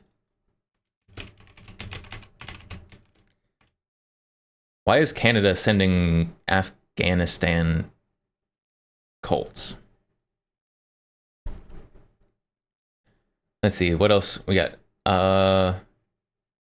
Colt M4. Oh, it says how they got them. Chat, it says how they got them. Colt Canada, formerly used by ANA, now turned over. Oh, used to use. Colt M16, 104,000 captured by former Afghan National Army. Oh, we left those ones there.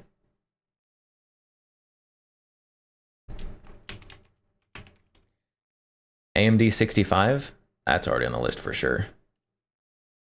Probably NATO trade agreements. See what else? Type 56, AKM, AK-74, Ash 78. Albanian AK. What is an Ash 78? Albanian AR developed in 1970s, licensed variant of Chinese Type 56. Interesting. I didn't know. Oh, and they've got variants. Ash 78-1, Ash 78-2, and Ash 78-3. Okay. That's boring variant names. The Albanian Ash 78. That's definitely not on the list. Albanian Ash 78. Who's going to pull the Albanian Ash 78 from the gun gacha?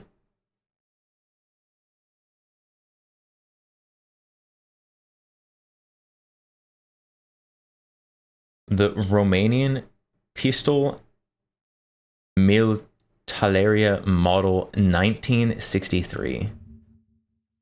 The what? Oh, PM63. Abbreviated PM63. I know what the PM63 is.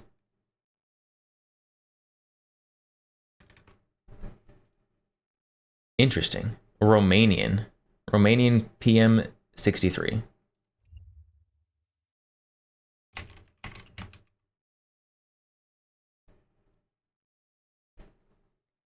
What else? What else they got? Zastava M70. Samopol VZ58. Oh, that's just VZ58. AKS-74U, SKS, Lee Enfield, Scorpion, Mossberg 500, M24, PSL. I think I have PSL on the list, right? Gotta have PSL on the list. I don't have the PSL on the Gun Gotcha list? What am I doing, chat? What am I doing? This is unacceptable.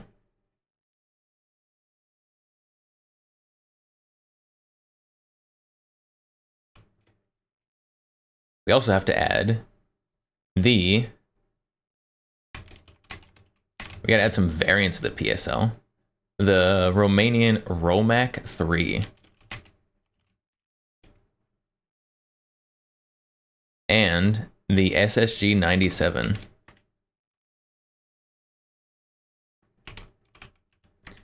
The SSG 97 isn't already on the list, is it? It is not. Good. We're adding so many things to this list that are entirely unnecessary, and that's perfect. You should add Glock 19. There are many variants of the Glock 19 already on the list. I appreciate the feedback, though.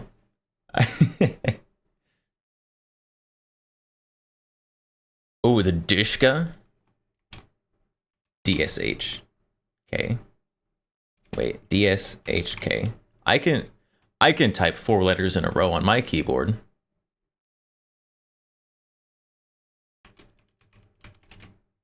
Soviet DS lowercase h capital K.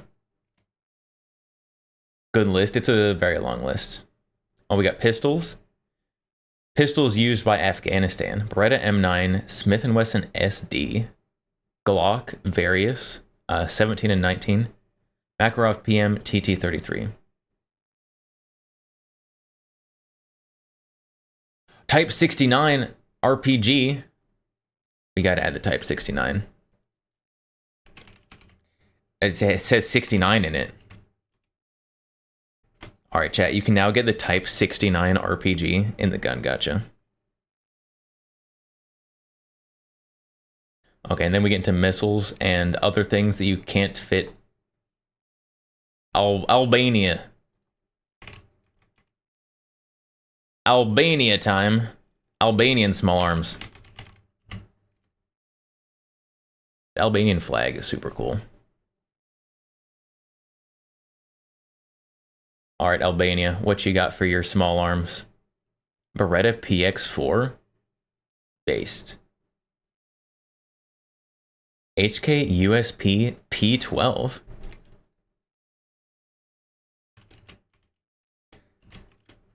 I'm not sure what the P12 is for the USP, but it's the Romanian service type.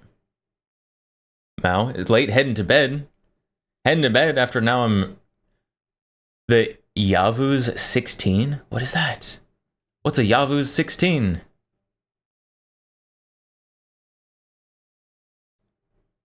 M-Kek Yavuz 16. That's not real. It's not real. M-Kek Yavuz 16.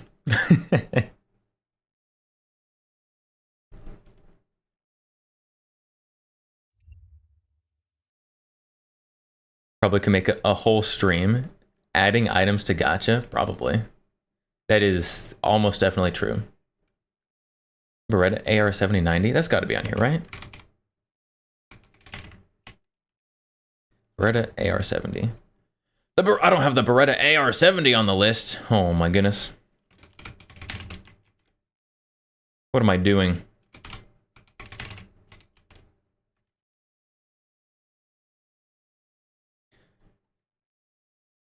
So many. So many. All of them. Let's see. A lot of these are repeated from the Afghanistan list, interestingly enough. G36, HK416A7, MPT-76. This just looks like Turkish G36. MKE MPT. Modular rifle family designed by MKEK. Another MKEK, chat. Who's MKEK? Some Turkish company. Why don't we import MKEK? Who's MKEK? Oh, it's just MKE. Wait. MKE MKEK?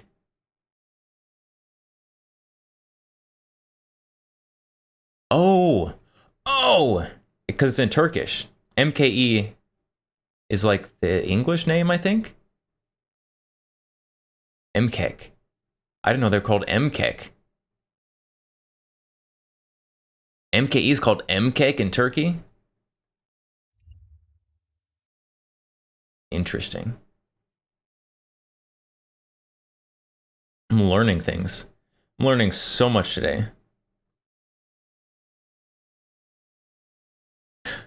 Mao, good night. Sleep well. Sleep well, Mao.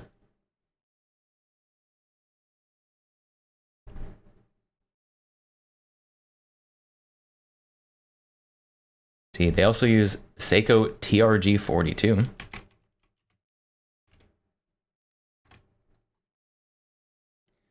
We added the TRG-22 earlier.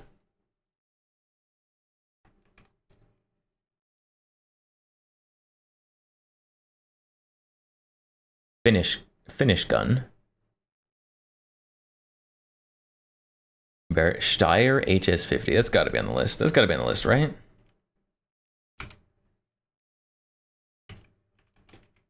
Yes, it is. Good. I was up to be disappointed in myself if I didn't have the Steyr HS50 on the list. I hate when I do control find on this list and it scrolls me up to the top somewhere. Then I gotta scroll all the way back down this unreasonably long list. Unbelievable, actually.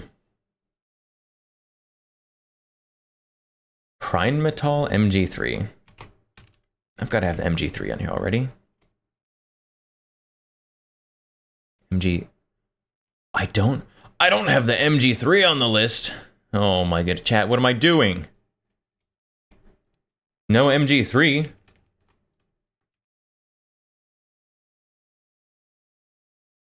Unbelievable. The Dishcom. DSHKM.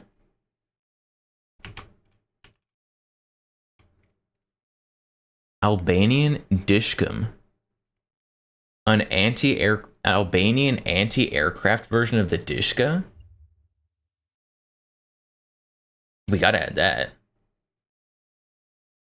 What's the source on all these cool pieces? Currently, Wikipedia. Albanian Dishcom.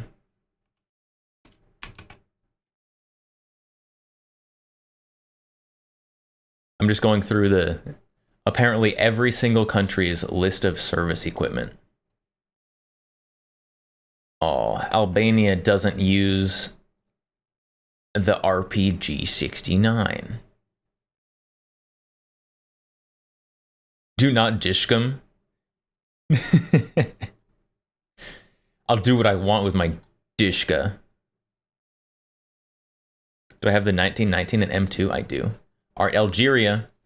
Algeria might have some really interesting stuff. This is just like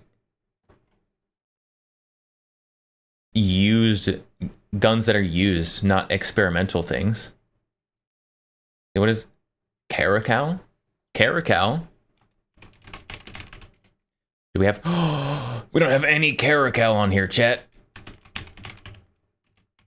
Hold on, Caracal.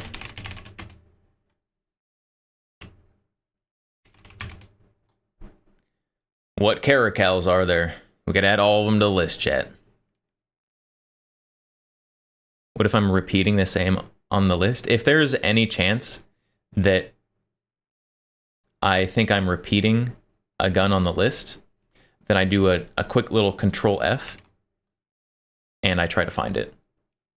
And using my quick handy Control Find function, I've noticed there's not a single Caracal on the list. So we got to add all the Caracals. So we got to add the Car 816 and the 814, Car 814, and the Caracal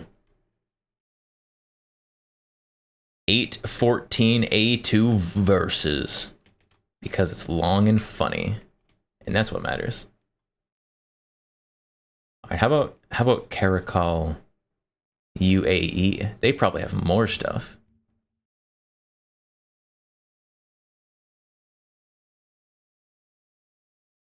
Caracal Enhanced F instead of just the F.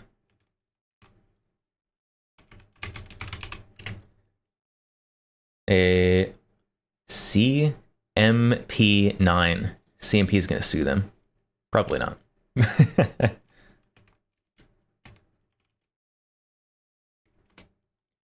What else? What? Oh, they have so many guns. The CSR50, the CLMG, the KLMG.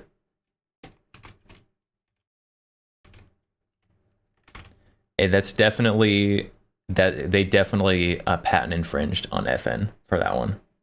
That's just an M249. The Klong, the KLMG, CLMG.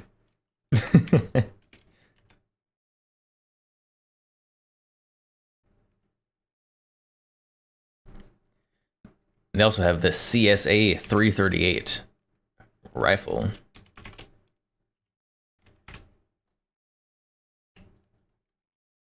Okay, there we go. Now we got...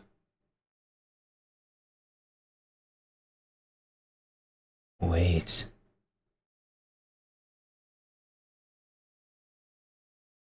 Oh my goodness. Oh, some of these, I was going to say, there's so many companies on here. Edge Group. Caracal is part of the Edge Group. They're edging. It's the edging group, chat.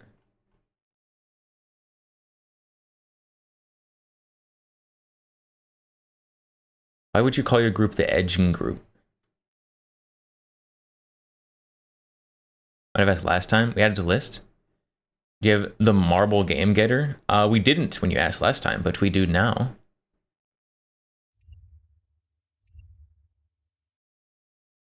Let's see. Okay, back to Albania. Back to Albania. Now that we are done with that little rabbit hole. Beretta 92, Glock 17 and 18.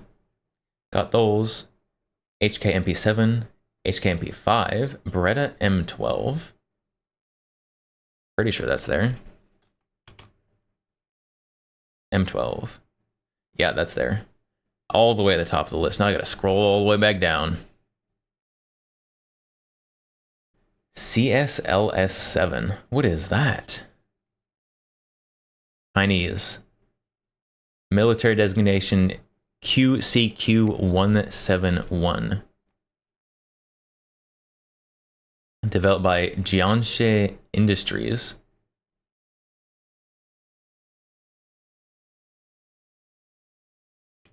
Is that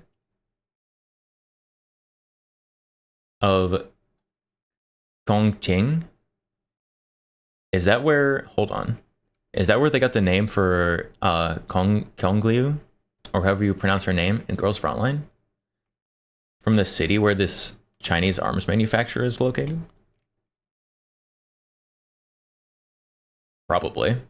Probably. That would make sense. Alright. Alright, Algeria. HKG 36 M16A4 Steyr AUG Beretta ARX. Yo, Algeria uses the Beretta ARX 160? Nice. Oh, they use the 7.62 by 39. Chat. Algeria uses the 7.62x39 version of the Beretta ARX 160. That's pretty cool.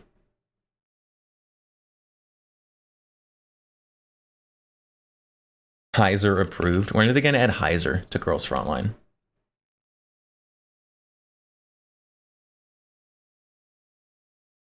That's what I need. I need Heiser in Girls Frontline.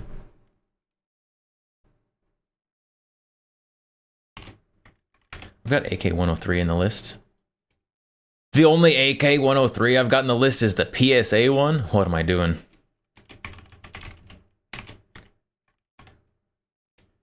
Okay, you can now get a non-PSA AK-103 from the Gun Gacha list.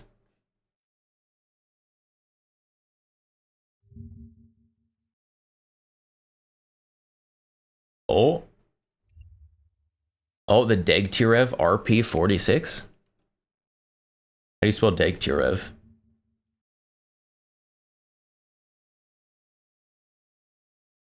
Degtярov? Oh no, have I been pronouncing it wrong this whole time? Degtярov? It's got an O in it instead of an E.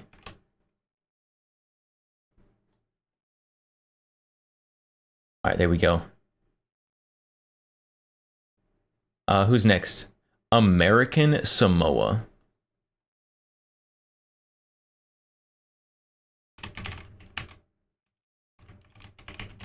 American Samoa small arms. I didn't think so, because that's a territory. It's in the list of countries I had to try. Andorra.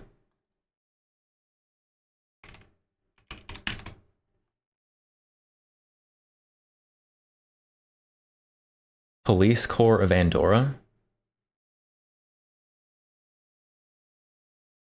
Andorra uses the FAMAS? No, they use the PAMAS? What's a PAMAS?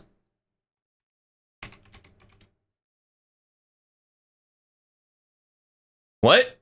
A PAMAS G1. What is that? It's a fake FAMAS. It's just a Beretta?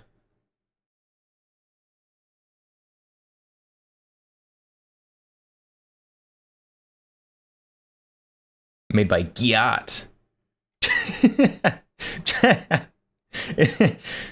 The PAMAS G1, designed by Giat. That's beautiful. The PAMAS. The Giat PAMAS G1. That's wonderful. That's beautiful. Obviously, we have to add that. Giat PAMAS G1. Dang, I was about to be excited that Andorra was using a FAMAS. They're using the Giat PAMAS, though. Alright, who's next? Angola. I'm gonna be honest. I have no idea where Angola is. Where is Angola? Oh, that's large. It's a big African country. How am I finding these? So I have a list. We have a list of all of the countries, and I am going through and Googling insert country name service weapons.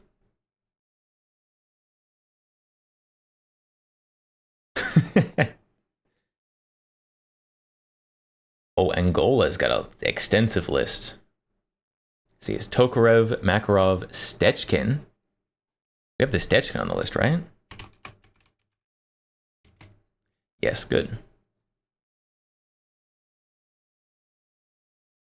Star Z45. That might not be on the list. Spanish submachine gun. Not on the list. Gotta add it. Star Z45. Sterling Uzi FBP. The FB. another SMG. 9mm submachine gun, originally developed from a design first conceived in 1940 by Gonçalves Cardoso, an officer of artillery in the Portuguese army. The onset of World War II halted the development of the weapon, which was further modified and put into production in 1948. Interesting.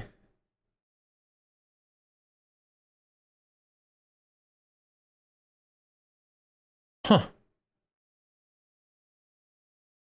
The FBP M948 and the FBP M963. They made two versions of it. Where's the Forgotten Weapons video on these? How am I supposed to know they exist otherwise? Weird Portuguese submachine gun? If I wasn't looking up the service weapons of the Angolan army, how would I have ever have known that existed? I wouldn't have. That's the answer. See what else they have. AK Tavor, SKS FNFAL, HK G36, RP46, RPD VZ52, Dishka, AGS 17, RPG 7, and then we get into air defenses and mounted weapons.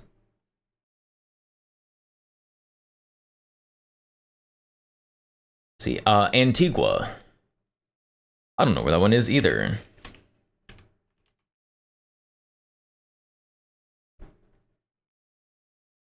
Antigua and Barbuda. That's probably islands, right?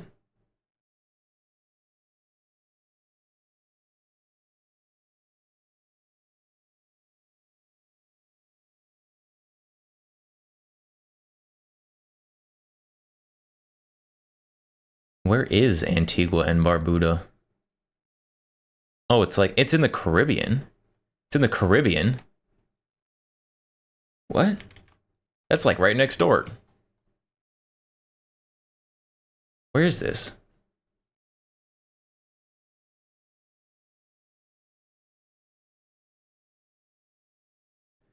Oh, it's off of. Okay. Okay, it's in the line of islands with like Guadeloupe and the British Virgin Islands. There it is. Antigua and Barbuda. Barbuda? I don't know. They also do not have a lot of information on the weapons that they use for police/military.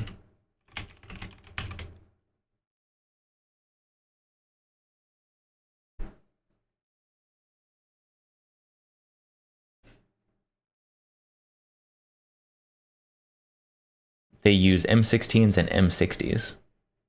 Both of those are right in the list. No handguns, only M60s.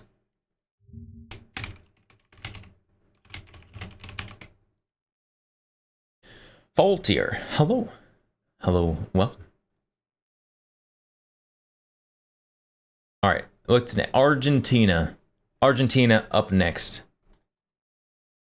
What do they got? A lot of cars. Those are not small arms. Argentina, Browning High Power, Bursa Thunder. What?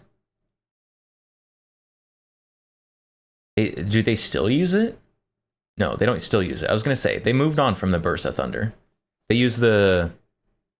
Oh, what's it called now? It's called the TPR. They use the TPR now. Which we do have to add to the list. Bursa TPR.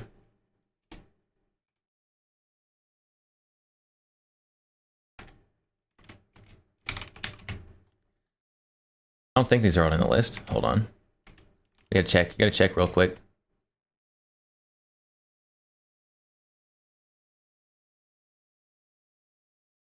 Oh, One of them is already there. I added one TPR to the list. How do I only add one TPR to the list?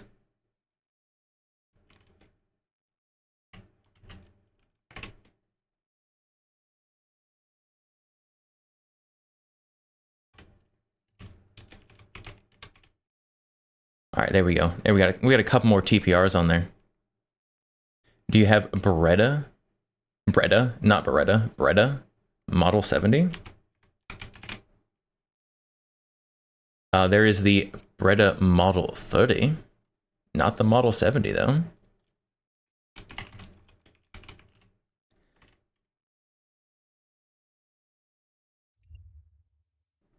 Let's see what else. What else does Argentina use? Block 17 and 19. FMK3. You did not misspell. I know you didn't misspell. I was clarifying my pronunciation.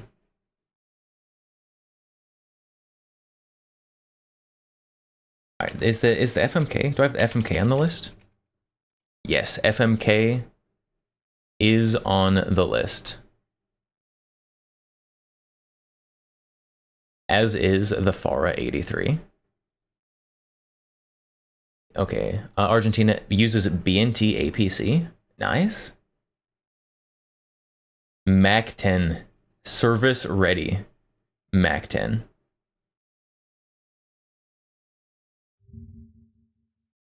Making sure. This isn't for the game. This is not for the game show. We're just looking up guns to add to the gun gotcha redeem. Because we are almost to 2,000 guns to choose from the gun gotcha.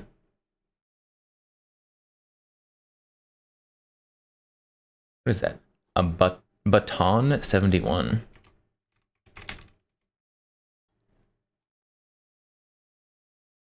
Unlicensed domestic manufacturer of the Ithaca 37. That's wonderful.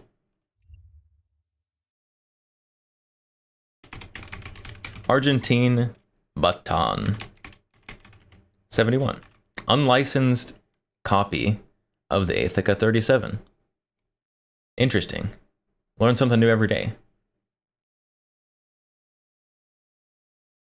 Breda is how it's usually pronounced. I am going to be completely honest. I have never heard it said out loud.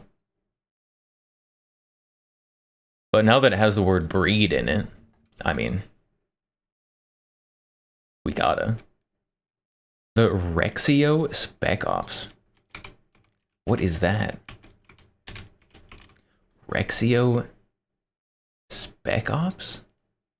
I don't even know what that gun is.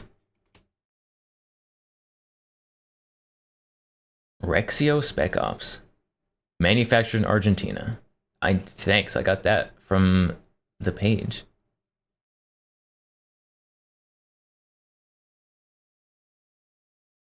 Rexio Spec Ops. I've never seen this before. Oh, Mossberg 500 derivative? Probably? Argentinian Mossberg knockoff? Interesting.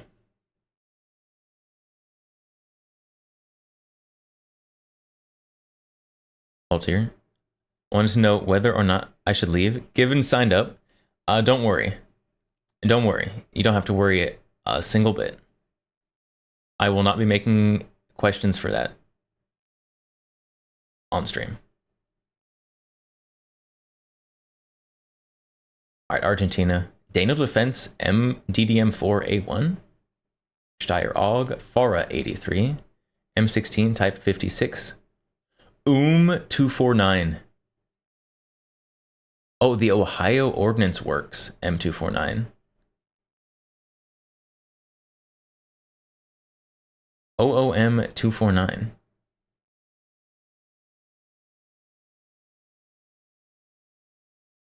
Interesting. Why not Why not? Why not the real one? Why not the FN one? Why do they specifically use the Ohio Ordinance ones? The FN FAP. Oh, we gotta add that. We gotta add the FN FAP to the list.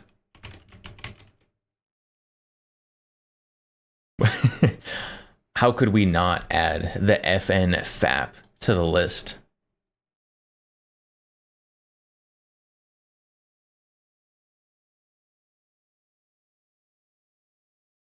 MG74. Oh, derivative of MG3.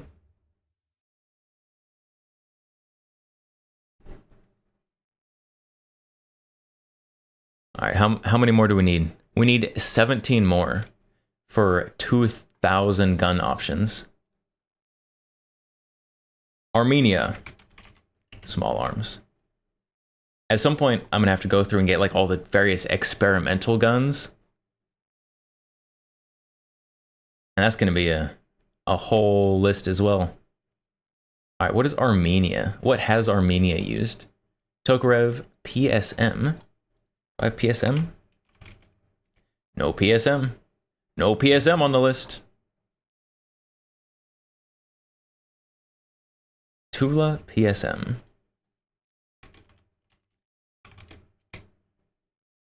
Makarov. KS-23. KS-23's got to be on the list. KS-23's not on the list. Oh my goodness, I failed. How could I not add KS-23? Oh my goodness.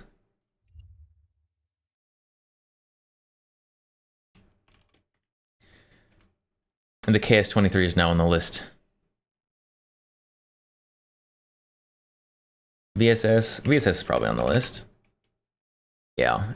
If VSS wasn't on the list, God, I was gonna have to end stream.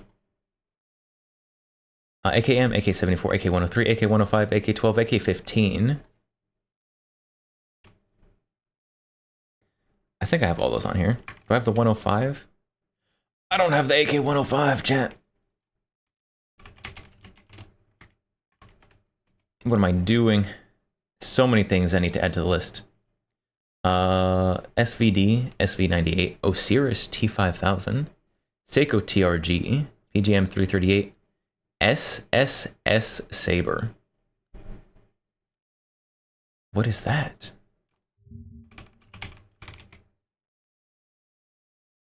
I don't even know what that is. SSS Defense. What is SSS Defense? Where is SSS Defense? I've never heard of this company before. SSS Defense. Saber.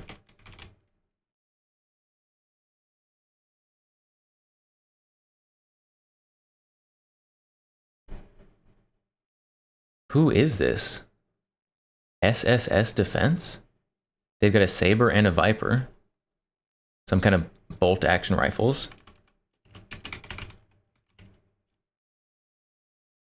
Who is this? They also have P72, P72 DMR, P72 Wrecker. Honestly, that looks kind of cool. I'd buy that. Look at that thing. SSS Defense P72 Recon Carbine. It has no trigger, but other than that, side folding adjustable stock, 7.62 and 5.56. Looks like it's got rock unlock mag. Free floating handguard, 10-inch barrel. Is measuring barrel in inches. What countries still use inches?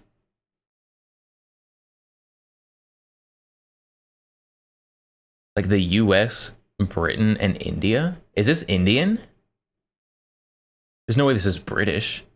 SSS Defense, this is an Indian company?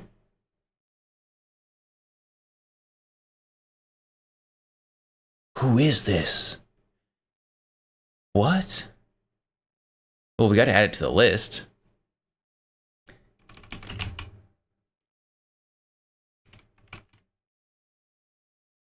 P-72. India makes stuff too? Contact us. Who are you?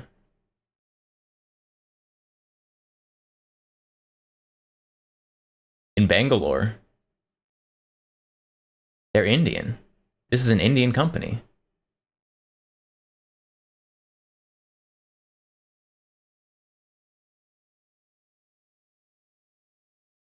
I'd buy one of these. Imported.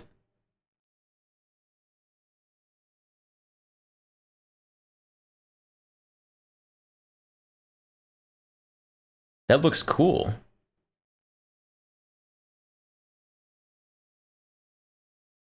I learned about a whole new company today.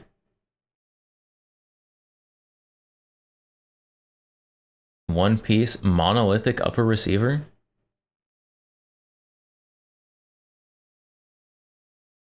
Short stroke rotating bolt. What's the name? SSS Defense. What does it stand for? Stump, Shul, and Somappa. I assume surnames. Stump with two P's. Shuele, Shuele,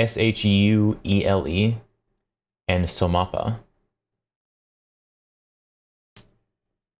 Spelled how it sounds. I've never heard of this company before. Are they new? Where did you come from?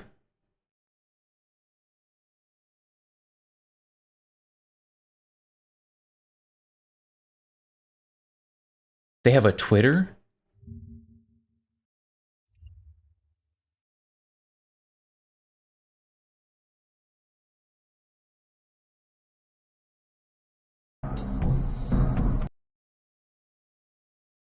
They have a Twitter? Who is this?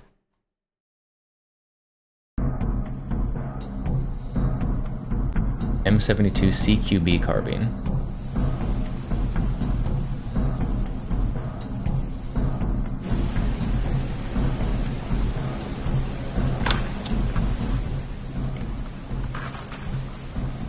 I like the drums. The drums in the background, that's nice. Okay, loading mag, very good.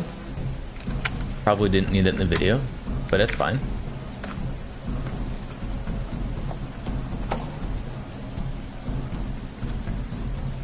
INSAS.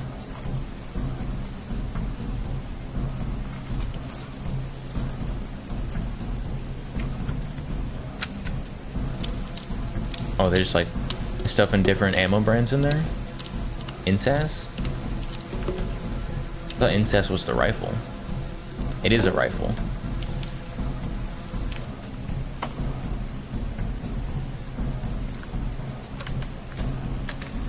This one looks much less cool than the one on their website. This is just an AR-15.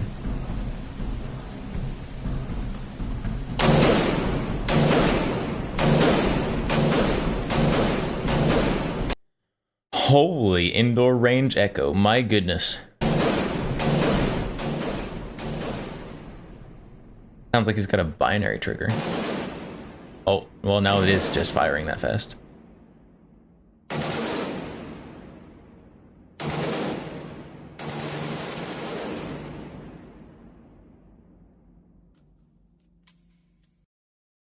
SSS Defense M72.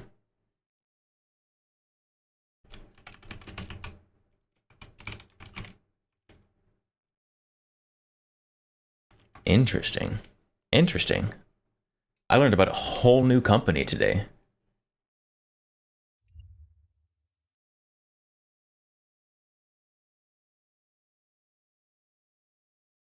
All right. Back to Armenian service weapons. Accuracy International AX338. Victrix Scorpio. I'm pretty sure that's not on the list.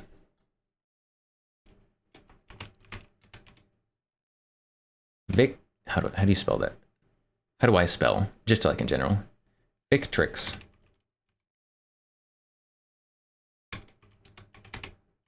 Victrix Scorpio. Bolt action rifle. Desert Tech HTI. Zastava M93 Black Arrow in 12.7.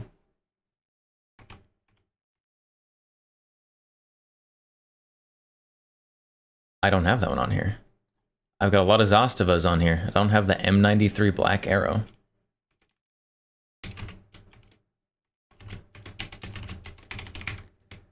Zastava M93 Black Arrow.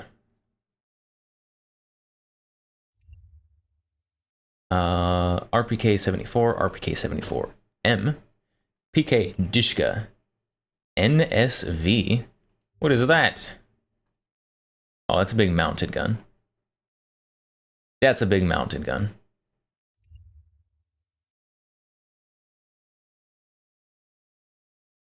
All right, what country's next?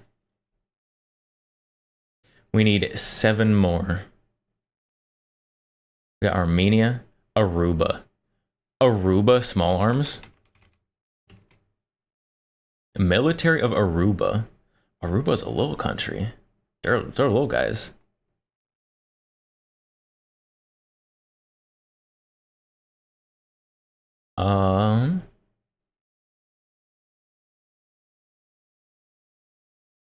This doesn't say what guns they used. This just says like the history of the military of Aruba.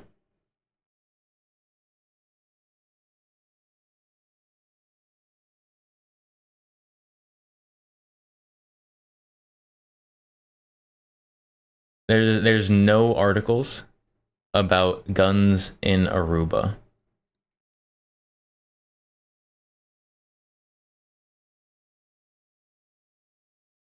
Specifically military and police guns. Australia. Australian small arms. EF88 Aussteier. AUG Deriviant. The Steyr EF88 Aussteier.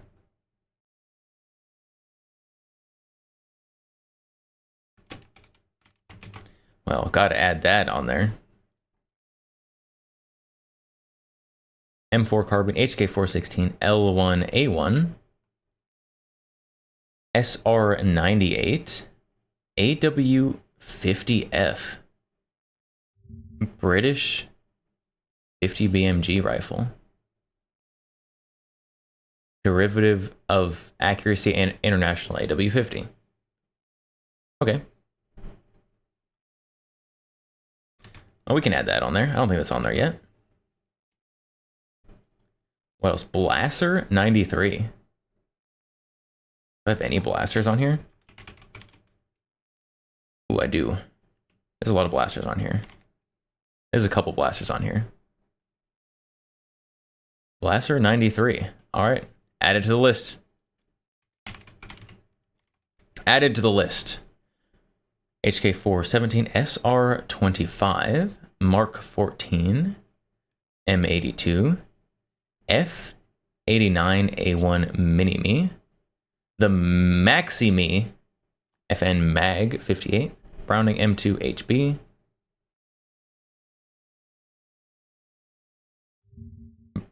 High Powers, F9 SWS. What is that? Oh, SIG. It's a SIG. F9 SWS. Based on SIG P320. Okay, so it's just the Australian version of the SIG P320. Why? Why aren't there a bunch of stories coming out of Australia of people's P320 derivatives going off?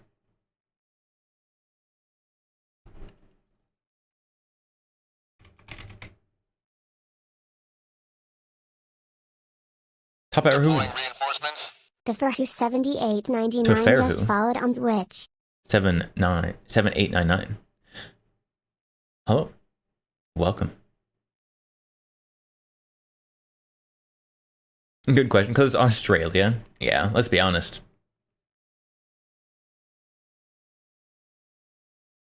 Probably. It's not happening because they're not actually allowed to carry them.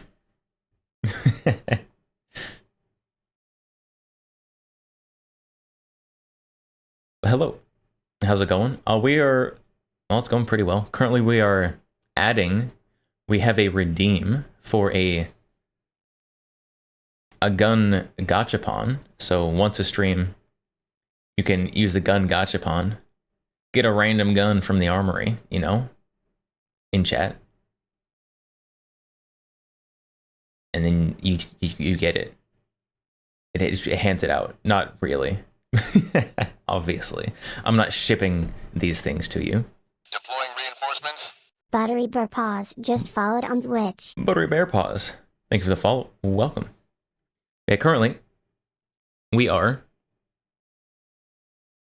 just adding guns to the list. It is almost 2,000 guns long.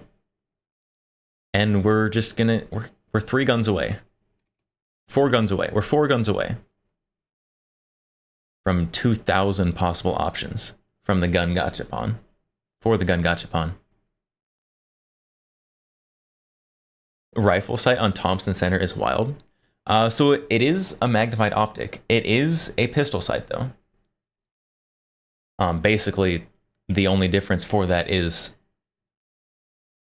how far away from your eye you hold it. So you don't have to hold this the same distance from your eye as you would a rifle scope. You can, in fact, hold it at arm's length, and it works.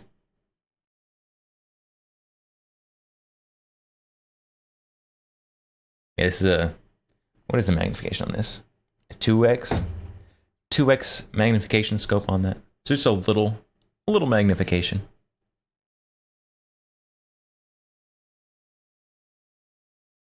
Does it have to be something small?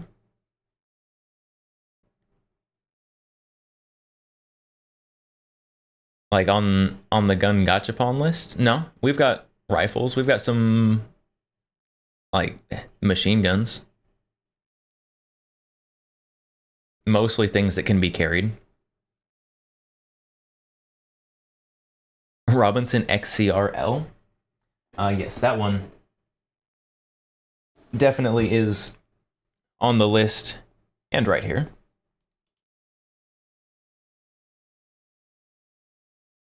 Yeah, we got that one. We got that one.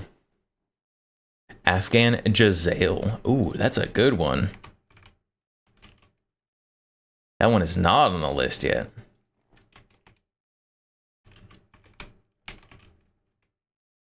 It's a very good pull.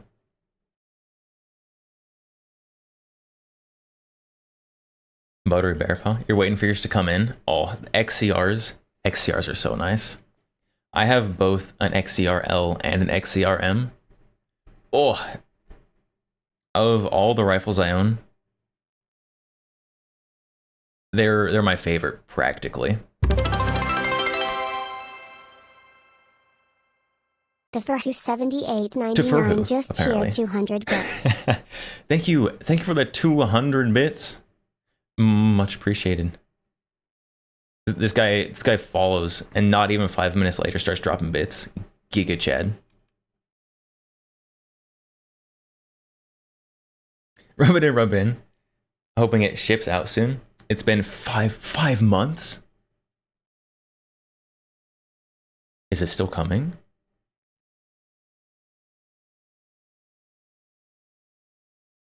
That's a long time. I mean, I know they're mostly all made to order.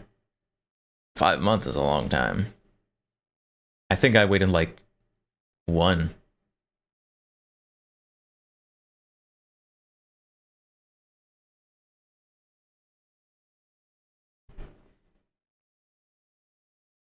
It's a lot of months. You're like waiting for NFA item approval at that rate.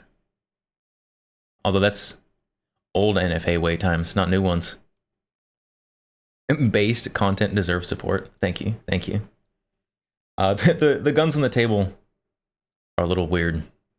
We've got our white people Draco, the silenced not Glock and Contender, and the Heiser. I say it's a little weird, but it's usually a little weird. It's a different brand of weird today. Do you have a MG 0815? What is that? I guess that's a no. Oh, that is an old one. Heavy machine gun for Imperial German Army in World War I. Maschinengewehr 08. I definitely do not have that.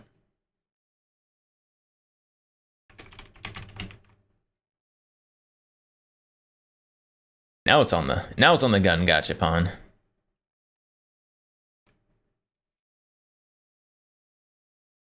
If you roll the gun gachapon right now,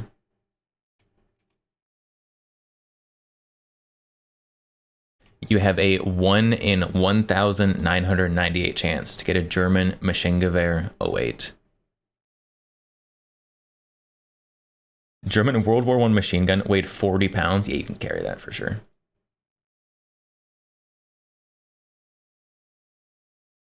Durez already gun gotcha for the day. Well, next time, it's going to be crazy.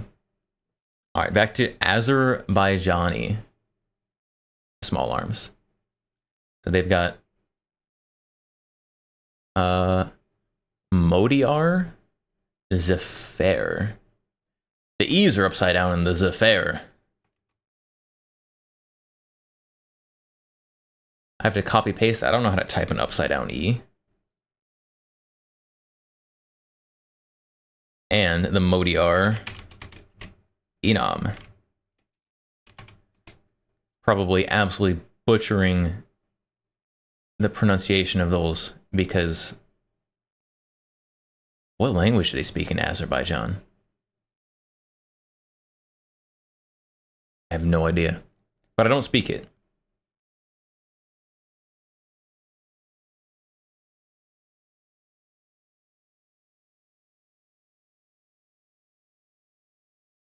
Megalum. What if the last gun is called the ultimate gun?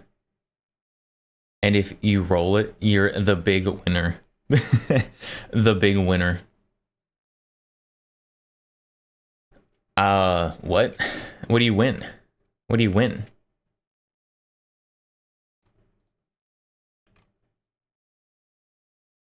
What is an Aztecs spelled with an X? AR-15. Azerbaijani Aztecs rifle. It looks like a 7.62 Rock and Lock AR-15.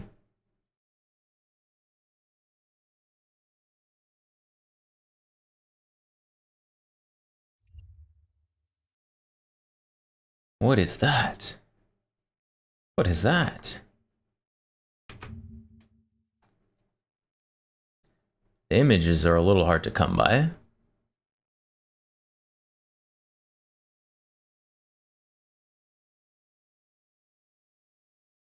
Look at that thing. Rock and Lock 7.62 by 39 AR. It's got, is that a detachable magwell? You got interchangeable magwells, I guess? Interesting.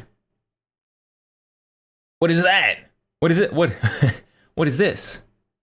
Some kind of pistol chassis for this pistol.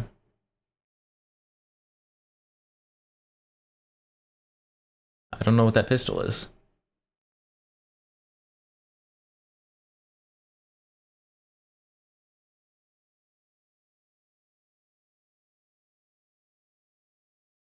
I should show your World War I behemoth to chat. Great value flux. I don't know what that is. It's some Azerbaijani pistol in a chassis.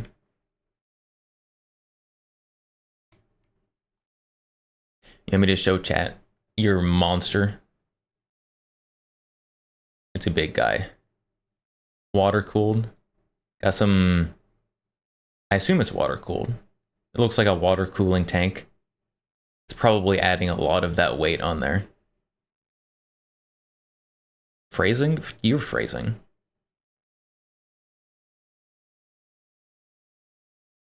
Little periscope optic, it looks like.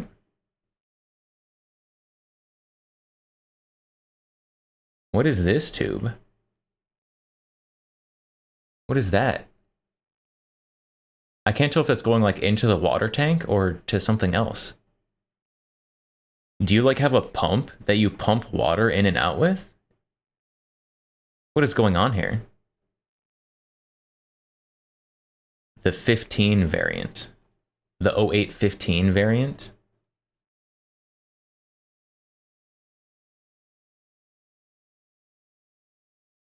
'0815 variant.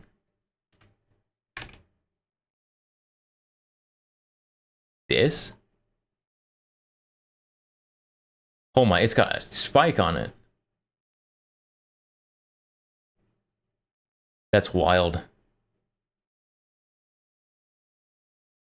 This reminds me of the Madsen guns that were like converted into like shoulder fired whatever was going on. They did that in Brazil. They gave police like modified, shortened Madsen guns.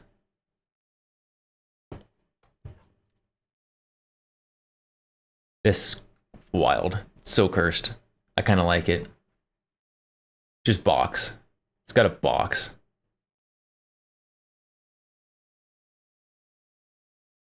And the giant spike.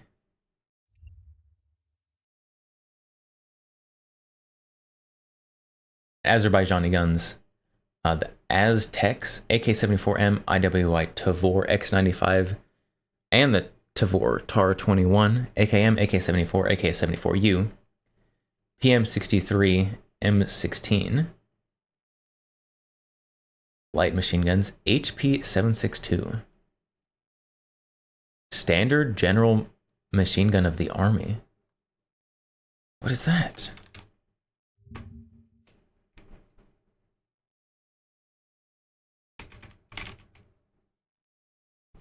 Azerbaijan HP-762. Modernized PKM. A lot of PKM variants. It's also very brown.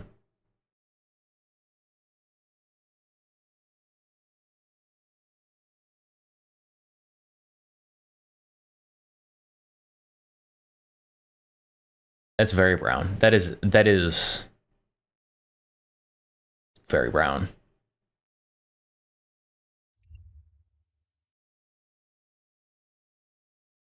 Deploying reinforcements. Gunslinger_0001 just followed on Twitch. Gunslinger 0001. Thank you for the follow. Welcome. HP 762. We have passed 2,000 guns.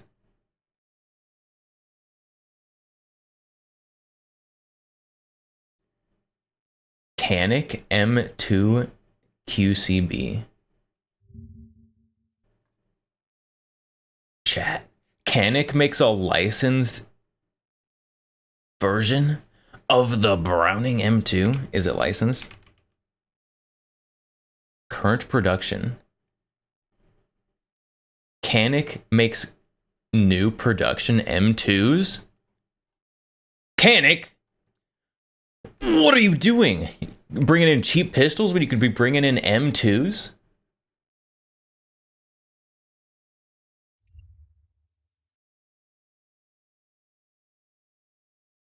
I'm upset. Canik, do you realize the market you have here? Bring in M2s.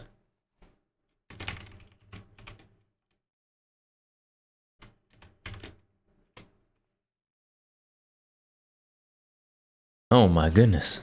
Gotta follow. Let me teach you about the best HMG emplacement that got turned into a shoulder-fired weapon. Those are cool. You have Colt Monitor? Probably. Yep, we got Colt Monitor. All right, we definitely had to add the Canik M2. We had to add that. All right, what do we got? We got rifles. The Istgolal. Istgolal means independence in Turkish and Azerbaijan languages.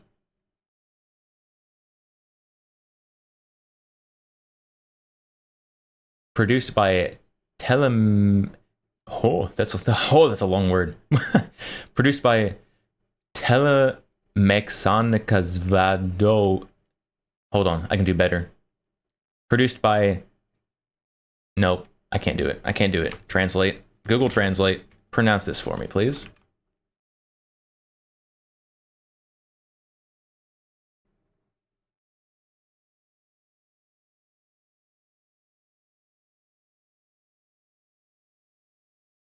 Oh, what? Google Translate can't read Azerbaijani to me?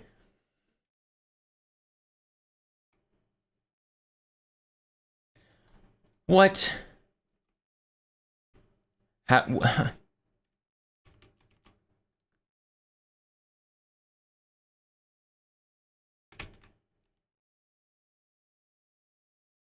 Telemexanika Zavodu. It's made by them.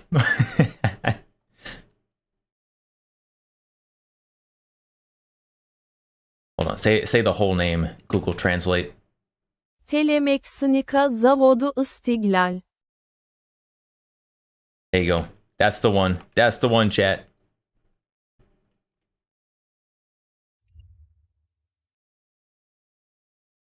There's no pictures of it.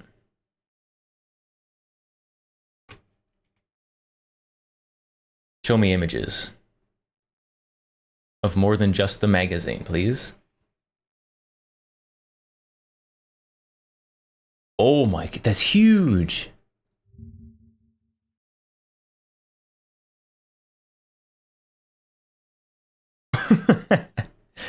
That's massive. I think it has an AR grip on it. How much does this weigh?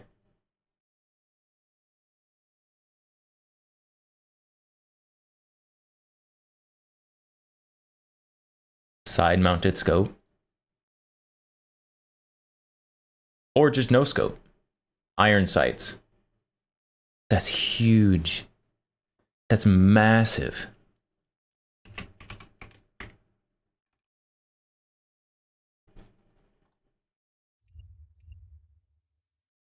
Well, it's on the list.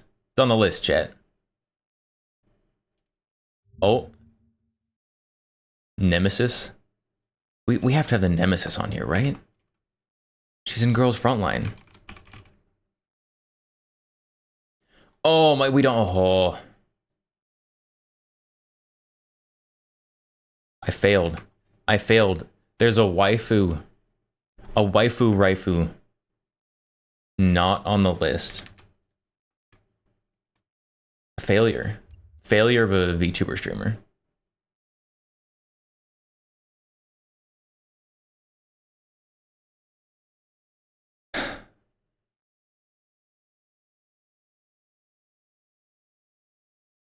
The what?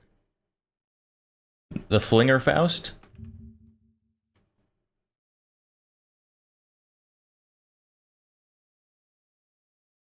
Oh, surface to air guided missile system. I do not have any guided missile systems on the list.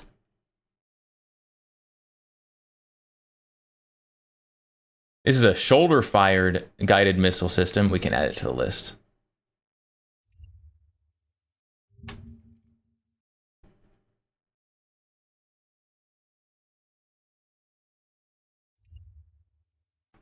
All right. There is a single missile system on the list. Handheld guided missile system.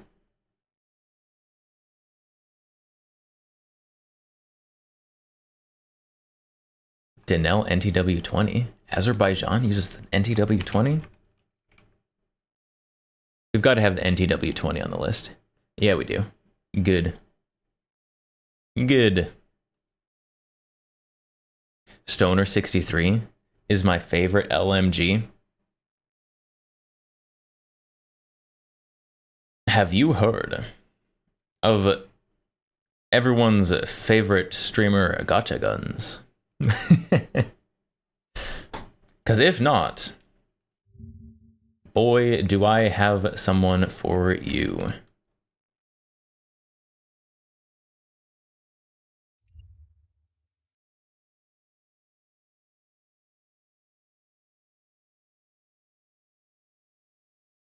All right, we've gotten through all of the countries to start with an A. And this is a very long list of every single country ever. So we're gonna do one more. The Bahamas.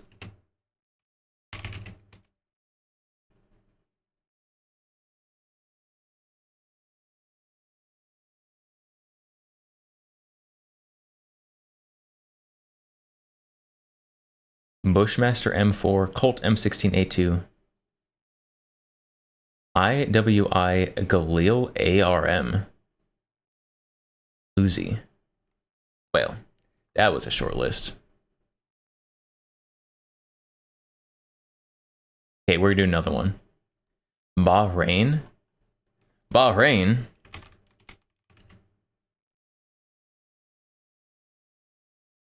Royal Bahraini Army. What do they use? Do they have any domestically produced things? HKG3, FNFAL, M16, M4, Barrett M82, MP5, High Power, P226, FN Mag, M2 Browning. Nope.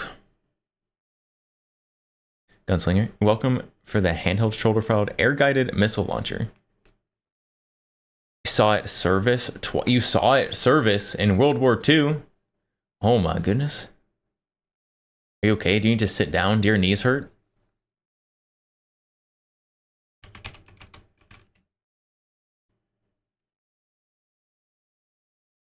Bangladesh uses Browning CF98. Bursa Thunder. Bangladesh uses the Bursa Thunder 9? Do I need a Bursa Thunder 9?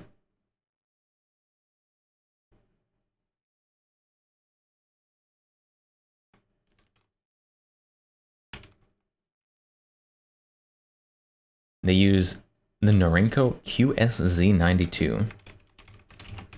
I saw it service twice. You need to... It saw service twice. Oh, okay. You need to slow down or reading on reading. No, streamers are just illiterate. I have an excuse. They use Type 81 Chinese AK, Type 56. I do probably need to get a sleep zone though. So we're gonna go through the Bangladesh Army service weapons, add any to the list we don't have already, and then probably call it there. So RPD Arsenal, MG1 MS, Type 80 Zastava M87 Dishka, AX308. UK. Belgium, Bangladesh. AX308, made by Accuracy International. I don't think that's on the list. Oop.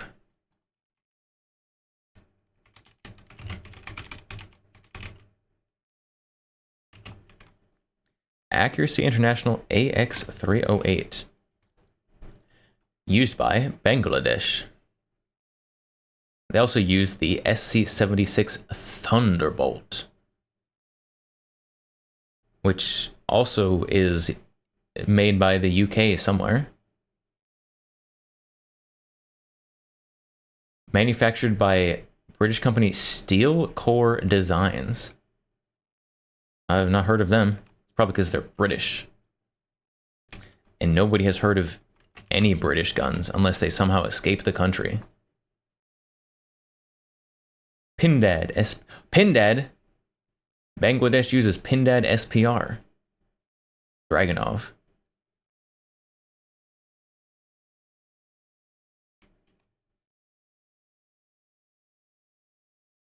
Oh, there we go. There we go, chat. We have added many guns. Many guns have been added to the list today. The list is now 2,012 guns long, which means that how many responses are there theoretically to get? 1, 2, 3, 4, 5, 6, 7, 8.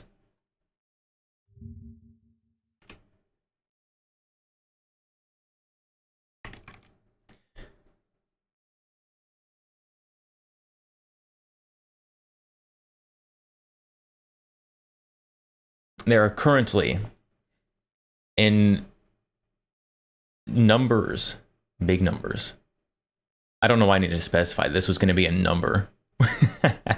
There are currently 16,096 possible responses for the Gun Gacha redeem.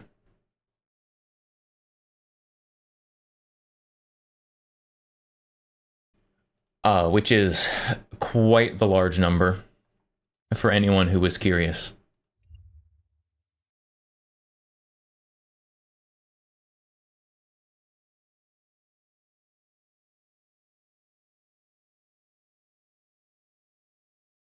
And I got a Smith & Wesson Model 58. Unbelievable. Unbelievable. I save my Gachapon. Not intentionally. And still nothing. Still nothing. Alright, but it is currently after 3 in the morning. So I definitely need to be going to bed. Definitely need to be going to bed. So we will raid out. We're going to raid out. I'm gonna be honest, learned a lot today. What was the Indian company we learned about? SSS something. SSS Defense. I learned about a new company today. Alright, but we are going to be raiding out. Raiding out for today. We are going to raid. Are there any other tactical tubers on right now? Any other tactitubers? No. Unsurprising. Because it's 3 in the morning. So we're going to raid... We're going to raid Leaflet. We're going to raid Leaflet. Leaflet's cool. Cool slime. She's currently doing a sponsor game? Sponsored? So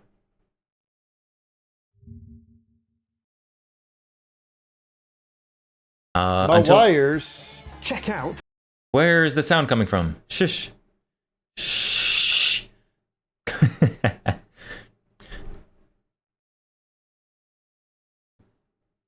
So we are going to. That was loud. That was very loud. We're going to raid and leaflet. We have raid messages. We have raid messages for those both subscribed and not subscribed. So thank you everyone for stopping by today. I will be back. I'll be back tomorrow. Tomorrow we should have something new. We should have something new to show on stream tomorrow. Don't get your hopes like way too high. But new thing on stream tomorrow. So I will again be back streaming tomorrow, both on Twitch and